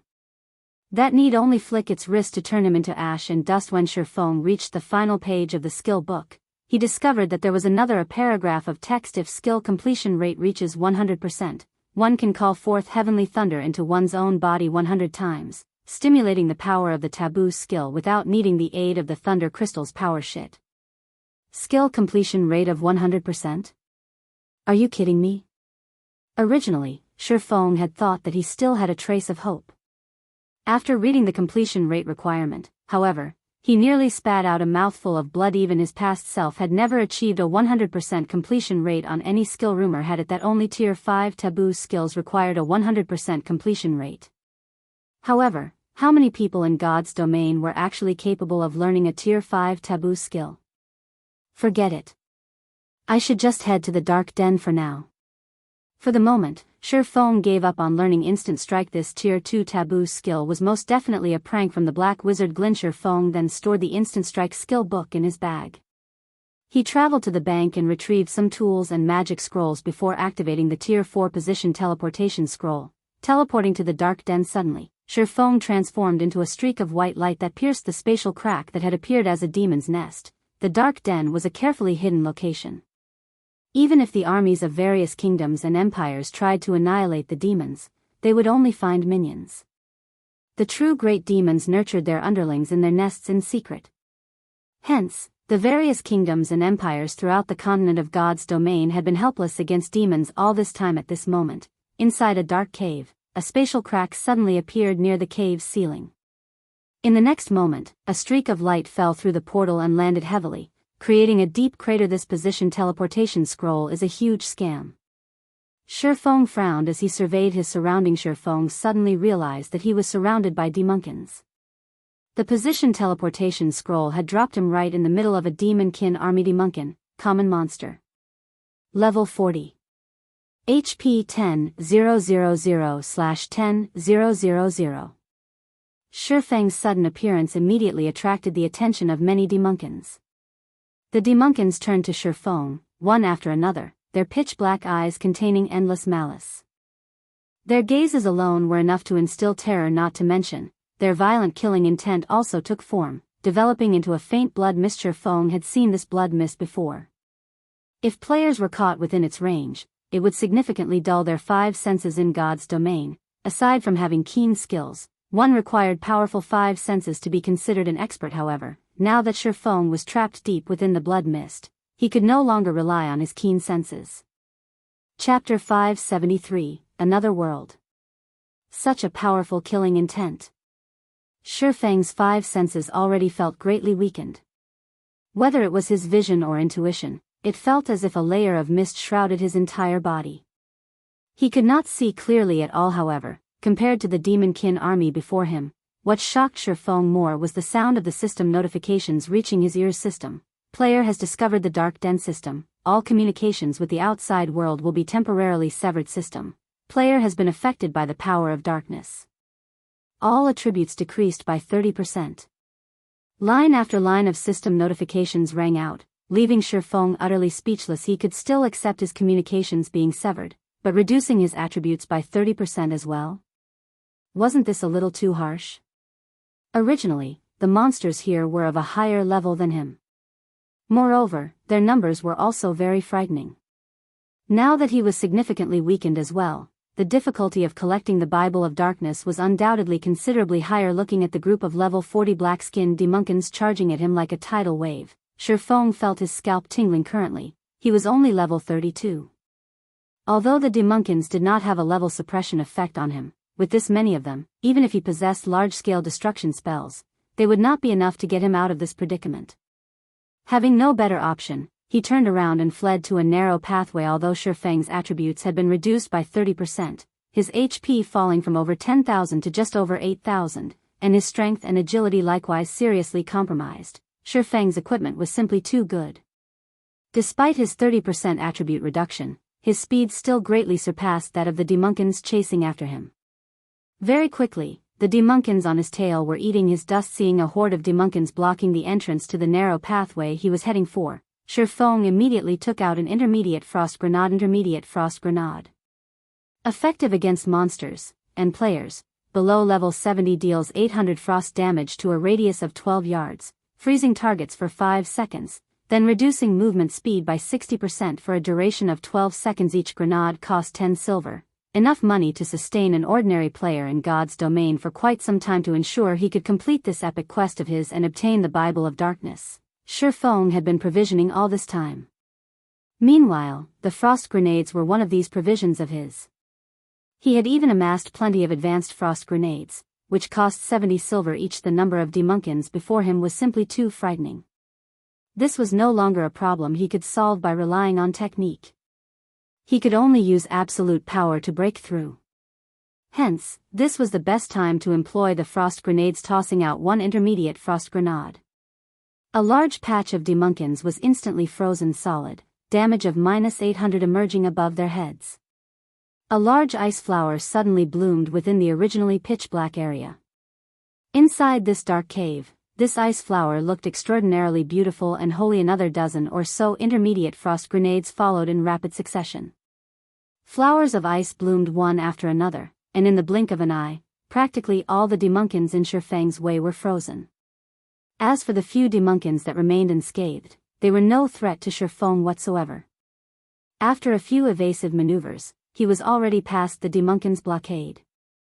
He then leaped into the narrow pathway. However, the instant Feng set foot in the narrow pathway, he suddenly felt death looming over him. He hurriedly activated the aura of Earth's activatable skill, Absolute Defense, becoming immune to all damage for 5 seconds. This could be considered Feng's most powerful life-saving skill. The instant the divine golden aura wrapped around Feng's body, a clangor resounded throughout the cave. Countless black threads had struck at Feng's body. These black threads were extremely thin.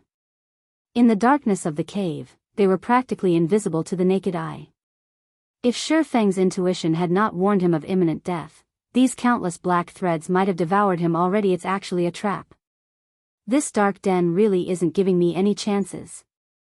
Shifeng felt his heart tremble momentarily when he turned back to glance at the tide of demonkins that had been chasing him just now. Any demonkin struck by the black threads immediately exploded into a cloud of black mist, becoming deader than dead. If he had been slower by even a heartbeat back then, he might very well have become one of those clouds of black mist right about now. With the black threads having passed him already, Shifeng quickly continued running forward. At this moment, he had absolute defense activated. Nothing was capable of inflicting damage on him. In other words, he had no need to fear any traps right now. Naturally, he had to put absolute defense's duration to good use. Moreover, in God's domain, the more dangerous a location was, the more profitable it was. Any place filled with plenty of traps definitely hid treasures. The presence of traps in this pathway meant that this path was not a dead end, which gave Shifeng even more reason to advance through it during absolute defense's duration of 5 seconds. With even Windwalker activated, Shifeng triggered a total of 4 traps. However, absolute defense blocked them all that was close. Fortunately, I have the 7 Luminaries ring. Otherwise, I wouldn't even make it past the front door. Shifeng halted his steps, breathing out a sigh of relief as he looked at the demonkins chasing after him. After receiving the attacks of multiple traps, the number of demonkins still alive numbered less than 100. Moreover, now that absolute defense's duration had run out, only death awaited him if he advanced rashly. Hence, he might as well deal with these demonkins in the meantime. Swinging the Abyssal blade, Shifeng activated Skywill Sword. Countless divine swords descended from above, immediately trapping these demonkins within the cramped space. Meanwhile, damages of over -3,000 and -6,000 points appeared over every demonkin's head. Right after that, Shifeng switched out the aura of earth for the aura of fire, then promptly cast Firestorm on these demonkins. A moment later, silence filled the poorly illuminated cave. Simultaneously, Shifeng's EXP soared. There was a difference of 8 levels between Shifeng and the demonkins. Even if the demonkins were just common monsters, the total EXP they gave was still plenty. However, at the end of the day, common monsters were still common monsters. They had dropped practically nothing at all, following which, Shifeng patiently waited for absolute defense's cooldown to end before advancing down the pathway once more. Be repeatedly running and stopping, Shifeng triggered an unknown number of traps before finally arriving at the exit of the narrow pathway. The instant he stepped out of the pathway, his eyes suddenly flinched. Why is there sunlight here? Shifeng wondered, unable to contain his surprise. His eyes had already adapted to the darkness of the cave. Now that he suddenly emerged into bright light, his eyes failed to adjust to the abrupt change, causing his vision to go bleary. Only after Shifeng had fully recovered did he begin surveying his surroundings: tall mountains and flowing water, white clouds dotting the sky, lush green forests that covered everything. How was this place a demon's abode? Even paradise paled in comparison to this place. What sort of situation is this? Shifeng turned around to look at the cave behind him. A layer of black film covered the cave entrance, and he could not see anything inside the cave at all, similar to how he had been unable to see anything outside the cave before. Did I exit from the dark den? No, that's not right. The system has not notified me that I have left the dark den. Moreover, my communication system hasn't recovered yet, proving that I have not left the dark den, and am in fact still inside the dark den. Shifeng shook his head. He had little to no understanding of the dark den. All he knew was that Fantasy Extinguisher had completed this quest in the past and had brought immeasurable improvements to his guild. Fantasy Extinguisher had never mentioned anything about the dark den itself to outsiders, so Shifeng naturally remained ignorant. Just as Shifeng was sitting quietly by the cliff outside the cave, the sound of an explosion came from below the cliff. This should be an elementalist's flame spell, Flame Dragon's Roar, right? Shifeng looked at the massive flame dragon soaring up from below the cliff. Unable to help his surprise, he muttered, "Is there an elementalist battling down below?" Chapter 574, Curse. The battle below the cliff grew in intensity as more time passed. Aside from the booming of violent elemental mana, there were also thundering roars and the constant clash of metal reverberating in the canyon. That's one intense battle. Seeing the trees being shattered and felled one after another, Shifeng could not help but take a closer look at the ongoing battle in the forested canyon. Shifeng could see a massive shadow moving through the trees. This shadow left a trail of destruction everywhere it passed. Such a powerful monster. Judging from its strength, which allows it to sweep away all obstacles in its path, it should not be any weaker than a chieftain. Shifeng then jumped off the cliff to take a closer look at the situation below. He had come to the dark den to complete his epic quest. This sudden battle before him might very well have some relation to the quest. Naturally, he had to go check it out. If an ordinary player were to jump down from a cliff that was over 100 meters tall, they would die the instant they landed. However, Shifeng did not mind. When he was about 20 meters above the ground, he activated gravity liberation, his body suddenly becoming as light as a feather. Due to the immense air resistance, Shifeng's descent decelerated sharply, so he landed safely the instant Shifeng's feet touched the green grass. He activated omniscient eyes, allowing him to perceive every movement within a radius of 100 yards.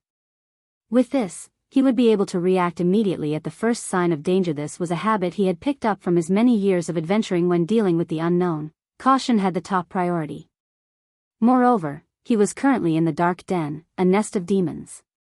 He needed to be even more cautious. Meanwhile, the battle happening a distance away continued to intensify, so much so that even the ground was shaking right now. When Shifeng arrived at the battlefield, he discovered a giant black serpent over 50 meters in length swinging its tail around. With a single sweep, the serpent easily sliced apart a tree over 1 meter in diameter, leaving the surface of the cut as smooth as a mirror. With another casual swipe of its tail, the serpent split the ground, opening a deep gorge. Every one of the serpent's actions was capable of causing massive changes to its surroundings. Dark magic serpent, dark creature, chieftain rank. Level 42. HP 800,000/800,000. Meanwhile, fighting against the dark magic serpent was a party of 6 players. Moreover, the players in this party were extremely powerful, with the average level of the party being level 29. Even in Zero Wing, only Blackie had reached this level. A level 29 shield warrior currently stood at the forefront, fending off the serpent's attacks, while 2 mages and a ranger bombarded the chieftain with a relentless stream of attacks. A druid and a cleric standing at the rear line were also continuously healing the shield warrior. For a time, the battle remained at a stalemate. Iron Wrist, be careful. It's using vicious venom. Hurriedly reminded the ranger standing at the rear line when he saw the serpent's belly expanding. Relax. The shield warrior named Iron Wrist laughed, and instead of preparing to dodge, he took the initiative to charge at the dark magic serpent. The dark magic serpent opened its mouth and began spewing black mist into its surroundings. All vegetation that came into contact with this black mist immediately withered and turned into ash. In the next moment, the shield warrior rushing forward used shield bash on the serpent's abdomen, interrupting its skill and putting an end to the stream of black mist coming out of the monster's mouth. The black mist surrounding the chieftain began thinning out right away. However, the shield warrior was also poisoned as a result of his frontal assault, the skin all over his body turning pitch black. His HP started decreasing rapidly, losing 3,000 HP with each passing second. In the blink of an eye, the shield warrior's HP hit a critical level. Fortunately, the cleric of the party had long since been prepared for this situation. He quickly cast Detoxify on his companion, cleansing the serpent's venom just as it was about to deal damage for the 3rd time. Meanwhile, the druid beside the cleric had also promptly cast Life Restoration, healing the shield warrior for over 2,000 HP, followed by a hot effect that recovered more than 300 HP every second, pulling the shield warrior out of death's grip. Meanwhile, angered at the interruption of its skill, the dark magic serpent swept its tail at the shield warrior. At this time, a golden arrow shot towards the serpent's tail. The instant the golden arrow collided with the serpent's tail, it transformed into numerous chains that tied the serpent to the ground. However, the dark magic serpent's strength was too powerful. In the blink of an eye, it shattered the chains binding it and resumed its attack on the shield warrior. At this moment, the elementalist of the party used Ice Wall, creating a wall of ice between the serpent's tail and the shield warrior. When the serpent's tail collided with the ice wall, its speed fell drastically. As a result, the shield warrior managed to dodge the chieftain's attack effortlessly. The entire process was like flowing water. The members of the party were perfectly attuned to one another. Despite the dark magic serpent having the advantage in levels, this party of 6 was toying with its such amazing coordination. Shifeng could not help but praise. Just who are these people? The dark magic serpent was a level 42 chieftain. Even a guild's elite team would do their best to avoid such a monster. Yet, right now, a party of independent players was fighting it handily. However, the thing that shocked Shifeng the most right now was the fact that there were actually other players in the dark den as well. The dark den was very mysterious and well hidden. He had arrived in this place only after using a tier 4 magic scroll. Meanwhile, these players before him had actually managed to find their way here.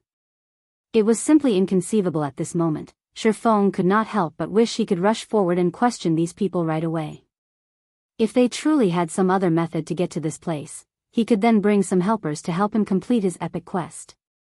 That way, his chances of success would be even higher. However, he suppressed this urge of his.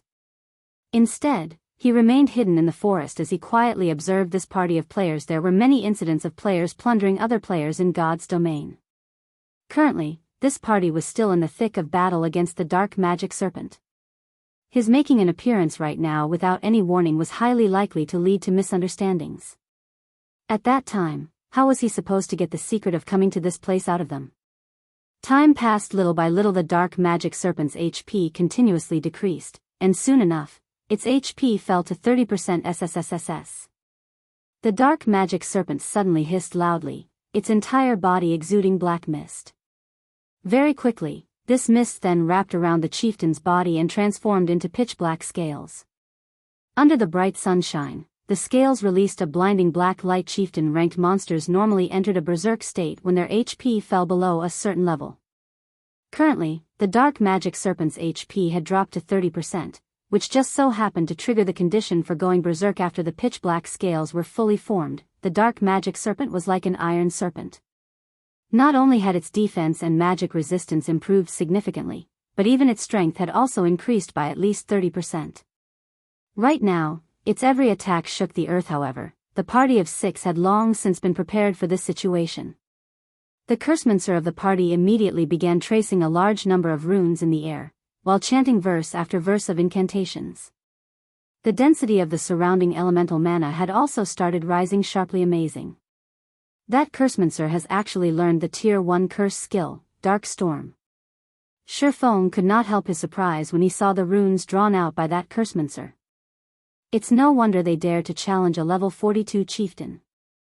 In God's domain, physical taboo skills and magical curses were both skills that allowed players to combat enemies of a higher tier. However, curses were much harder to learn compared to taboo skills, since curses were much more powerful. The instant the cursemancer was done chanting the final verse of his incantation, the space surrounding the battlefield suddenly went silent as countless black blades of wind appeared surrounding the dark magic serpent. These wind blades easily pierced through the sturdy scales of the dark magic serpent. A continuous stream of black wind blades assaulted the chieftain for 3 full seconds. The dark magic serpent lost over 8,000 HP every second, losing over 20,000 HP after 3 seconds passed. Moreover, aside from these damages, the scales covering the chieftain's body had also disappeared completely, returning it to its original form. Okay, let's finish it off. The shield warrior, Iron Wrist, immediately sent a slash at the serpent. However, before this party could celebrate, a loud hiss suddenly came from the woods. SSS. At this moment, another dark magic serpent emerged from the dense forest. Chapter 575, 24 consecutive strikes.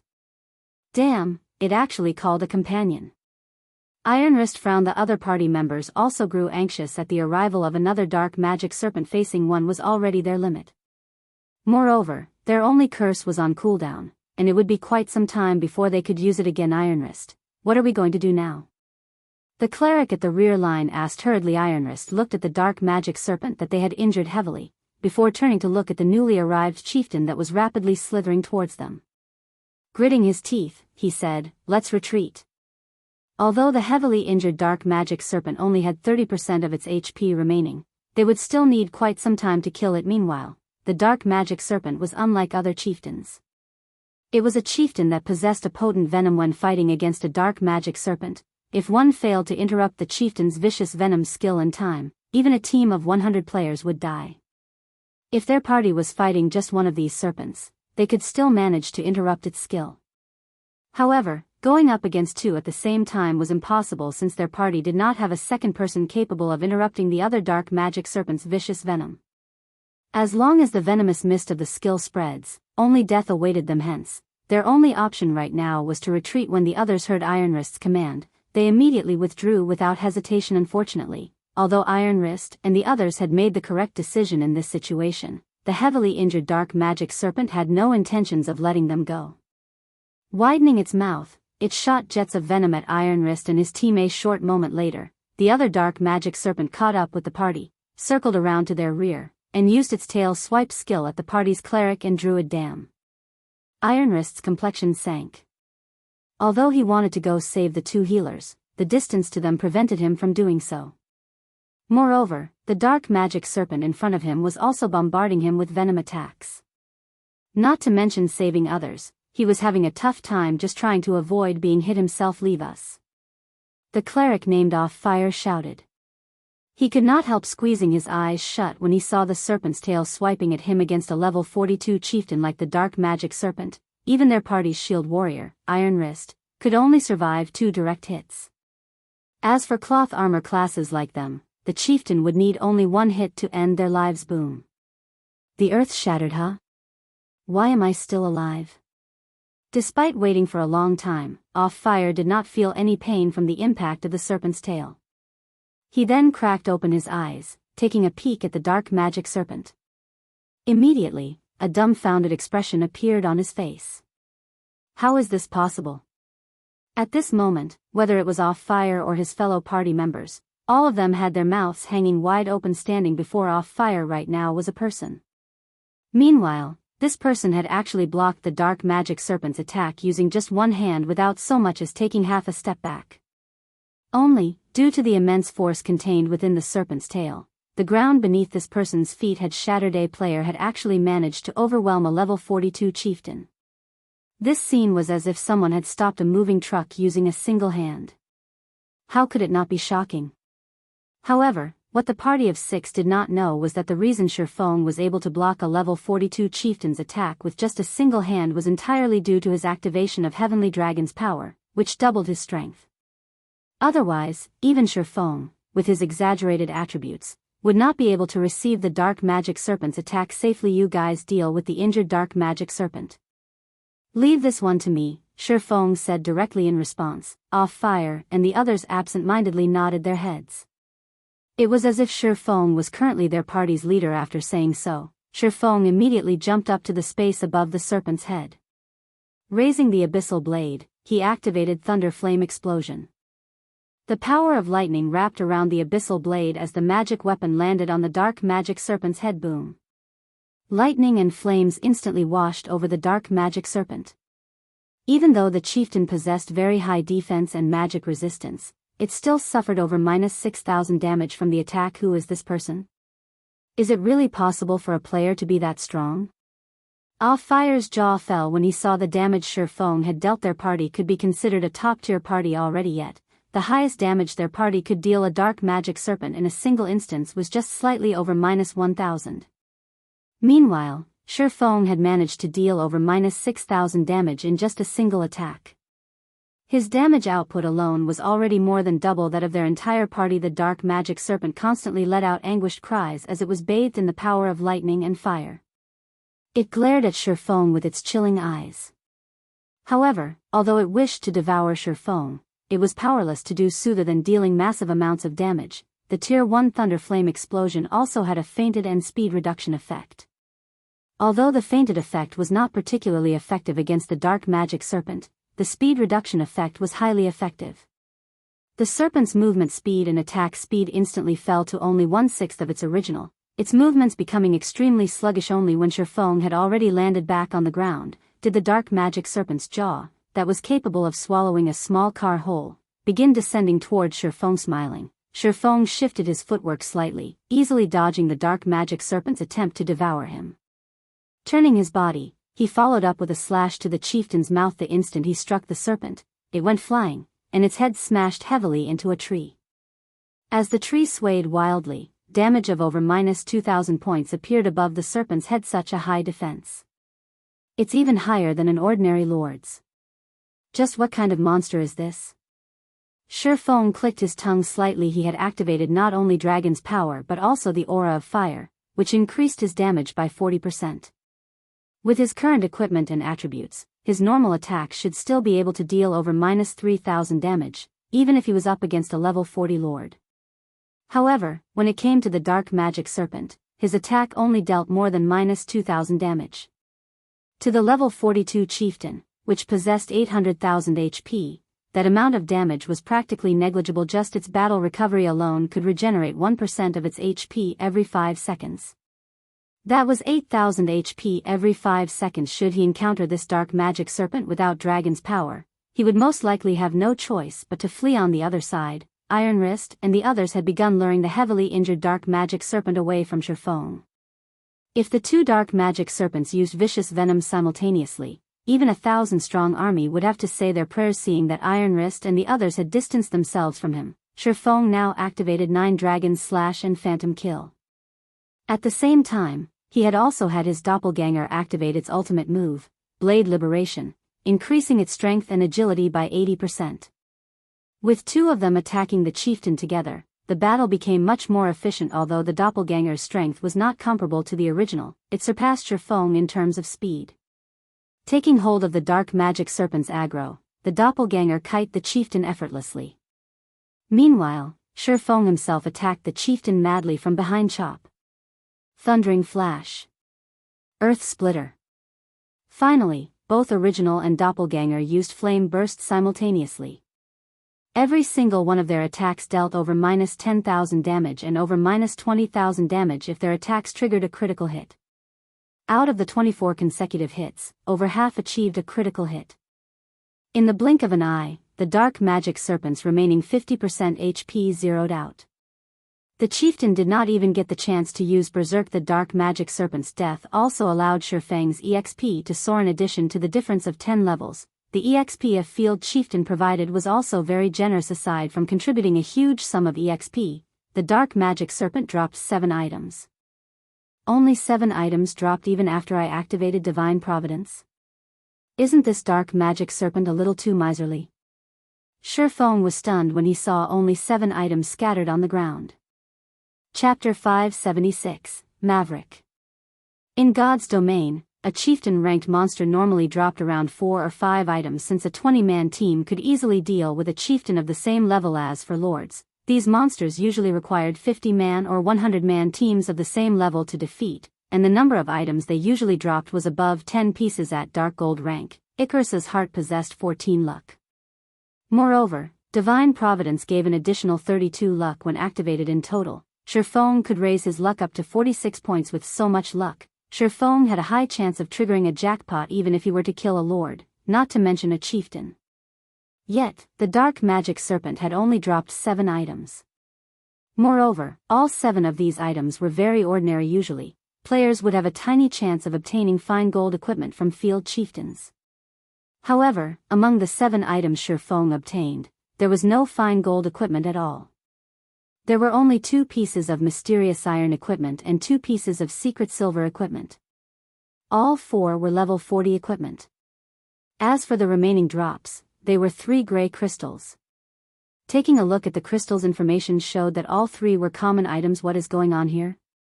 Shifeng was astonished when he saw the items the dark magic serpent dropped. Despite his having such high luck, the chieftain dropped only such low-quality items. It was practically the lowest possible drop one could get from a chieftain. Shifeng then shook his head, dispelling his thoughts as he quickly stored the drops. Whatever. Best to take a look at the situation on other side for now. Although the drops he obtained were unsightly, Shifeng felt that it was somewhat reasonable. After giving the matter some thought, the higher the level one reached in God's domain, the more difficult it was to obtain good equipment. When players reached level 40, the difficulty of obtaining level 40 secret silver equipment was no less than the difficulty of obtaining level 30 fine gold equipment at level 30. While Shifeng was hurrying over to Iron Wrist's side of the battlefield, the fight there had yet to end. Currently, the dark magic serpent still had 10% of its HP remaining. However, Iron Wrist and the others were not doing too well right now. Due to the unexpected ambush earlier, the party's mages and healers had depleted themselves considerably. Now that they resumed their conquest of the heavily injured dark magic serpent, they found the battle extremely taxing. Hence, even after fighting for so long, they had managed to take away only 20% of the dark magic serpent's HP. Everyone, keep it up. It has only 10% of its HP left. We should hurry up and finish off this dark magic serpent, so that we can go help on the other side. Iron Wrist said as he blocked the chieftain's tail swipe using his shield. Everyone nodded in agreement, and they began using everything they had. The two mages each took out a Tier 1 magic scroll and started chanting. Tier 1 magic scrolls were life-saving items. Although the scrolls only contained Tier 1 skills, the might of the skills was much more than that of any ordinary Tier 1 skill. Most importantly, these Tier 1 magic scrolls did not require any mana to use. The ranger had also taken out 20 special arrows. These special arrows were consumable items. Although they were not as expensive as a Tier 1 magic scroll, the combined value of 20 special arrows was no less than that of 3 Tier 1 magic scrolls. The spells contained in the Tier 1 magic scrolls bombarded the dark magic serpent one after another, each dealing over -3,000 or -4,000 damage, 3 or 4 times more damage than what the mage's own Tier 1 spells were capable of. The two mages' bombardment instantly reaped over 20,000 HP from the chieftain. Meanwhile, every one of the special arrows the ranger shot dealt around -1,500 damage to the serpent. After firing all 20 arrows, the ranger inflicted a total of -30,000 plus damage to the chieftain. In the blink of an eye, the dark magic serpent's HP fell to a critical level. The chieftain constantly let out anguished shrieks as the spells and arrows visited numerous terrible wounds on its body. Die. Iron Wrist shouted as he used Beheaded. The Tier 1 Beheaded could instantly kill a monster with less than 5% HP remaining at a certain probability. Iron Wrist immediately slashed his saber down on the serpent's head, dealing nearly -30,000 damage to the chieftain and instantly killing it. SSS. The dark magic serpent hissed one last time before its body fell to the ground. Phew, our win this time sure didn't come easy. I wonder if it dropped. The cleric, off fire, said as he breathed out a sigh of relief, his hand wiping away the sweat that had gathered on his forehead. We don't have time to care about these things. Dustwind, you stay behind and pick up the loot, Iron Wrist instructed the elementalist beside him.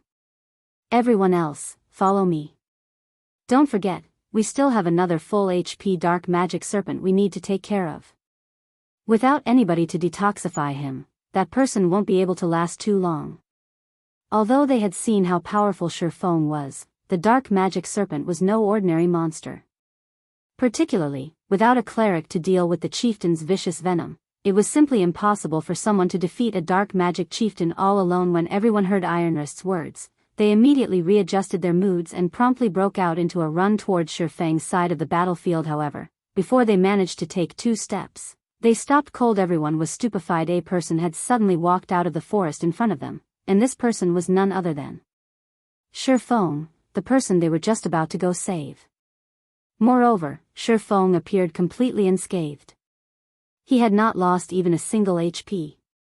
There was also no sign of a dark magic serpent behind him, proving that he had not escaped his battle but had instead finished it already. The dark magic serpent had an extensive hunting range. As long as one remained within this region, the dark magic serpent would not give up on its pursuit. In other words, Sherfang had single-handedly defeated a full HP dark magic serpent. Moreover, he had killed it much, much faster than they had. The difference in strength between them was simply unimaginable. Is he a monster? Off-Fire's eyes widened in disbelief as he looked at Sherfang walking over slowly. Even our District 5's number 1 expert, Punishment Day, isn't capable of such a feat, right? That person is definitely a Maverick, a solo expert standing at the peak of all great experts. Once we return, we can go boast to those in the 6th party. Dustwind, the level 28 elementalist, exclaimed, his gaze filled with reverence as he looked at Sherfang. All right, enough fooling around. Stay serious. That person is our 7th party's savior, Iron Wrist said. In fact, just like his companions, Iron Wrist, too, was inwardly shocked by Sherfang. It was definitely an honor to be able to become acquainted with such a solo expert out in the fields. While Iron Wrist and the others were happily chatting together, Sherfang, who had overheard their conversation, grew confused. District 5? This was the first time Sherfang had heard this term. In addition, Maverick? Did these people not see the guild emblem on his chest? Moreover, looking at the reverence in their eyes, it seemed that what they revered was not his strength, but more of the fact that he was a Maverick. Instead, that's right, we're the 7th party of District 5, and I am the party leader of the 7th party, Iron Wrist. We are truly grateful for your help before, Sir Expert. Otherwise, our party would have truly been finished, Iron Wrist said gratefully. Hearing Iron Wrist's words, Shifeng grew even more confused. May I ask if this place is the Dark Den? Shifeng asked. Dark Den? I've never heard of such a place. Our party only operates in areas close to District 5. We've never ventured anywhere too far. I sincerely apologize for not being able to offer any help, Iron Wrist replied after giving Shifeng's question some thought. However, the other parties in District 5 might know something about it. After all, the area our 7th party has explored is somewhat smaller than what the others have. Why don't you follow us back to District 5? I can help you ask around the other parties. Alright, I'll have to trouble you, then, Shifeng agreed after thinking it over. Shifeng could tell that Iron Wrist had not lied. However, the Shield Warrior's words left him thoroughly muddle-headed. He might as well go to this District 5 and take a look around. Meanwhile, when Iron Wrist's party heard Shifeng agree to accompany them back to District 5, they all showed excited expressions. Chapter 577, Chapter of Darkness. While Shifeng was patiently waiting for Iron Wrist's party to collect their loot, he suddenly discovered an astonishing matter. The loot of the dark magic serpent had exceeded his expectations entirely. The serpent Iron Wrist and his party killed had dropped only 3 items, with 2 of them being level 40 mysterious iron equipment. The 3rd item was a piece of grey crystal. Aside from those, there was nothing else. Their loot was miles short of the 7 items he had gotten. It seems that the loot of the dark magic serpent really is terrible. When Shifeng looked at the drops Iron Wrist's party obtained, he realized that his luck before hadn't been bad at all. Just as Shifeng was about to lament the paucity of the dark magic serpent's loot, Dustwind, the elementalist of the party, suddenly jumped up in joy. We've lucked out. It actually dropped. Dustwind laughed. Really? Let me see. Fire rushed to the elementalist, the expression on his face right now as if he had just won the lottery. We've only been hunting dark magic serpents for 4 days, yet we've already managed to obtain it? That can't be, right? Likewise, everyone else in the party ran over to the elementalist, one after another, excited expressions on their faces. Shifeng could not help but be stunned at this sight. He had long since peeked at the party's loot using omniscient eyes.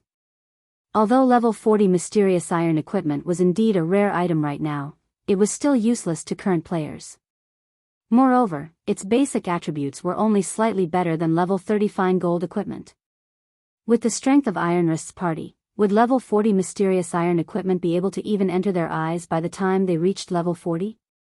Was there a need to get this excited? Wah!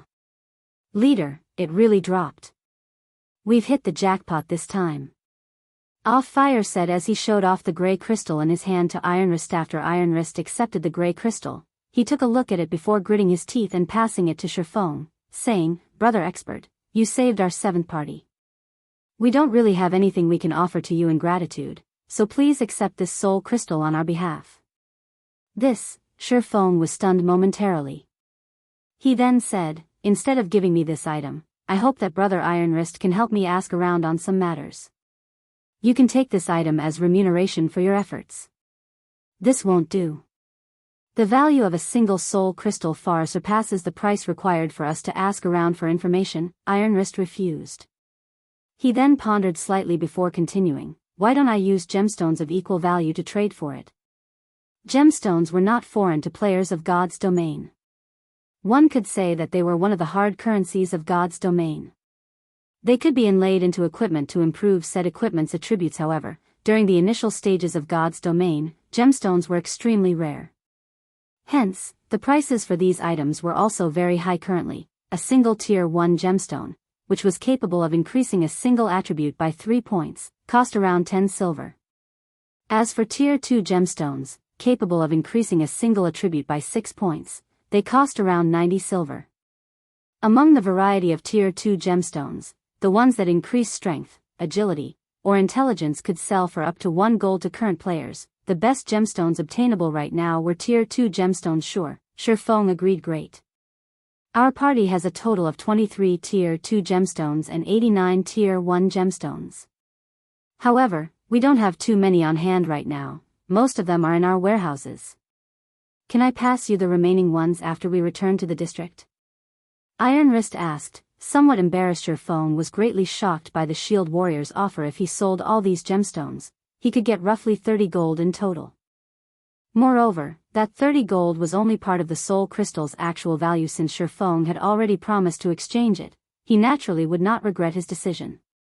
Hence, he promptly accepted all the gemstones Iron Wrist currently had on him. Shifeng could tell how desperate Iron Wrist and his party members were for the grey crystal.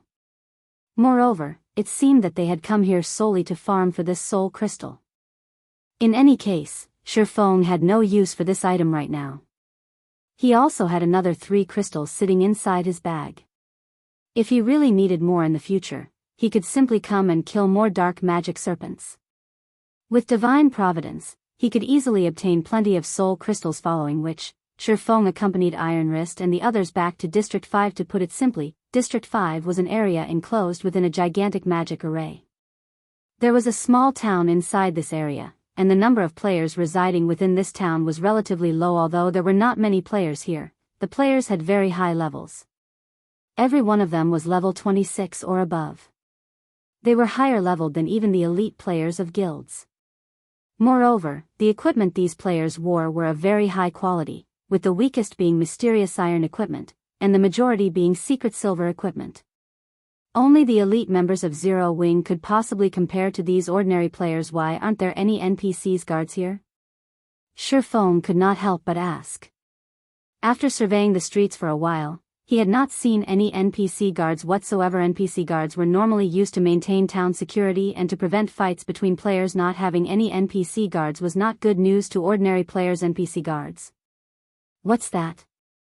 Iron Wrist asked curiously. They are NPCs meant to maintain the security of the town and prevent players from trying to kill each other, Shifeng replied, surprised District 5 doesn't have such NPCs, as we're inside a safe zone. Within the safe zone, no player can attack anyone. Hence, town security is very high. Moreover, our District 5 is very powerful. We've accumulated enough soul crystals to even establish a new training facility already. On the other hand, Districts 6 and 7 are only able to defend themselves against monster assaults, Iron Wrist proudly explained. I see. Shifeng nodded. He more or less understood what was going on now. God's Domain was an extremely mysterious game.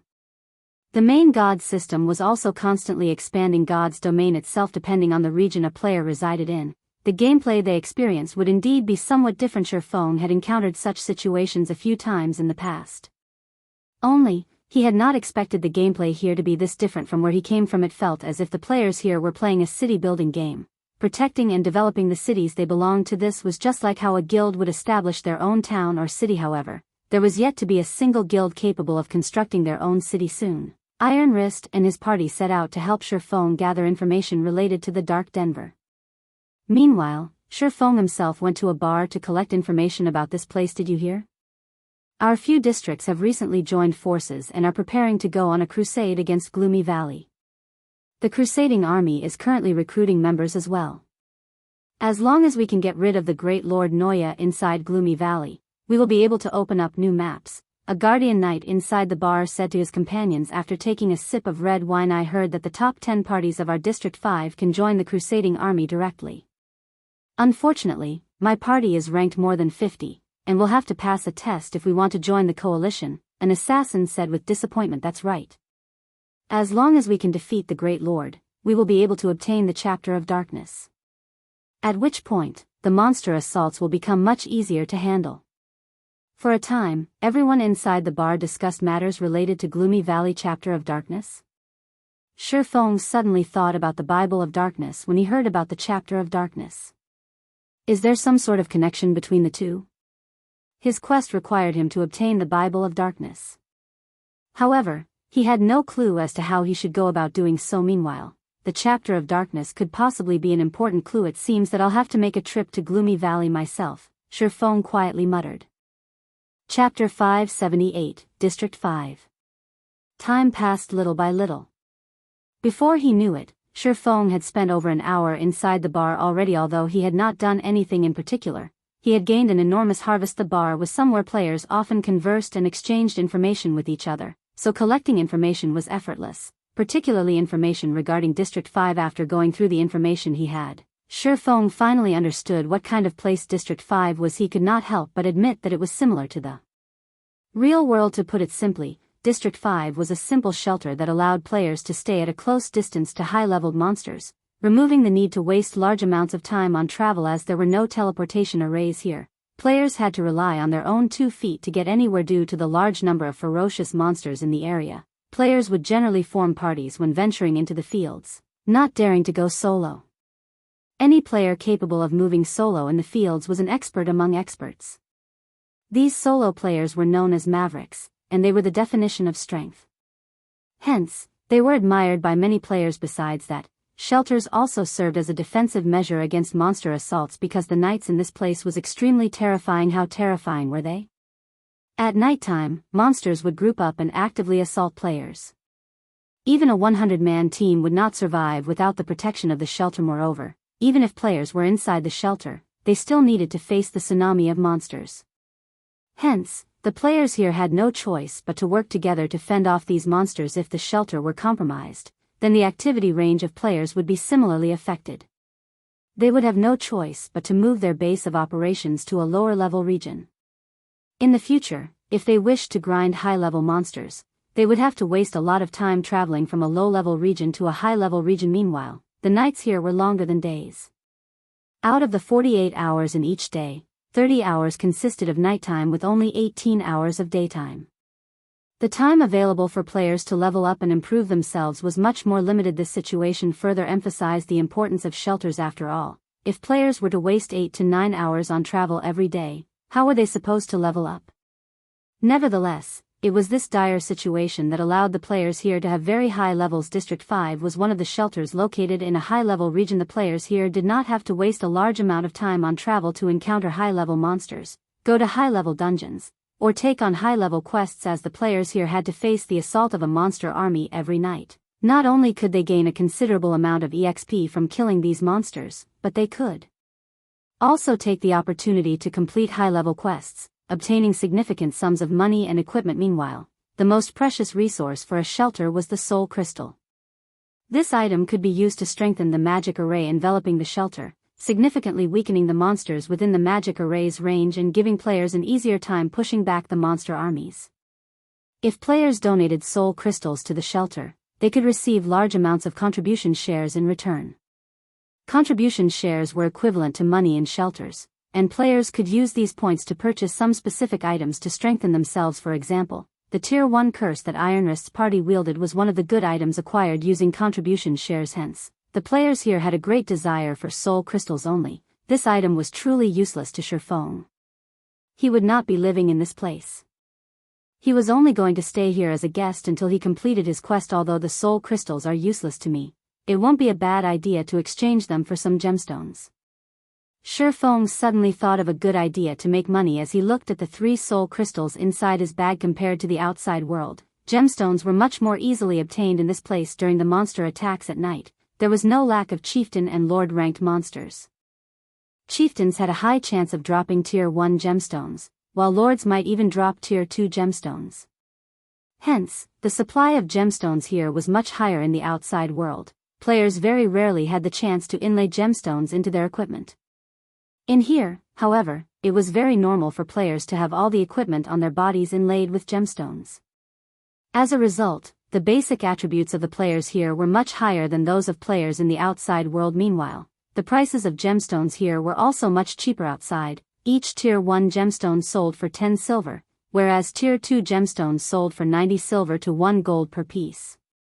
In here, however, 5 silver could buy a Tier 1 gemstone, whereas Tier 2 gemstones only cost around 40 silveras for soul crystals. Each piece could sell for up to 40 gold. Even then, players would still fight to buy it. The drop rate of soul crystals was abysmally low, and only chieftains that were level 40 or above had a slightly higher drop rate. This was also the reason why Ironwrist's party had gone hunting for chieftains over level 40. By the time Shifeng was done compiling the information he had gathered, Ironwrist had also entered the bar together with a silver-armored guardian knight. The instant this bearded man with thick eyelashes entered, the bar fell silent. Every player inside the bar immediately turned to look at this guardian knight one after another. What's the party leader of the third party, Discipline Paradise, doing here? Is Discipline Paradise here to recruit members? How could it be? That's the third party of our District 5. Even if he were recruiting more members, he would choose from their list of available candidates first. Why would he come to a bar looking for members? I heard that the 6 official members of the third party have all learned Tier 1 curses and taboo skills. They can go out to grind without fear even during the night. That's right. The third party's strength is currently the closest to the first party. It is highly possible that, after the next ranking battle, Discipline Paradise will become the leader of the second party. Everyone inside the bar looked at the silver-armored knight with gazes of admiration and reverence. In a shelter, the higher ranked a party was, the more resources they could obtain. In addition, they would also gain greater access in the shelter, allowing them to purchase items that were not available to regular parties. That way, their party's strength would improve even faster. Soon, Discipline Paradise and Iron Wrist arrived before Sherfong, who was currently seated at a corner of the bar. Brother Expert, let me introduce you. This here is the leader of our District 5's third party, Discipline Paradise. He's quite knowledgeable about the dark den you spoke of, Iron Wrist said, smiling. Hello, you can just call me Discipline. Discipline Paradise smiled. Although Discipline Paradise was one of the powerhouses of District 5, he did not display any form of arrogance. On the contrary, he was a very kind and straightforward man. When the surrounding players saw Discipline Paradise, the leader of the third party, and Iron Wrist, the leader of the seventh party, actively greeting a swordsman that none of them had ever seen before, every one of them was stupefied. Who is that person? Why haven't I seen him before? Is he one of the top 10 party leaders of some other district? I don't think he's just limited to being in the top 10, right? Didn't you hear Iron Wrist calling that person an expert? That person might even be one of the top 3 party leaders of some other district. Otherwise, why would Discipline Paradise personally come over to meet him? Everyone began guessing at Sherfang's identity one after another. However, Discipline Paradise's next words instantly shocked everyone inside the bar. Brother Yifeng, would you be willing to join our District 5's Crusading Army? Chapter 579, Crusading Army. Join the Crusading Army? Sherfang began pondering silently. He did indeed want to go and take a look at Gloomy Valley, with his goal for going there being the Chapter of Darkness. After all, there might be some sort of connection between the chapter and the Bible of Darkness.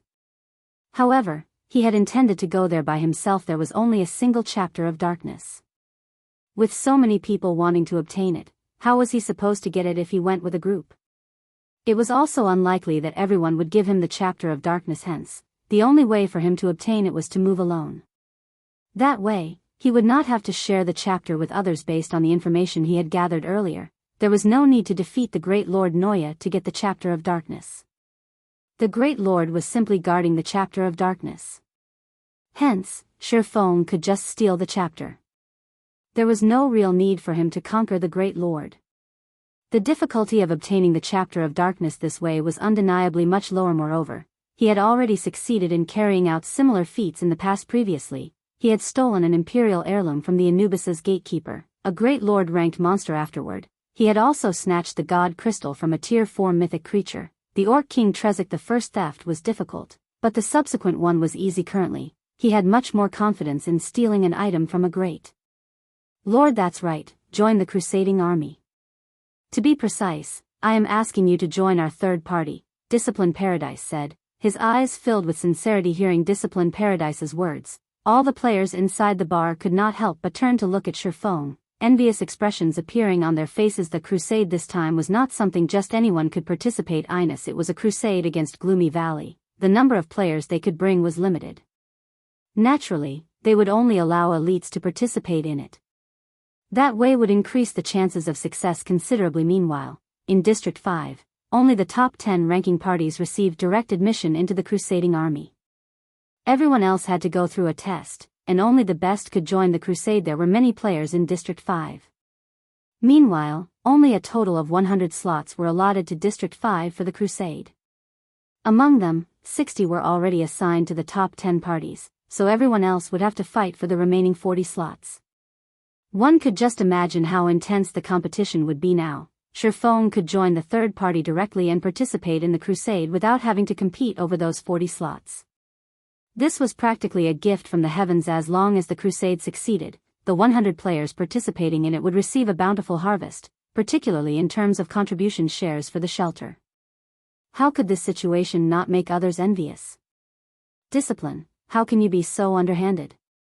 Iron Wrist suddenly called out. Even if Brother Yifeng is going to join the Crusading army, he should be joining my 7th party, not your 3rd party. I only invited you over to discuss matters relating to the Dark Den.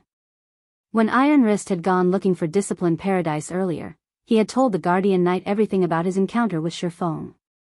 However, he had not expected Discipline Paradise to actually play such a card no matter how one looked at it. Shifeng was a maverick with frightening strength, although the Crusading army this time had gathered the power of multiple districts. After the crusade succeeded, the number of contribution shares awarded would be based on each party's performance in the crusade.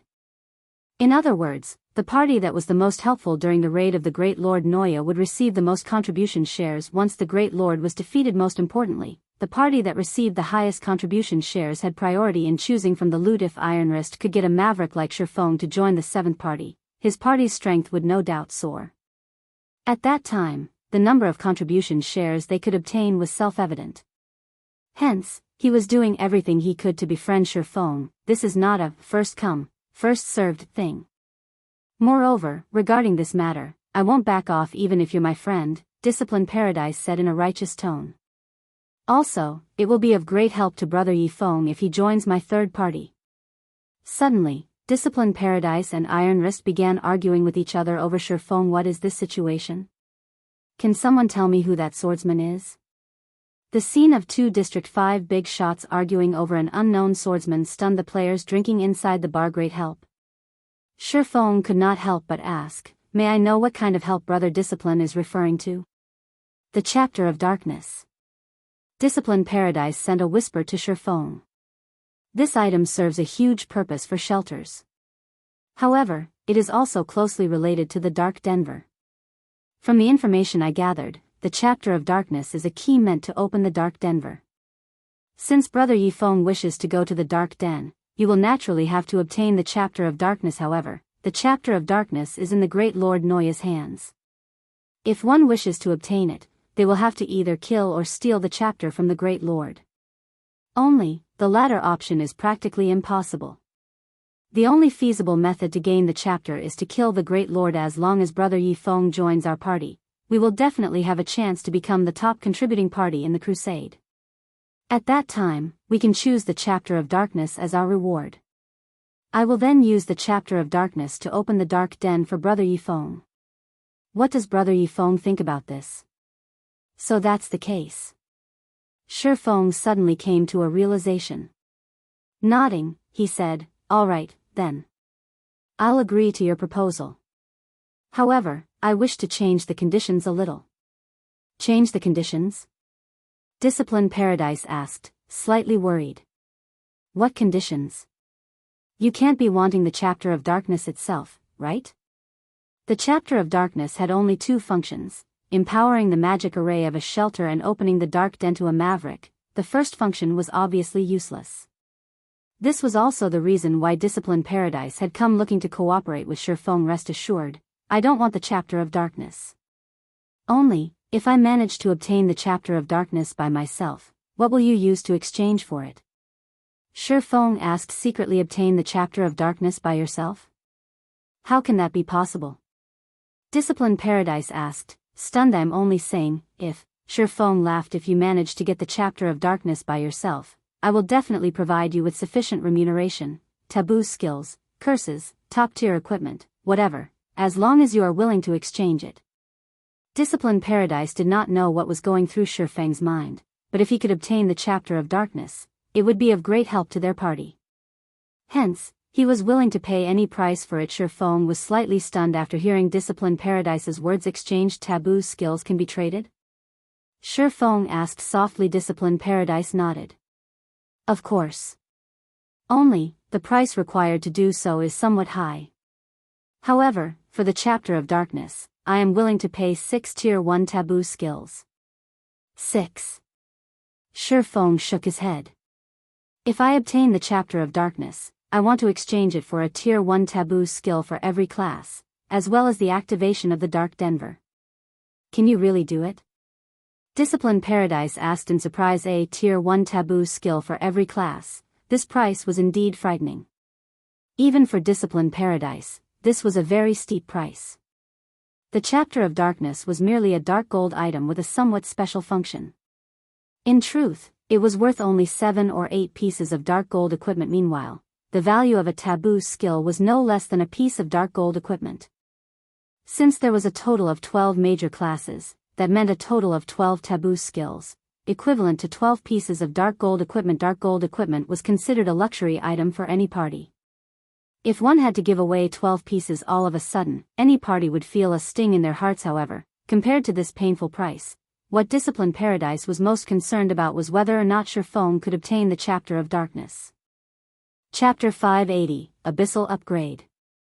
In response to Discipline Paradise's question, Shurfeng only smiled while remaining silent. Receiving such a reply from Shurfeng, Discipline Paradise didn't get angry. His eyes glowed with excitement. Instead, his trust in Shurfeng growing even stronger. Previously, he had heard from Iron Wrist that Shurfeng had managed to defeat a level 42 chieftain ranked dark magic serpent all by himself. This was definitely a feat that no ordinary person was capable of. Currently, there were only 10 parties capable of hunting dark magic serpents in District 5. Other than their excellent techniques and equipment, the main reason why these 10 parties were equal to the task was their having learned Tier 1 Taboo skills that countered these chieftains. Otherwise, they all would be powerless against dark magic serpents. As for defeating a dark magic serpent single-handedly, not even he, the leader of District 5's third party, had ever dreamed of attempting such a feat. Due to this reason, he had come over personally to invite Shurfeng to join their team and aid them in competing for the Chapter of Darkness. When will Brother Yifeng be able to obtain the Chapter of Darkness? Discipline Paradise asked somewhat anxiously. Hints of reverence and elation gleamed in his eyes. Although several districts were participating in the crusade against the Great Lord Noya this time, Noya was a level 40 Great Lord. Even if everyone combined their power, victory over the Great Lord was still a long shot. They had made ample preparations, yet their current predicted success rate was below 10%. The odds for stealing the Chapter of Darkness weren't worth mentioning. It was not easy for a party to survive in a shelter.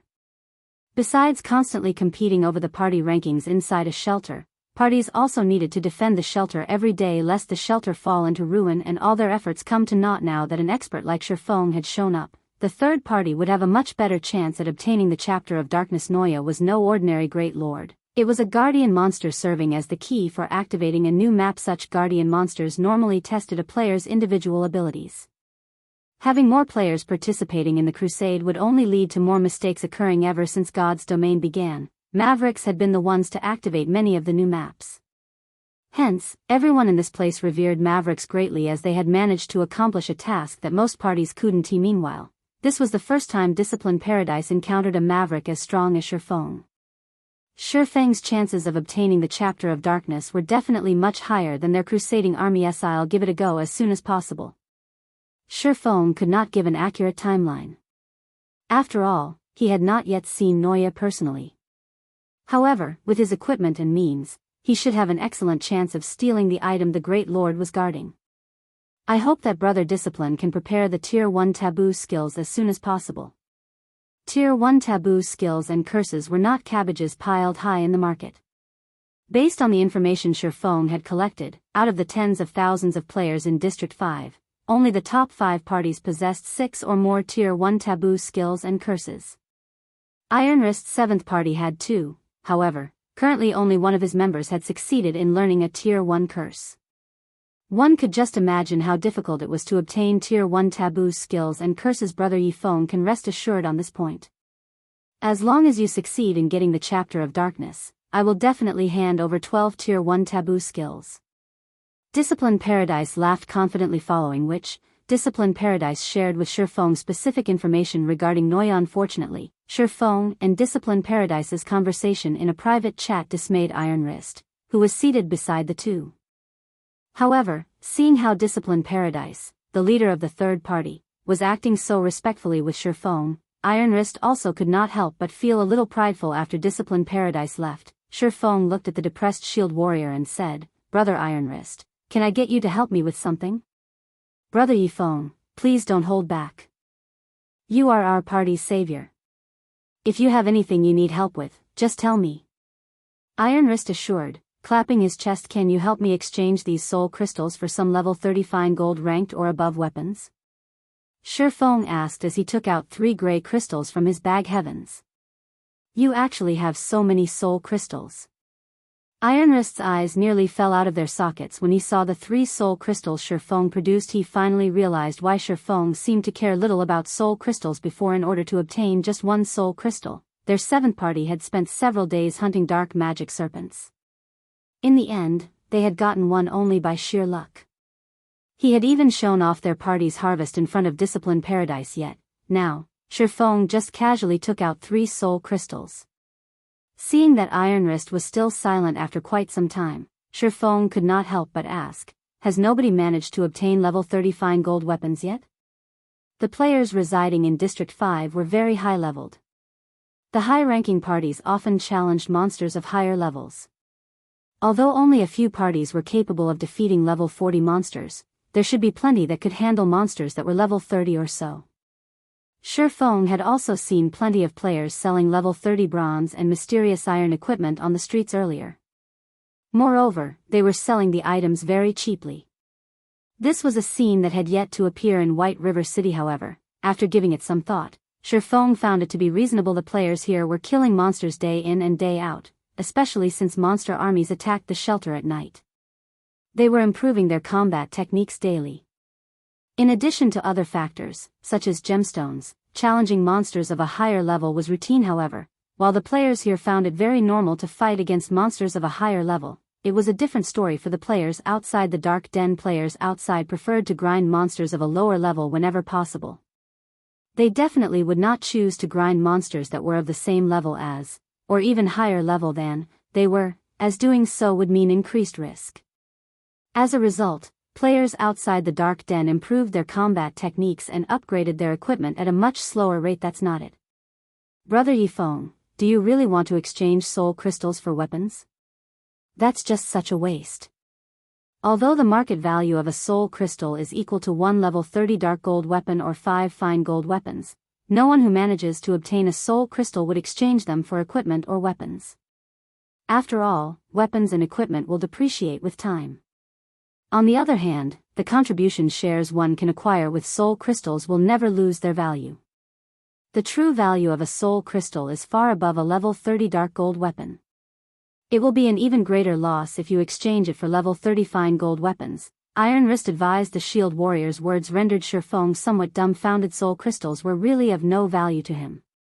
On the other hand, the value of fine gold and dark gold weapons was much higher. As for why he wanted these weapons, he was planning to upgrade the Abyssal Blade to level 30. A level 40 Great Lord was no pushover, and it would be to Shifeng's benefit to increase his combat power as much as possible.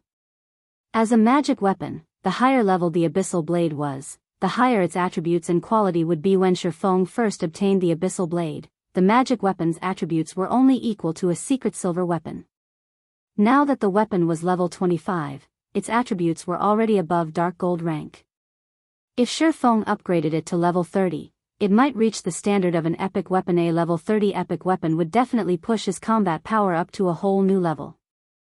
At that time, he would have much more confidence in stealing the Chapter of Darkness. Seeing how Shifeng was insistent on exchanging his soul crystals for weapons, Iron Wrist had no choice but to comply and think of a way to carry out the Maverick's wishes. An hour or so later, Iron Wrist had managed to exchange the 3 soul crystals for 1 level 30 dark gold weapon and 11 level 30 fine gold weapons. After Shifeng received the weapons, he parted ways with Iron Wrist and went searching for a secluded location. The commotion the Abyssal Blade caused with each subsequent evolution grew increasingly larger. Now that Shifeng was about to upgrade the magic weapon to level 30, the aftermath would definitely alarm the entire District 5. Not wanting to attract any attention to himself, Shifeng had no choice but to head for an out-of-the-way spot. Devour. Shifeng chose to upgrade the Abyssal Blade upon arriving at a wilderness with no other players around. Chapter 581, Epic Weapon. The moment Shifeng's finger made contact with the system window, the pitch-black Abyssal Blade released a dragon's roar. The deafening roar sounded as if an actual dragon stood before Shifeng right now. With such a ferocious roar, even the birds in flight were petrified, falling out of the sky one after another. Immediately after letting out the dragon's roar, The abyssal blade struggled free from Shifeng's hand and flew into the air in the blink of an eye. The pitch-black abyssal blade transformed into a cloud of black mist that devoured the 11 sacrificial weapons as it consumed the weapons. Shifeng could also hear a strong heartbeat coming from the black mist. It was as if an ancient creature was awakening. A terrifying aura washed over Shifeng and his surroundings. The nearby greenery even withered. Why is there such a huge difference in power from the last evolution? Shifeng looked at the black mist floating in midair, frowning. Is this the beginning of a backlash? Shifeng had never witnessed or heard any details about the backlash of a magic weapon before in the past. Players who obtained magic weapons had never disclosed any information regarding backlashes. They only advised others to stay as far away as possible from magic weapons. The pressure the abyssal blade was currently emitting was incredibly terrifying. Back when Shifeng upgraded the magic weapon to level 25, he could still move about relatively easily under the aura the weapon emanated. Now, however, even motion was a luxury. He could only stand still and watch quietly as all of this happened. After a while, the magnitude of the heartbeats gradually increased. The black mist in the sky also took the shape of a black heart. Meanwhile, with this black heart as the core, a vaporous phantom of a black dragon appeared. The black dragon silently looked down on Shifeng, a human-like playful expression contained within its blood-red eyes. In the next moment, the phantom dissipated into nothing, this time transforming into a silver sword that landed at Shifeng's feet. The phantom of the black dragon is becoming more realistic with each subsequent evolution. Even the pressure it emits is growing stronger. No wonder so many players dared not use magic weapons even though they had obtained them. Shifeng frowned slightly as he looked at the abyssal blade, which had stabbed into the ground when and where a backlash would occur. Nobody knew continuously strengthening the abyssal blade was equivalent to enhancing the power of the magic weapon's backlash. Just the current abyssal blade could already make him feel fearful. If he continued upgrading the abyssal blade, he might really fail to cope with the backlash. This should be the so-called, the bigger they are, the harder they fall. Forget it. Let's take things as they come. Shifeng shook his head, dispelling the negative thoughts in his head. He then pulled out the abyssal blade and took a look at its attributes. Abyssal blade, one-handed sword, magic weapon. Attack power plus 633. All attributes plus 42. Attack speed plus 15. Ignore levels plus 15. Attacks have 50% chance to cause 200% damage, 25% chance to cause 300% damage. Every attack increases attack speed by 2%, up to a maximum of 20% if wielder belongs to any swordsman-related class. All skill levels plus 3 increase free ability points received for every increase in level by 2 points. Equipment level 30. Can be upgraded. Devour 20 level 35 fine gold weapons and 3 level 35 dark gold weapons to upgrade to level 35. Can be evolved. Unknown. Additional skill 1, Phantom Kill. Instantly creates a doppelganger. You can control this doppelganger. Doppelganger will have 70% of original body's attributes and all skills. At the same time, doppelganger and the original body can be swapped. Duration, 1 minute. Cooldown, 5 minutes. Additional skill 2, Abyssal Bind. Binds enemies and prevents movement, reducing defense by 100%. Duration, 4 seconds. Cooldown, 1 minute. Additional skill 3, 9 Dragon's Slash. Instantly creates 12 phantoms of the abyssal blade for wielder to use. Each phantom sword is capable of dealing up to 50% damage. Duration, 30 seconds. Cooldown, 5 minutes. Additional skill 4, Abyssal Curse. Prevents all targets within a radius of 30 yards from moving or attacking for 5 seconds, as well as reducing all their attributes by 20% for 10 minutes. Cooldown, 40 minutes. Additional Profound Inheritance, Black Emperor. When activated, every critical hit will accumulate 1 stack of Death Aura. Each stack of Death Aura can be used to increase all attributes of wielder by 2% and attack speed and movement speed by 1% for 10 seconds, or be used to reduce the cooldown of a skill by 3 seconds. Maximum of 30 stacks of Death Aura. Duration, 10 minutes. Cooldown, 15 hours. The Abyssal Blade was personally created by Master Smith Ollises using the Black Dragon King's fangs as material. It is one of 36 famed swords, and it is ranked 31st. However, this sword has been cursed by the Black Dragon King. Aside from providing the wielder with immense strength, there will be a backlash every period of time. However, after being remodeled by Jack using a star crystal, the strength of the backlash has been greatly reduced. If the wielder is unable to suppress the backlash, the wielder will receive the curse of the Black Dragon King, permanently reducing all attributes by 50%, unable to be dropped, unable to be traded such a high attack.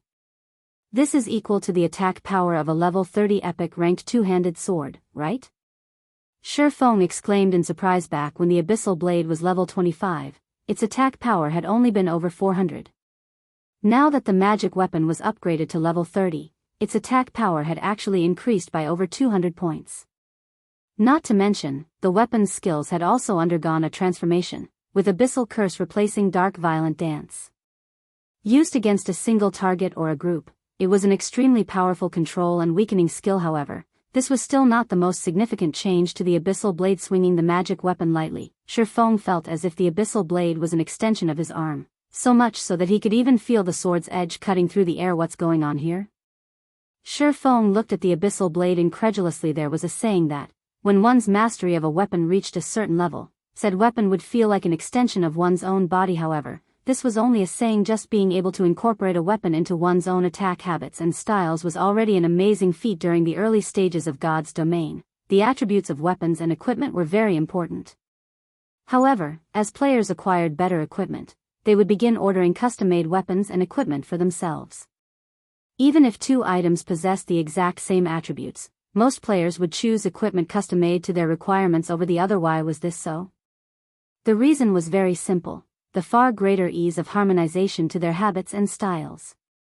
For this reason alone, players were willing to spend as much money as necessary. If a player possessed a high compatibility rate with the weapons they wielded, their attacks would flow much more smoothly. Most importantly, a weapon with good compatibility could improve a player's skill completion rate. This was also the reason why, during the later stages of the game, many players chose to discard ready-made epic weapons and, instead, were adamant in paying an astronomical sum to hire a master or grandmaster forger to produce a custom-made epic weapon for themselves. It was all because custom-made weapons and equipment possessed a much higher compatibility rate. Thinking up to this point, Shi Feng immediately began brandishing the Abyssal blade to get used to the newly enhanced weapon. He then found a level 35 demonic hound to test his sword on Chop. Usually, Shi Feng could achieve a completion rate of 85% or above when using this skill, displaying 100% of the skill's might. In the past, his best record for Chop was 90%. Although this skill was very simple, it was extremely difficult to execute properly. The three sword lights, which should have resembled three silver crescents, converged into one as they struck at the demonic hound, causing the damage dealt by Chop to reach its maximum. At this moment, however, the three sword lights had transformed into three full moons that met at a single point. The space at this single point looked as if it had been pierced. One could faintly see a small spatial crack at this location. System: Chop completion rate 92%, resulting in 125% of skills effect. Skill proficiency +4. Shi Feng then followed up with Thunder Flame Explosion. Originally, this skill should have combined the power of lightning and fire into a massive fireball that bombarded the enemy. Now, however, instead of a fireball. System: Thunder Flame Explosion completion rate 90%, resulting in 110% of skills effect. Skill proficiency +3. What? Why is there suddenly such a huge increase in skill completion rate? Shi Feng stared at the system notification window, flabbergasted. Compared to his past self, his current strength was much stronger. In the past, his best record for Chop was 90% completion rate. Although it was only a meager 2% increase, the gap was like the difference between heaven and earth. Based on the system's configuration, completion rates between 81% to 90% were categorized into the same group. Achieving any percentage within this range would give an increase of 3 proficiency points. Also, at 90%, one could display 110% of a skill's effect. At 91%, a skill's effect was directly upgraded to 120% and would yield 4 proficiency points. The improvement to Thunder Flame Explosion was even more apparent. Previously, he could not even achieve an 85% completion rate on the skill.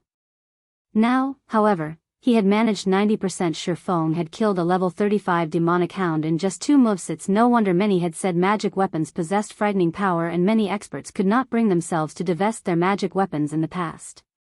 So this was the case. Sure Feng's heart was pounding madly as he looked at the level 35 demonic hound he had just annihilated. His compatibility with the Abyssal blade right now was practically perfect. He felt invincible. Chapter 582, The True Power of a Magic Weapon. Sure Feng killed over a dozen level 35 demonic hounds, testing his various skills. When used with the Abyssal blade, he could manipulate every skill of his as if just playing with a toy. He could casually mold the skill to his liking, very easily. His past records of skill completion rates in God's domain. Skill completion rates were an important indicator of a player's actual strength in the past. In order to improve the completion rate of one skill by just 1%, many players had trained arduously for days, sometimes even weeks. Particularly, after reaching the 85% threshold, raising a skill's completion rate by 1% required a tremendous amount of effort. For some, even that wasn't enough. All the training in the world was useless. However, with the Abyssal blade in hand, this ironclad law was instantly broken. When one wanted to improve their combat techniques, they first needed to learn how to control their own bodies. If one could not even control their form properly, they could never control the weapons in their hands. Sure Feng's control over his body had long since reached a very high standard. Unfortunately, he had not reached a similar level with his control over his weapons. He could not reach a level where he could feel even a strand of hair fall onto his sword's edge. However, his compatibility with the Abyssal blade now was practically perfect. It felt as if he had become one with the magic weapon, allowing his skill completion rate to reach new highs. At this moment, he surpassed all previous records with one of his basic skills, Chop, achieving a 95% completion rate. If a skill's completion rate reached 95%, the skill would display 135% of its effects. In other words, Sure Feng's current Chop dealt an additional 35% damage compared to his previous 85% completion rate. The increase in combat power was obvious after continuously using the newly improved Abyssal blade for such a long time. Sure Feng had grown addicted to the sensation he received from the magic weapon and the pleasure he felt from his strength gradually rising with every passing moment. His heart ached to remain in this state forever. After killing dozens of demonic hounds, Sure Feng's hunger was unsated. He wanted to continue to utilize these demonic hounds to improve his completion rate. Unfortunately, time was of the essence. He needed to prioritize his quest for now. In the past, many of those who obtained magic weapons had told others not to involve themselves with these things as the magic weapon's power would devour them. So, it turns out that the power they had referred to was not a magic weapon's powerful attributes. Sure Feng inwardly sighed as he looked at the Abyssal blade in his hand. In the past, countless experts had trained arduously just so that they could increase their skill completion rate by just 1 more percentage. Some had even gone through all that effort for nothing. Yet, a magic weapon can achieve this feat easily. Moreover, as a magic weapon grows more powerful, this frightening compatibility rate will also intensify. This is the reason that players in the past had continued to upgrade their magic weapons, and as a result, drowned themselves in this sea of skill completion rates. Unable to pull themselves from the allure of this power thus far, Sure Feng had only trained for half an hour or so, and already, his stagnant skill completion rates had improved massively. Moreover, Sure Feng could clearly feel that he had yet to reach his limit. Such power was truly terrifying. This was a temptation that no expert could distance themselves from. After all, there was not a single expert that did not wish to further refine their own techniques, particularly in this virtual world that was filled with various chance encounters. Even Sure Feng, someone who had played God's domain for over a decade, hungered to upgrade the Abyssal blade once more, improving the magic weapon's compatibility rate again. This way, he might be able to refine his skill completion rate further. Achieving a 95% completion rate had already increased his combat power by 35%. Every 1% past 90% could increase a skill's effect significantly, not to mention past 95%. At that time, just how terrifying would his skills become? It might even be possible to double his combat power. The impact of raising his skill completion rates was far more valuable than learning a single taboo skill. After all, a taboo skill was only one attack. Although its might surpassed skills of the same tier, what would happen the taboo skill's duration? In the end, he would return to his prior strength. Meanwhile, a player normally incorporated a variety of basic skills into their attacks when engaged in battle.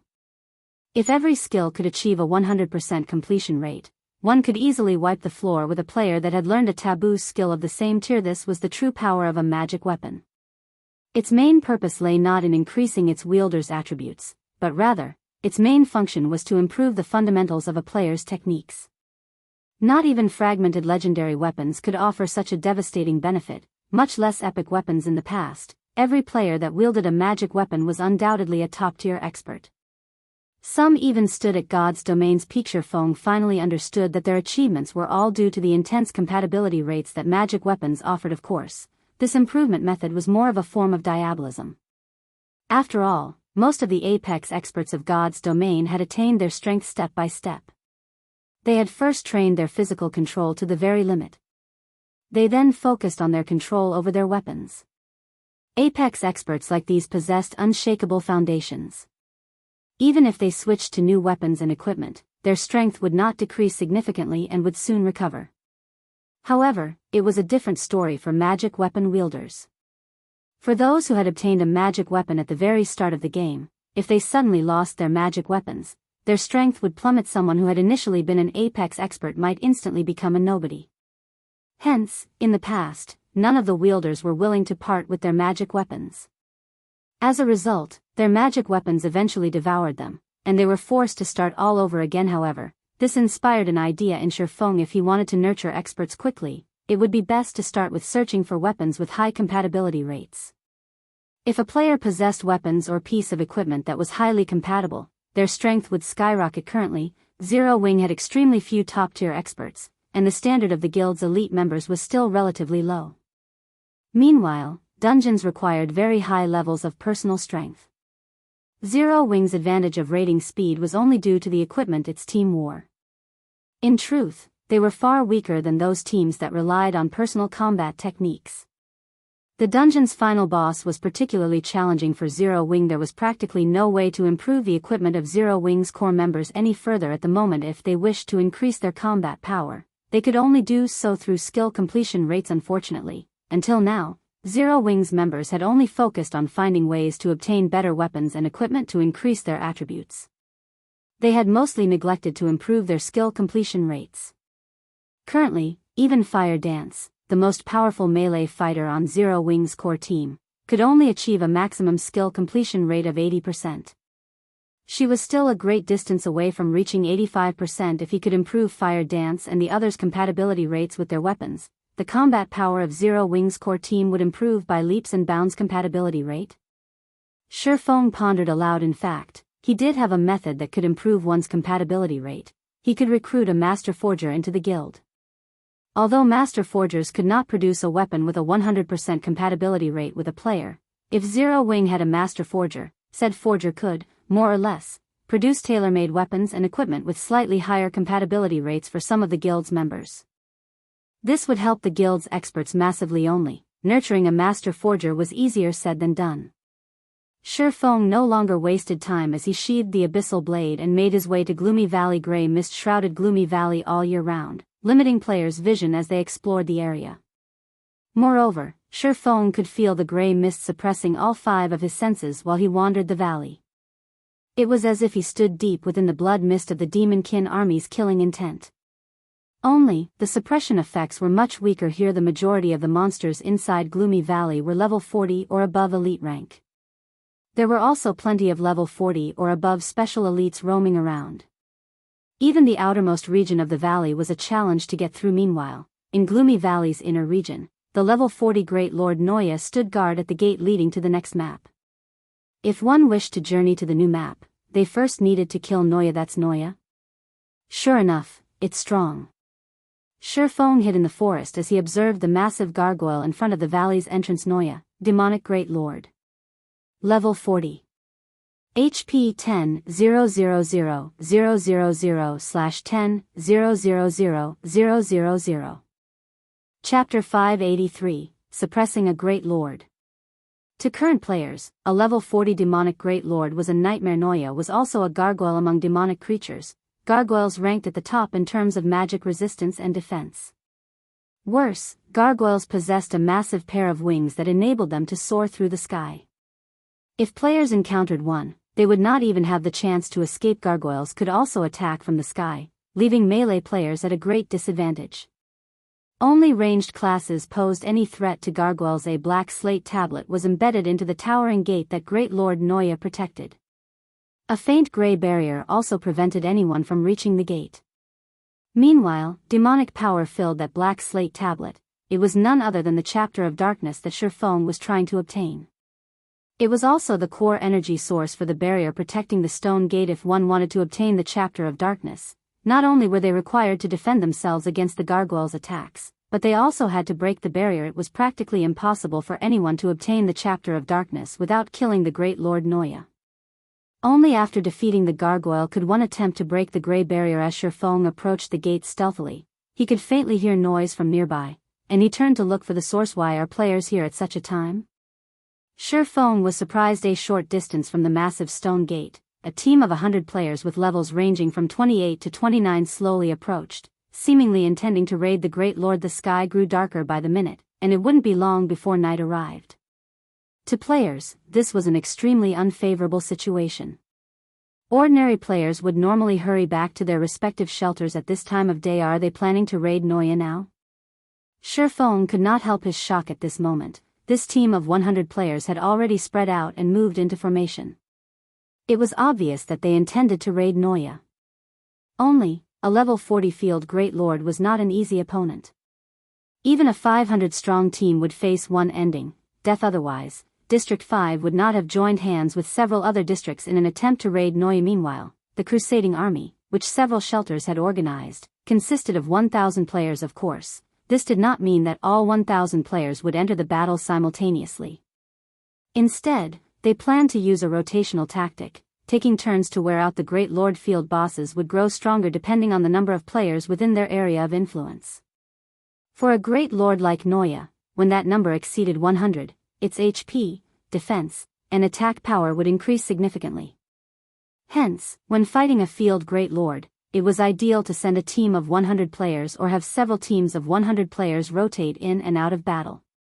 This was also the method that guilds favored when dealing with field bosses. Watching the 100 players stand before Noya, one could easily tell that they were not ordinary players based on their levels. In District 5, level 28 or 29 players stood at the peak of the shelter, yet, there were actually 100 such players here right now. However, against a level 40 Great Lord, this team was still far from enough. Go!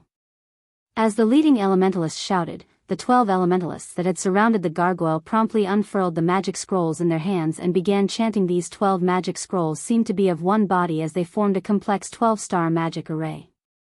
In the blink of an eye, this 12-star magic array enveloped the Great Lord Noya. Powerful elemental mana continuously suppressed the field boss, who stood in this array's center, causing the Great Lord to release an angry bellow. Humans! It's you damned humans again! I'll sacrifice you all to Lord Carlo. Despite the 12-star magic array, Noya still revealed a sinister smile. You can smile even in the face of death? The leading elementalist sneered. Everyone, attack! With the demon suppressing barrier in effect, it won't be able to display even 1/10 of its strength. The chapter of darkness is fated to belong to District 1 this time. Everyone nodded in agreement as they charged towards the Great Lord. The people from District 1 are insane. Shurfeng silently clicked his tongue. Although he had heard that District 1 was the most powerful shelter in the Dark Den, trying to raid a Great Lord using such a brute force method was clearly not a wise move. Just like the leading elementalist had said, a demon-suppressing array formed by the power of 12 elementalists was indeed powerful. Even a peerless Great Lord could only display about 1/10 of its strength while contained in this barrier. With this, their MTs could definitely tank a level 40 Great Lord. However, the demon-suppressing array required 12 elementalists to maintain it. Moreover, the barrier took an immense toll on the elementalist's mana. If even one elementalist ran out of mana, the barrier would immediately crumble. Normally, only teams that were extremely confident in their DPS would attempt this method. After all, after one took into account the slots for MTs and healers, there were only 70 or so slots for DPS classes on a 100-player team. Losing another 12 core damage dealers would greatly affect the team's overall damage, particularly the abilities of the team's DPS were further put to the test when one considered the problem of the barrier's duration, following which, the 6 MTs of District 1 took turns receiving the Noya's attacks. With the rear line healers healing them, the MTs managed to stop the gargoyle's fierce attacks easily. At the same time, the other DPS of the team also began to attack the Great Lord madly. Fireballs, frost arrows, all sorts of magical and physical attacks bombarded Noya, although the Great Lord's strength had been suppressed, greatly weakening its attack power and defense. The players of District 1 could not inflict enough damage. The highest damage they dealt did not even exceed -1,000 damn. Why does this monster have so much defense? The leading elementalist frowned. Gritting his teeth, he shouted, "Move on to Plan B." Immediately, a cursemancer began chanting an incantation. The spell this cursemancer used was one that Sherfone was very familiar with. It was none other than the Tier 1 curse that Ironwrist's party had used, Dark Storm. Not only could it inflict large amounts of damage, but it could also heavily injure its target, greatly reducing the target's defense. When Dark Storm struck Noya, damages of over -3,000 points appeared above its head, one after another. The Tier 1 curse only dealt a total damage of around -10,000 points to the Great Lord. To Noya, who possessed 10 million HP, this was not even a scratch, following which, everyone's damage abruptly soared, and many dealt over -1,000 with their attacks. Unfortunately, the duration of Dark Storm's effect was limited. A short moment later, everyone's damage fell next. The leading elementalist shouted. Another cursemancer began chanting, similarly casting the Tier 1 curse, Dark Storm. In such a way, the team repeatedly cast Tier 1 curses at Noya. Eventually, the gargoyle's HP fell to 60%. What an amazing team. Not even Zero Wings' core team is capable of wearing out a level 40 Great Lord to such a degree. Sherfone was quite surprised as he watched this scene. However, he was also pleased. Initially, he had struggled to think of a way to break the Grey Barrier. However, now that someone pinned down the Great Lord for him, he could head over to the barrier and take his time researching it. Chapter 584, What Can You Do to Me? While Sherfone slowly circled to the other side of the battlefield, Great Lord Noya's HP suddenly decreased rapidly. This decrease could clearly be seen with the naked eye. At this moment, Noya was losing 1% of its HP every second. This sudden decrease was even greater than the damage that the District 1 team managed to cause. Is it nighttime already? The leading elementalist lifted his head to look up at the gloomy sky. The moon had already emerged. As moonlight touched on the Great Lord, Noya began to change. Its originally massive 3-story tall body began to shrink rapidly, and its maximum HP fell from its original 10 million to 6 million. However, as the gargoyle's body shrunk, its strength continuously rose, the Great Lord's damage increasing as well. Initially, Noya had only dealt around -2,000 to -3,000 to District 1's MTs. Now, however, every attack dealt over -4,000 damage. The MTs receiving the Great Lord's attacks had more than 8,000 HP. Before, even if they were unlucky enough to receive a critical hit from the Great Lord, they would still live. Now, however, a critical hit would definitely kill an MT. Take turns activating your life-saving skills to tank the boss. Healers, concentrate on the lead MT. The leading elementalist commanded. He had long since prepared for this, following which, one of the shield warriors activated a Tier 1 shield wall, reducing the damage he received by half for 20 seconds. The damage Noya dealt instantly fell from nearly -5,000 points to just over -2,000 points. Meanwhile, the healers at the rear began dumping heals on the shield warrior, easily replenishing the 2,000 plus HP the shield warrior lost. However, after 5 seconds or so, the shield warrior suddenly struggled to cope with the Great Lord's attacks. The damage Noya's attacks dealt suddenly increased from over -2,000 points to almost -4,000. If not for shield wall, the shield warrior might have lost his life instantly. Leader, Noya is more powerful than we thought. If its damage continues rising, our MTs won't last. A female cleric said hurriedly. Since the battle had begun, the healers had not struggled to keep the team's MTs alive. They had also specifically chosen this time to challenge Noya. Based on their previous observations, Noya's HP during daytime was simply too high. When the sun set, however, the gargoyle's HP fell from 10 million to 6 million, though its damage would soar in return. With their team's damage output, if Noya had 10 million HP, they could defeat the Great Lord within the demon-suppressing barrier's duration. So, they could only give the 6 million HP Noya a try also. The longer Noya fought at night, the higher its damage became, hence, they had chosen to challenge Noya near twilight. Only, the Great Lord's damage scaling exceeded their initial estimations. Damn. Its damage is increasing far too quickly. The leading elementalist glanced at his own remaining mana. At most, the demon-suppressing barrier would last a few more minutes. Currently, however, Noya still had more than 3 million HP. It was impossible for their team to deal that much damage in such a short time. Gritting his teeth, he yelled, "Retreat!" Soon, everyone began to back away from the gargoyle in an organized retreat. The lead MT also began retreating from the barrier one step at a time. Not only could the demon-suppressing barrier suppress demonic creatures, but it also limited a demon's range of activity. Only, while no one repelled Noya, the gargoyle was able to attack the barrier freely. The damage the barrier received rapidly depleted the 12 elementalists' mana. By the time everyone left the barrier, Noya's eyes narrowed as it revealed a cold smile. The gargoyle then roared suddenly. Noya's body cracked, some fragments falling from its body. These fragments then transformed into more than a dozen miniature Noyas that were as tall as a normal person. However, these miniature Noyas were no trivial monsters. Although each only had 200,000 HP, they were all level 40 chieftain-ranked monsters. Immediately, these monsters bombarded the demon-suppressing barrier with attacks, and in just 5 seconds, the 12 elementalists lost their remaining mana. As a result, the demon-suppressing barrier crumbled. These Lord-ranked Noyas then spread their wings, soaring into the air as they chased after the withdrawing players for monsters capable of flight. It was child's play to chase players who fled on foot. After a short moment, the gargoyles caught up to the escaping players of District 1, engaging in a skirmish with one attack. These miniature Noyas dealt over -3,000 damage to the team's MTs.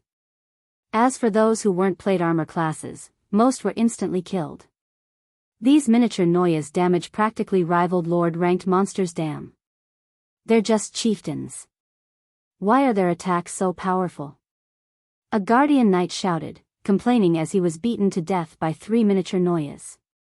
Not even the team's healers could keep him alive. In just a moment, the team of 100 lost 7 of its members. Meanwhile, the Great Lord Noya simply remained in front of the massive stone gate, protecting the Chapter of Darkness while watching the members of District 1 die one by one. If a team of 100 had to face over a dozen chieftains, each with an attack power that could rival a Lord-ranked monster, the team had no chance of survival. This Great Lord is really powerful.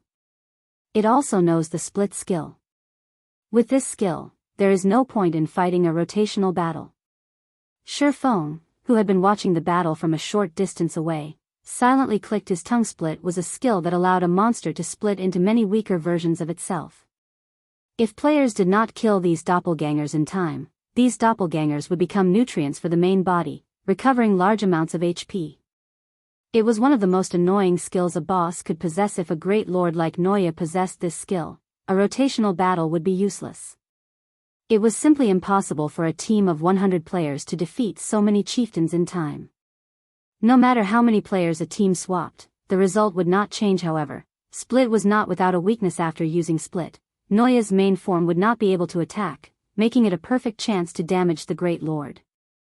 However, the raid team needed to be able to annihilate all the doppelgangers in time.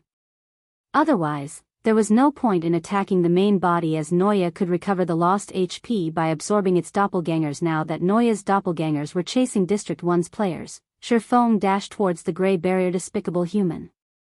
You dare think of stealing the Chapter of Darkness?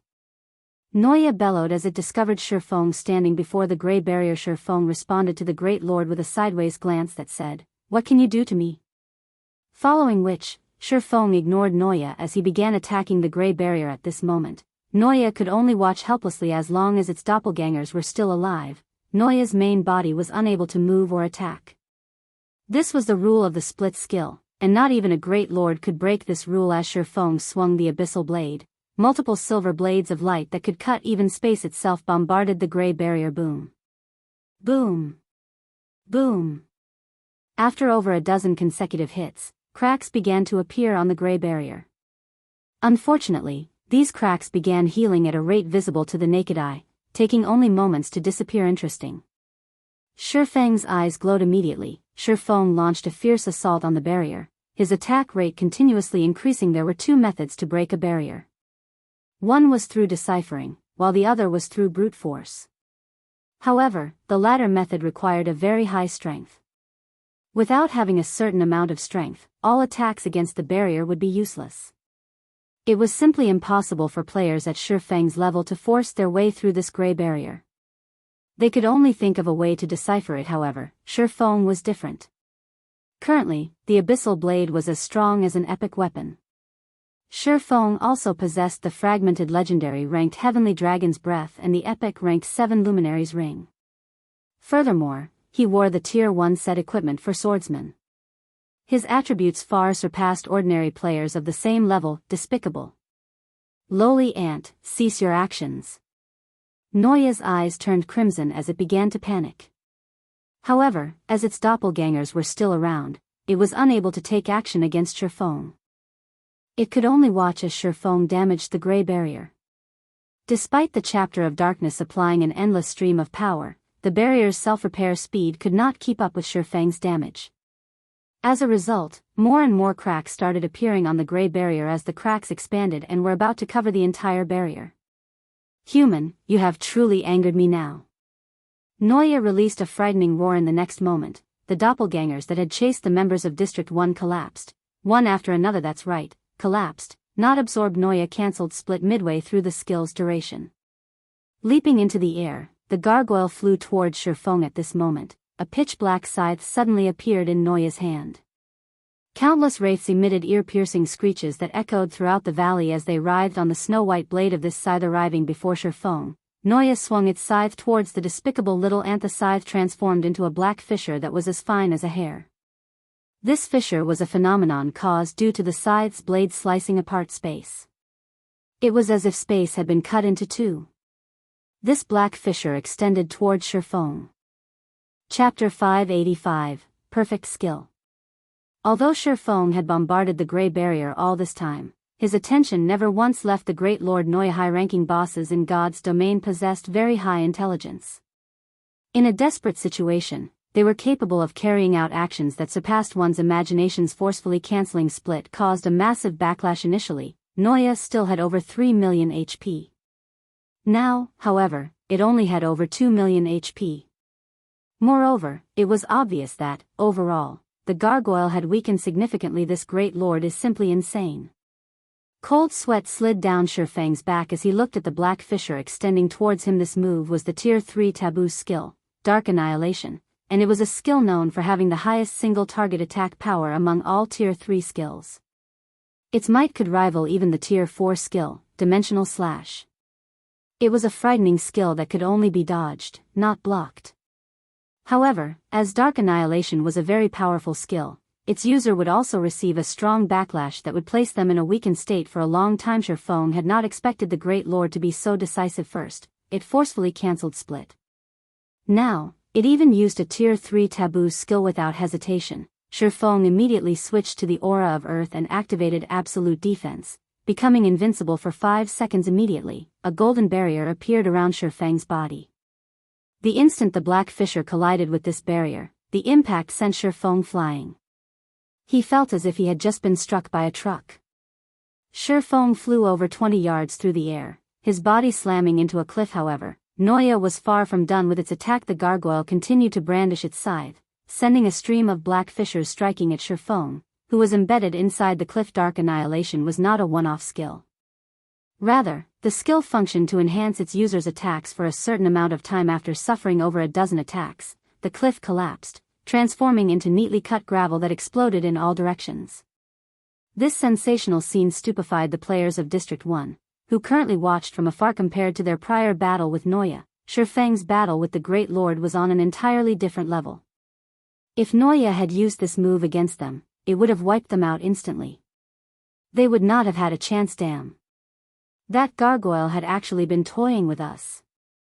The leading elementalist tightly gripped his staff, feeling humiliated. Leader, this is weird. Why is Noya attacking a cliff instead of us? What's going on here? A level 29 shield warrior asked curiously. Has Noya gone insane? That's not it. I've already used Eagle Eyes to take a look. Noya is currently attacking a swordsman player. A ranger explained. This swordsman sure is dumb. He actually tried to steal the chapter of darkness while we fought Noya. Does he really think the gargoyle will let him steal the chapter so easily? If it were that simple, we would have done it long ago. Many players on the team began ridiculing Shifeng's foolish actions. All right, that's enough. Let's hurry and retreat. If Noya comes after us again, we will truly be finished, the leading elementalist said. Everyone nodded silently before escaping the valley. Despite their ridicule, they still felt very grateful towards Shifeng. Just the brief battle against Noya's doppelgangers had reduced their numbers to less than 60. If things had dragged on, none of them would have walked out of here alive. As everyone turned to leave, the ranger who had previously used Eagle Eyes suddenly exclaimed, "Team leader Blue Frost, that swordsman is still alive." Alive? How can this be? Not even a shield warrior with protection blessing and shield wall can survive.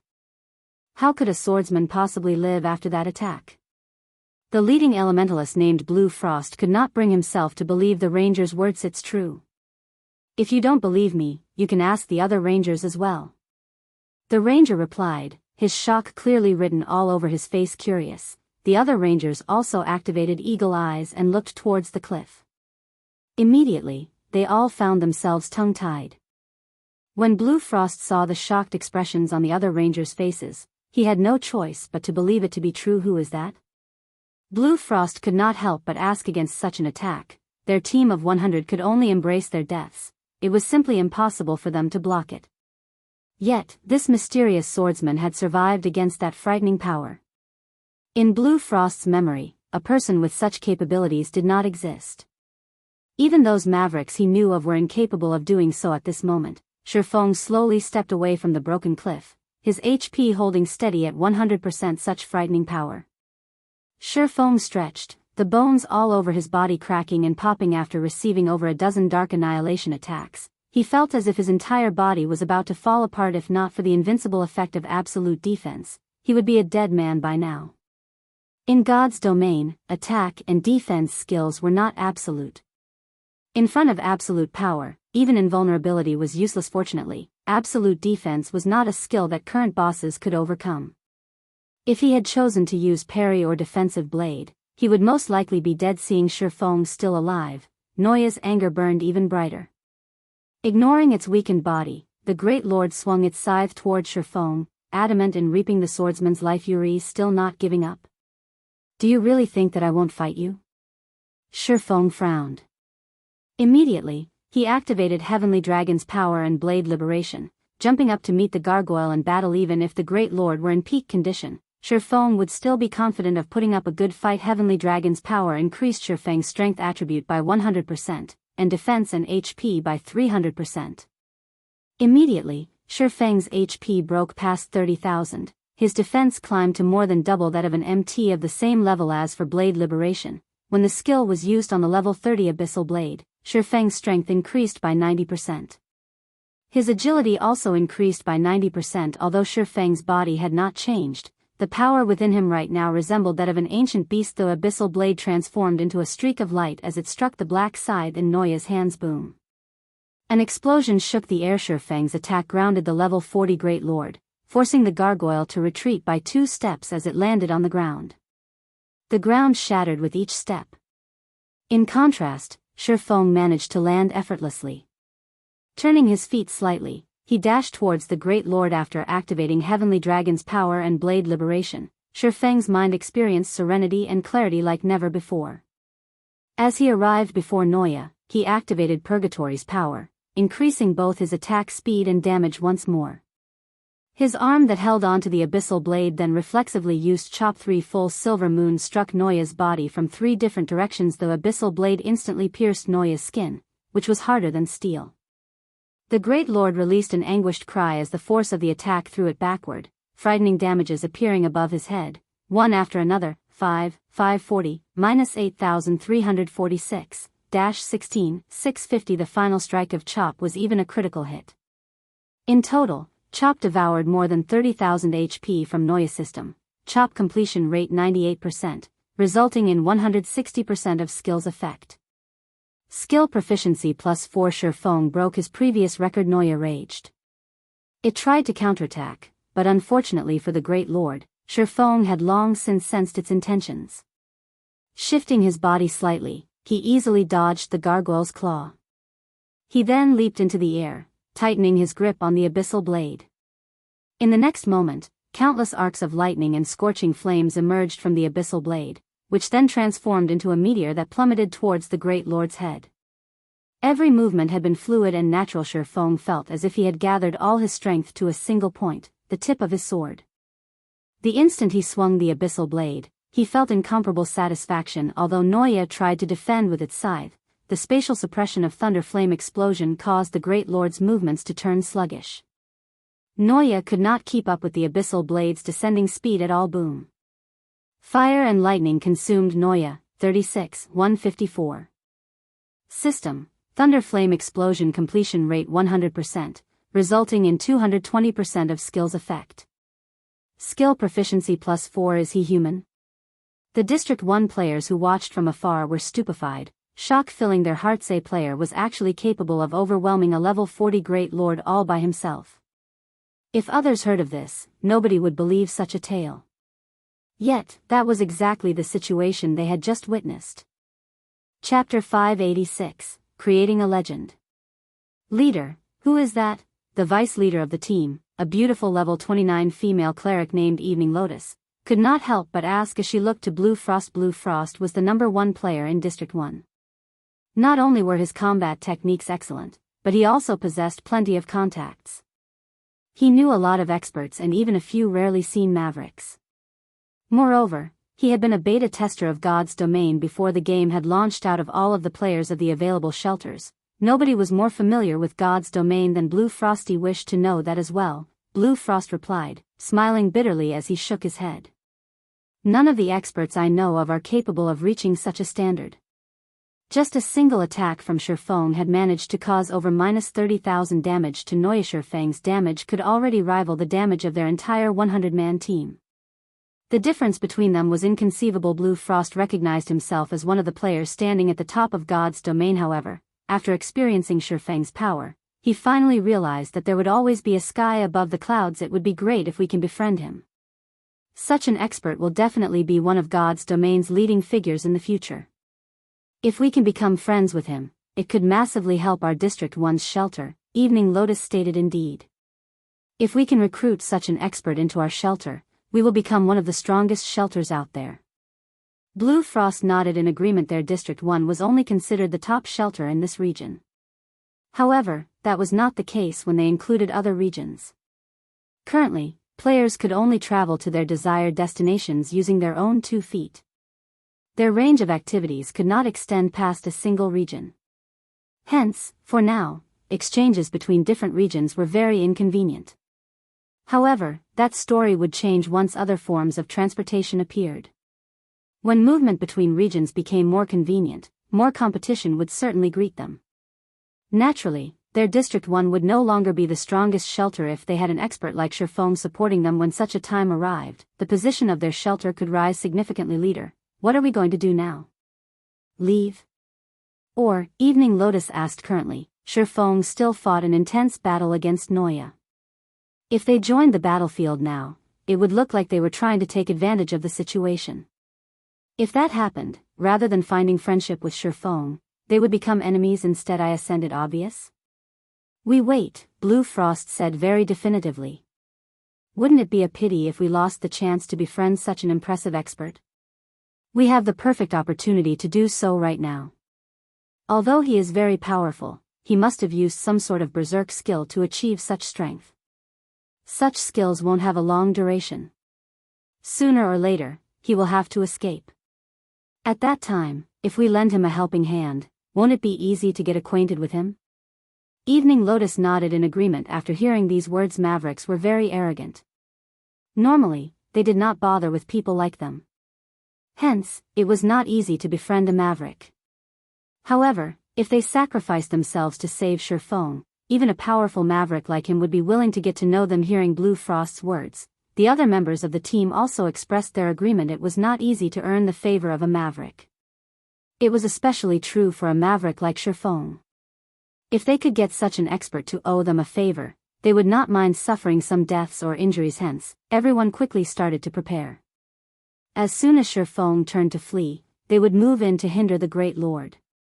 Currently, Shifeng had no idea what was going on around him. He was already intoxicated with the feeling from his previous attack. Is this what a 100% completion rate feels like?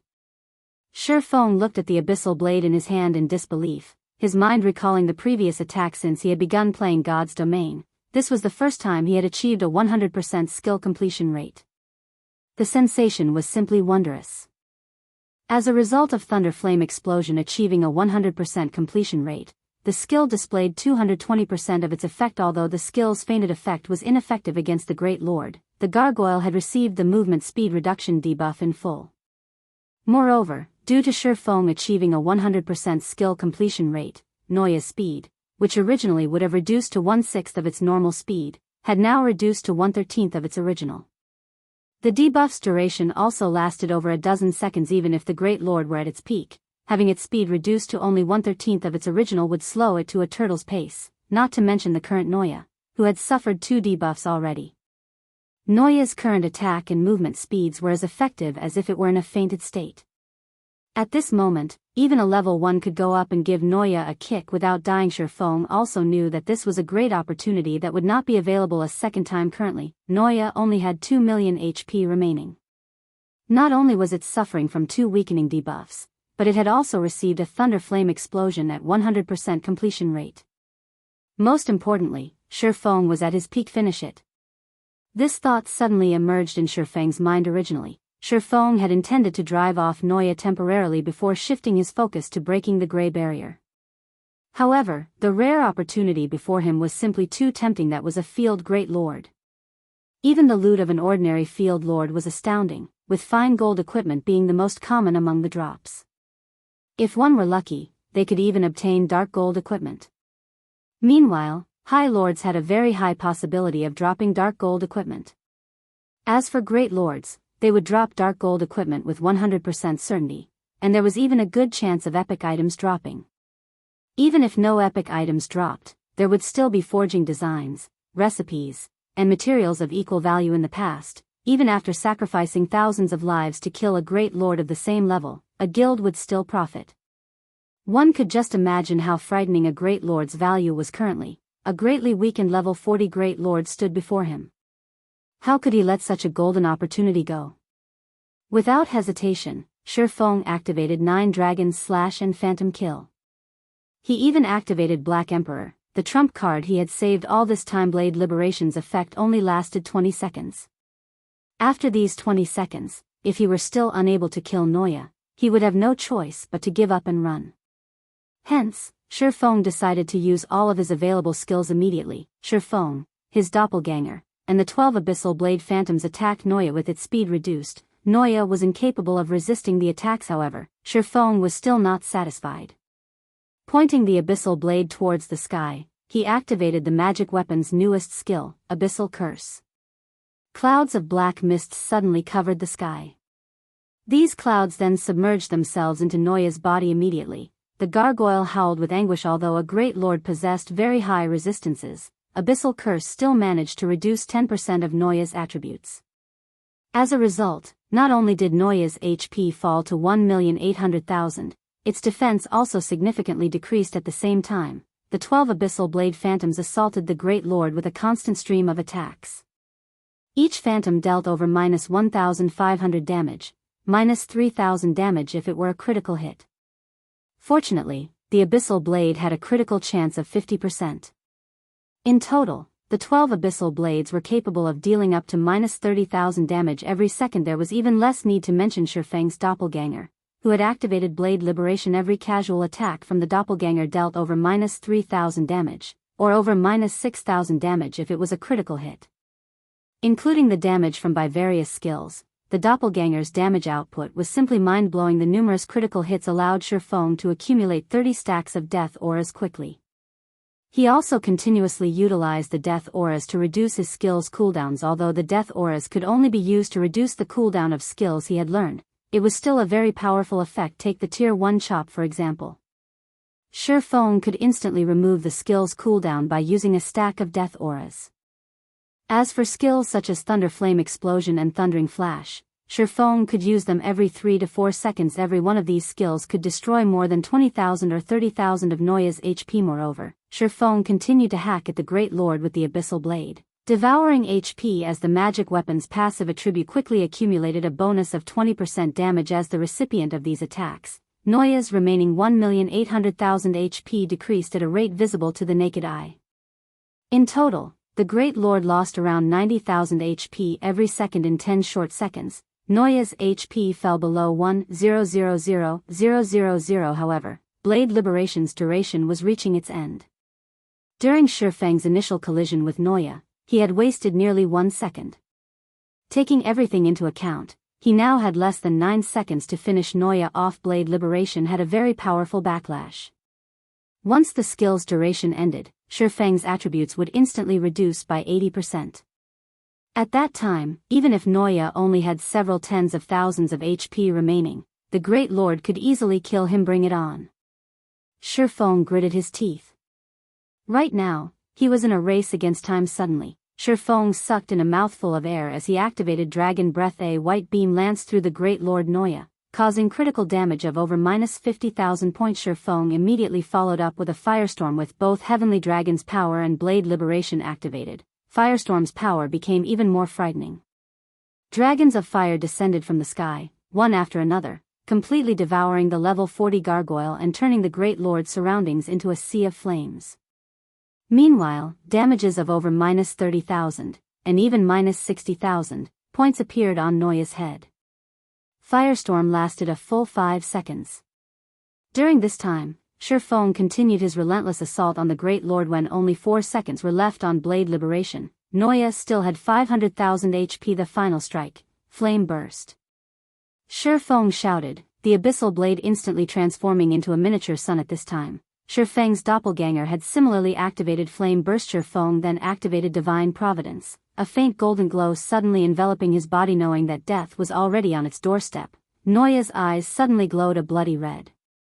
It had actually managed to break free from the movement speed reduction debuff and brandished its scythe at Shifeng. Every strike from the scythe seemed capable of cutting apart space itself. This was also the last skill in Noya's arsenal, the Tier 2 Taboo skill, Death's Tribute. This move was a domain skill, and it was capable of causing horrific amounts of damage to enemies within a certain range. Upon Death's Tribute's activation, the area 50 yards around Noya turned deathly silent. Wraiths and evil spirits began to emerge from the ground. There were also dark blades moving through the area, and anything that came into contact with these blades immediately turned into sand and dirt. What kind of battle is this?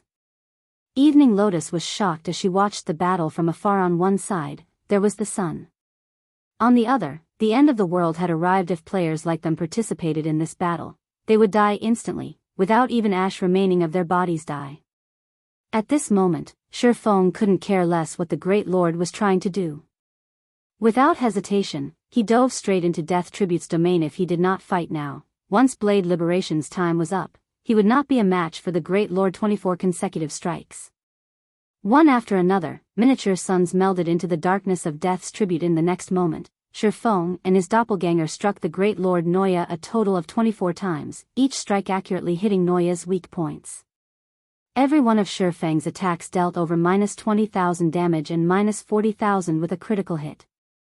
As for the doppelganger, every one of its attacks dealt over -10,000 damage and -20,000 if it were a critical hit. In the blink of an eye, 24 dazzling blades of light illuminated the gloomy valley. Noya's remaining 500,000 HP plunged to zero, frustration filling the gargoyle's eyes as its body fell to the ground. At this moment, Shifeng also knelt. His complexion was deathly pale. Fresh blood covered his entire body as if he had just taken a dip in a gory pool. As for his remaining HP, he had less than 500. Chapter 587, Frightening Harvest of a Great Lord. He won. Blue Frost and the others, who had waited patiently for the time to save Shifeng, were dumbfounded. They could not bring themselves to believe what their eyes had just witnessed. A single player had actually defeated a level 40 Great Lord. Although they had seen other Mavericks defeat the monsters serving as gatekeepers to new maps, that was in the past. The monsters those Mavericks had gone up against had merely been lords. A Great Lord, on the other hand, was on a completely different level. This fact had been reinforced after they witnessed Noya's ultimate move, Death's Tribute. Everything within 50 yards of the Great Lord had turned into sand and dirt. No living creature could survive in that domain. I sent that person way too powerful. He actually survived the Great Lord's ultimate move. Just how high are his HP and defense? A level 29 shield warrior exclaimed back when the shield warrior had received Noya's normal attack. Despite having activated shield wall, he had still received over -4,000 damage. If he had not possessed shield wall's 50% damage reduction effect, he would have died on the spot. Shield warriors and guardian knights wielded shields. Not only could one's shield increase a player's defense, but they also possessed a block rate. It was why these two classes could serve as a team's MTS. However, Noya's Death's Tribute was not a normal attack. It was a powerful AoE skill, yet Shifeng had still managed to survive after receiving it. His defense and HP were inconceivable in reality. Shifeng was also rejoicing. He truly had not expected to survive Noya's last attack. The power of the Tier 2 Taboo skill, Death's Tribute, was no joke. Even against a player of the same level, their chances of survival were practically nil. It was the same even if said player was an MT who had activated a life-saving skill. Although Heavenly Dragon's power increased both his defense and HP by 300%, the might of a Tier 2 Taboo skill rivaled that of a Tier 3 skill. Defeating a mere Tier 1 player like himself would be child's play for Noya. Even a Tier 2 player would be badly crippled if they managed to survive with the remaining 30,000 HP he had at the time. He should have had no chance of surviving the ordeal. Shifeng could only think of one reason for his miraculous survival: magic resistance.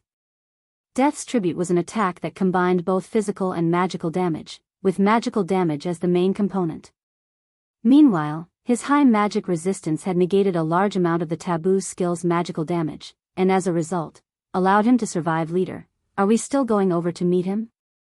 Evening Lotus asked after recovering from her stupor. Yes. Of course, we're going.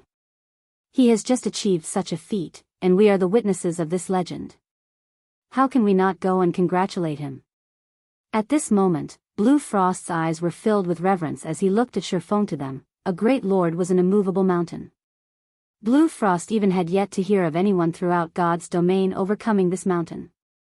Yet, the man before them had easily scaled it, achieving a miracle that nobody had managed until now. On the other side, Shifeng did not remain idle. After killing Noya, Shifeng's level instantly rose by 1, pushing him to level 33 and allowing him to recover significantly. Immediately after, Shifeng sent a few slashes at the Grey Barrier. Blade Liberation was still in effect, so it was the best chance for him to shatter the barrier around the gate. Previously, before Shifeng had used any of his berserk skills, the Grey Barrier barely defended against Shifeng's attacks. Now, however, it had only taken a few swings to shatter the Grey Barrier. Like a balloon being poked with a needle, the barrier released a pop as it shattered completely. Shifeng then jumped up and retrieved the black slate tablet from the stone gate. Ivy finally got it. Shifeng grinned at the chapter of darkness that was shrouded in a faint layer of demonic aura. Chapter of darkness, dark gold rank item. The chapter of darkness brims with soul energy. You may pass it to a shelter's caretaker to enhance the shelter's power and activate a portion of the chapter of darkness's ability. Shifeng then stored the chapter of darkness away with satisfaction. Now that he had obtained the chapter of darkness, his task here was finally complete. What's left for him now was to collect the loot from Great Lord Noya. The moment Shifeng arrived before Noya's body, Blade Liberation's effect ended. Suddenly, his whole body lost strength, and his feet caught air. His attributes sharply reduced by 80% as well. At this moment, he was not even as powerful as an ordinary player. The after effects of using twofold berserk sure is severe. Even my mental power has nearly depleted. Shifeng suddenly felt a powerful migraine assaulting his head, and all he wanted was to lie down and sleep.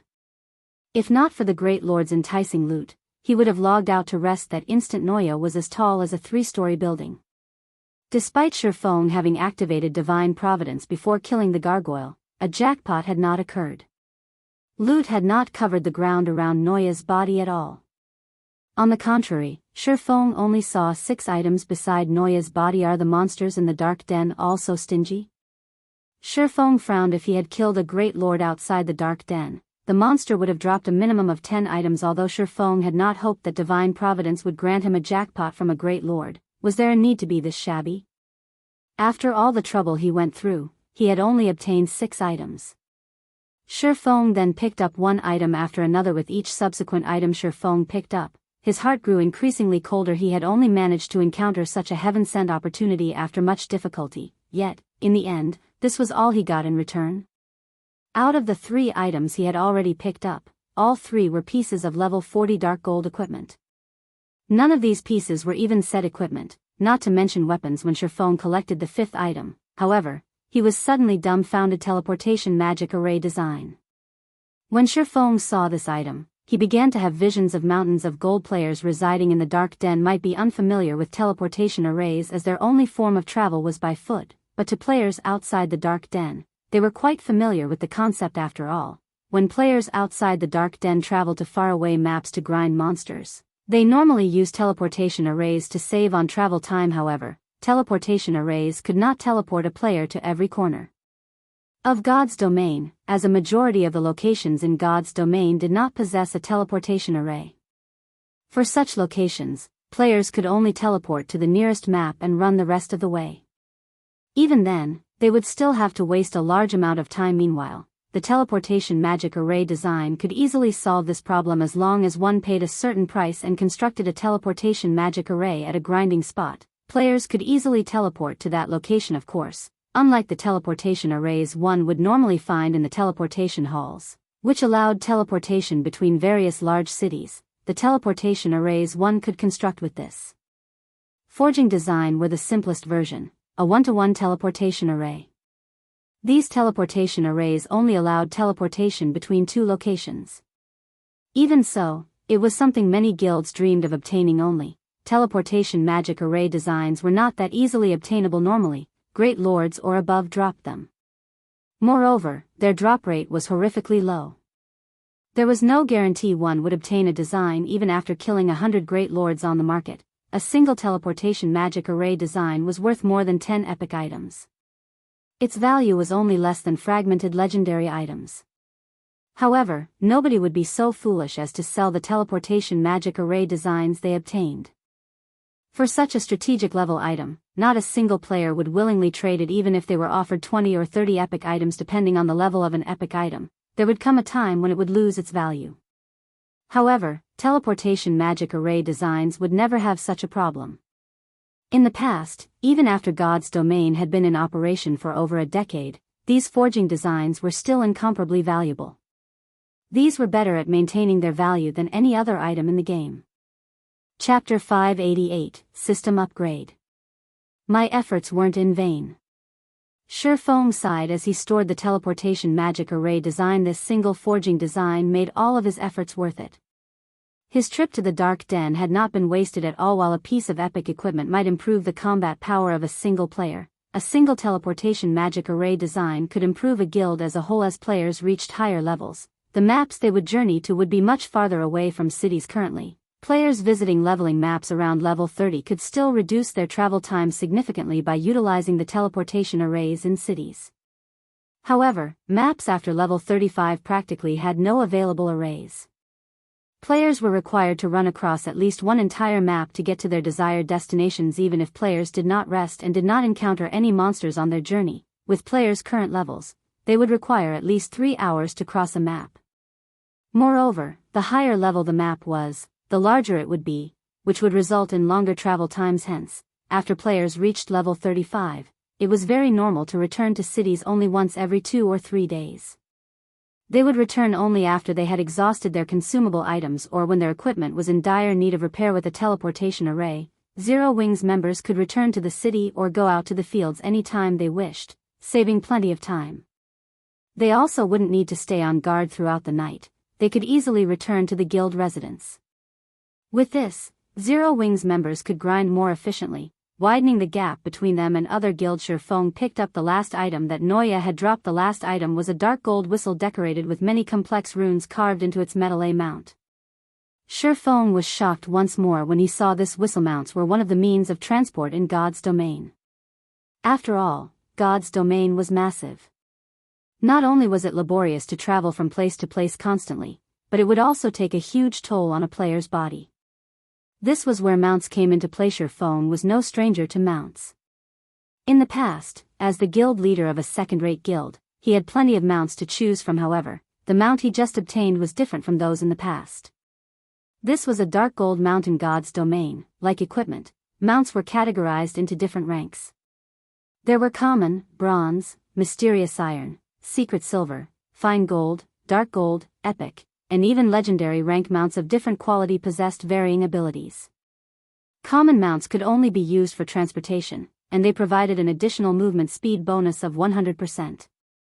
In other words, a journey that one would normally take 2 hours to complete would only take an hour, saving players plenty of time. As long as players reached a certain level, they could go to cities and purchase the most common mounts. Bronze mounts were slightly rarer, and not only could they be used as a means of transport, but they also possessed some offensive capabilities. They provided an additional movement speed bonus of 120%. Bronze mounts could not be purchased in cities and were only available through some high-level rare quests, large-scale team dungeons, or when a player's reputation with certain powers reached a specific level. It was extremely difficult for ordinary players to obtain bronze mounts. As for mysterious iron mounts, other than having significant improvements to their offensive capabilities, they could also carry items for players, having the same capacity as a player's mobile bag. The mounts also increased a player's movement speed by 150%. Such mounts could only be obtained through super rare quests or large-scale team dungeons with a low drop rate. Secret silver mounts were extremely rare. Not only did they possess strong offensive capabilities, but they also possessed some special skills that could be used to assist players. They could also carry more items than mysterious iron mounts, and the movement speed bonus they provided was 180%. They were even rarer than multiple pieces of dark gold equipment. Fine gold mounts were as rare as a phoenix feather. Not even the guild leader of a large guild would have one. A fine gold mount strength was the equivalent of a special elites of the same level, and it provided 220% movement speed bonus. A fine gold mount was no less rare than 2 or 3 epic items. Dark gold mounts were even more impressive. The mount itself was already the equivalent of a chieftain of the same level. In addition, it also had special skills that made it even stronger than an ordinary chieftain. As for the movement speed bonus, a dark gold mount provided 280% in the past. The best mount Feng had obtained was fine gold rank. He never expected that he would actually obtain a dark gold mount from killing a single great lord. His luck was inconceivable. Even grand lords have an extremely low chance of dropping dark gold mounts. The drop rate from great lords should be practically zero. This could be a system reward item for killing this great lord gatekeeper. Feng rejoiced as he examined the dark gold whistle in his hand. In God's domain, players could purchase mounts in cities once they reached level 40. Feng had originally planned to complete some rare quests to obtain a mysterious iron mount once he reached level 40. However, that was no longer necessary with a dark gold mount. He could move even faster than when he activated Wind Rider. Moreover, Wind Rider had a limited duration, whereas a dark gold mount had no such limitation. In addition, a dark gold mount possessed significant combat power and special skills. Overall, while out in the fields, a dark gold mount was far more useful than an epic item. Unfortunately, it will still be some time before I reach level 40. When Feng thought about how powerful a dark gold mount was, he looked forward to the day he could equip this mount. Of his mounts in God's domain were not static. They could become stronger if nurtured properly. In the beginning, bronze and mysterious iron mounts only possessed combat power equivalent to that of a common monster of the same level. However, through careful nurturing, it was not impossible to raise their combat power to the standard of an elite or special elite. Naturally, dark gold mounts had far greater potential. From the moment they were born, they were already as strong as a chieftain of the same level. After nurturing, they could easily become lords or even high lords. In the past, Feng had seen many wealthy players and upper echelons of first-rate guilds parade their lord-ranked mounts on the streets, attracting shock and awe of many players. Compared to luxury cars in the real world, these mounts were several times more impressive. Lord-ranked monsters were bosses in 20-man team dungeons. If one could ride such a monster, one could just imagine what kind of deterrent it would be if Shifeng could nurture his dark gold mount to become a high lord quickly. It would significantly improve his combat power. Just as Shifeng stored away the dark gold whistle and was about to turn around and leave, the sound of a system notification suddenly rang out by his ear. System announcement. God's domain will be undergoing a system upgrade. The system upgrade will require 10 real-time hours. All players must log out of the game within 10 minutes. Why has the third evolution started so soon? Shifeng was momentarily speechless. Shouldn't it initiate only after players have conquered the first 100-man team dungeon? Did a team already manage to raid one?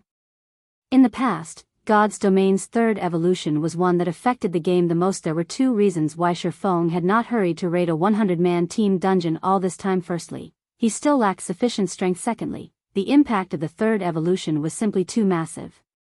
It was still not something that he could take advantage of at the moment. That's not right.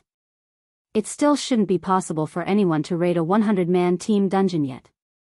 The precondition for doing so is to have all players reach level 30, attain their Tier 1 classes, and achieve peak combat power of a Tier 1 class.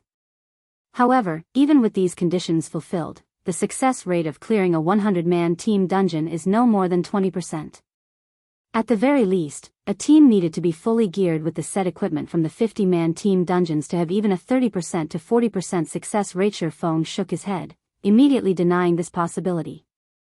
Currently, all of the various large guilds were still trying to conquer 50-man team dungeons. How could they possibly have raided a 100-man team dungeon successfully? Shifeng had to admit that the system evolution this time would greatly impact his plans.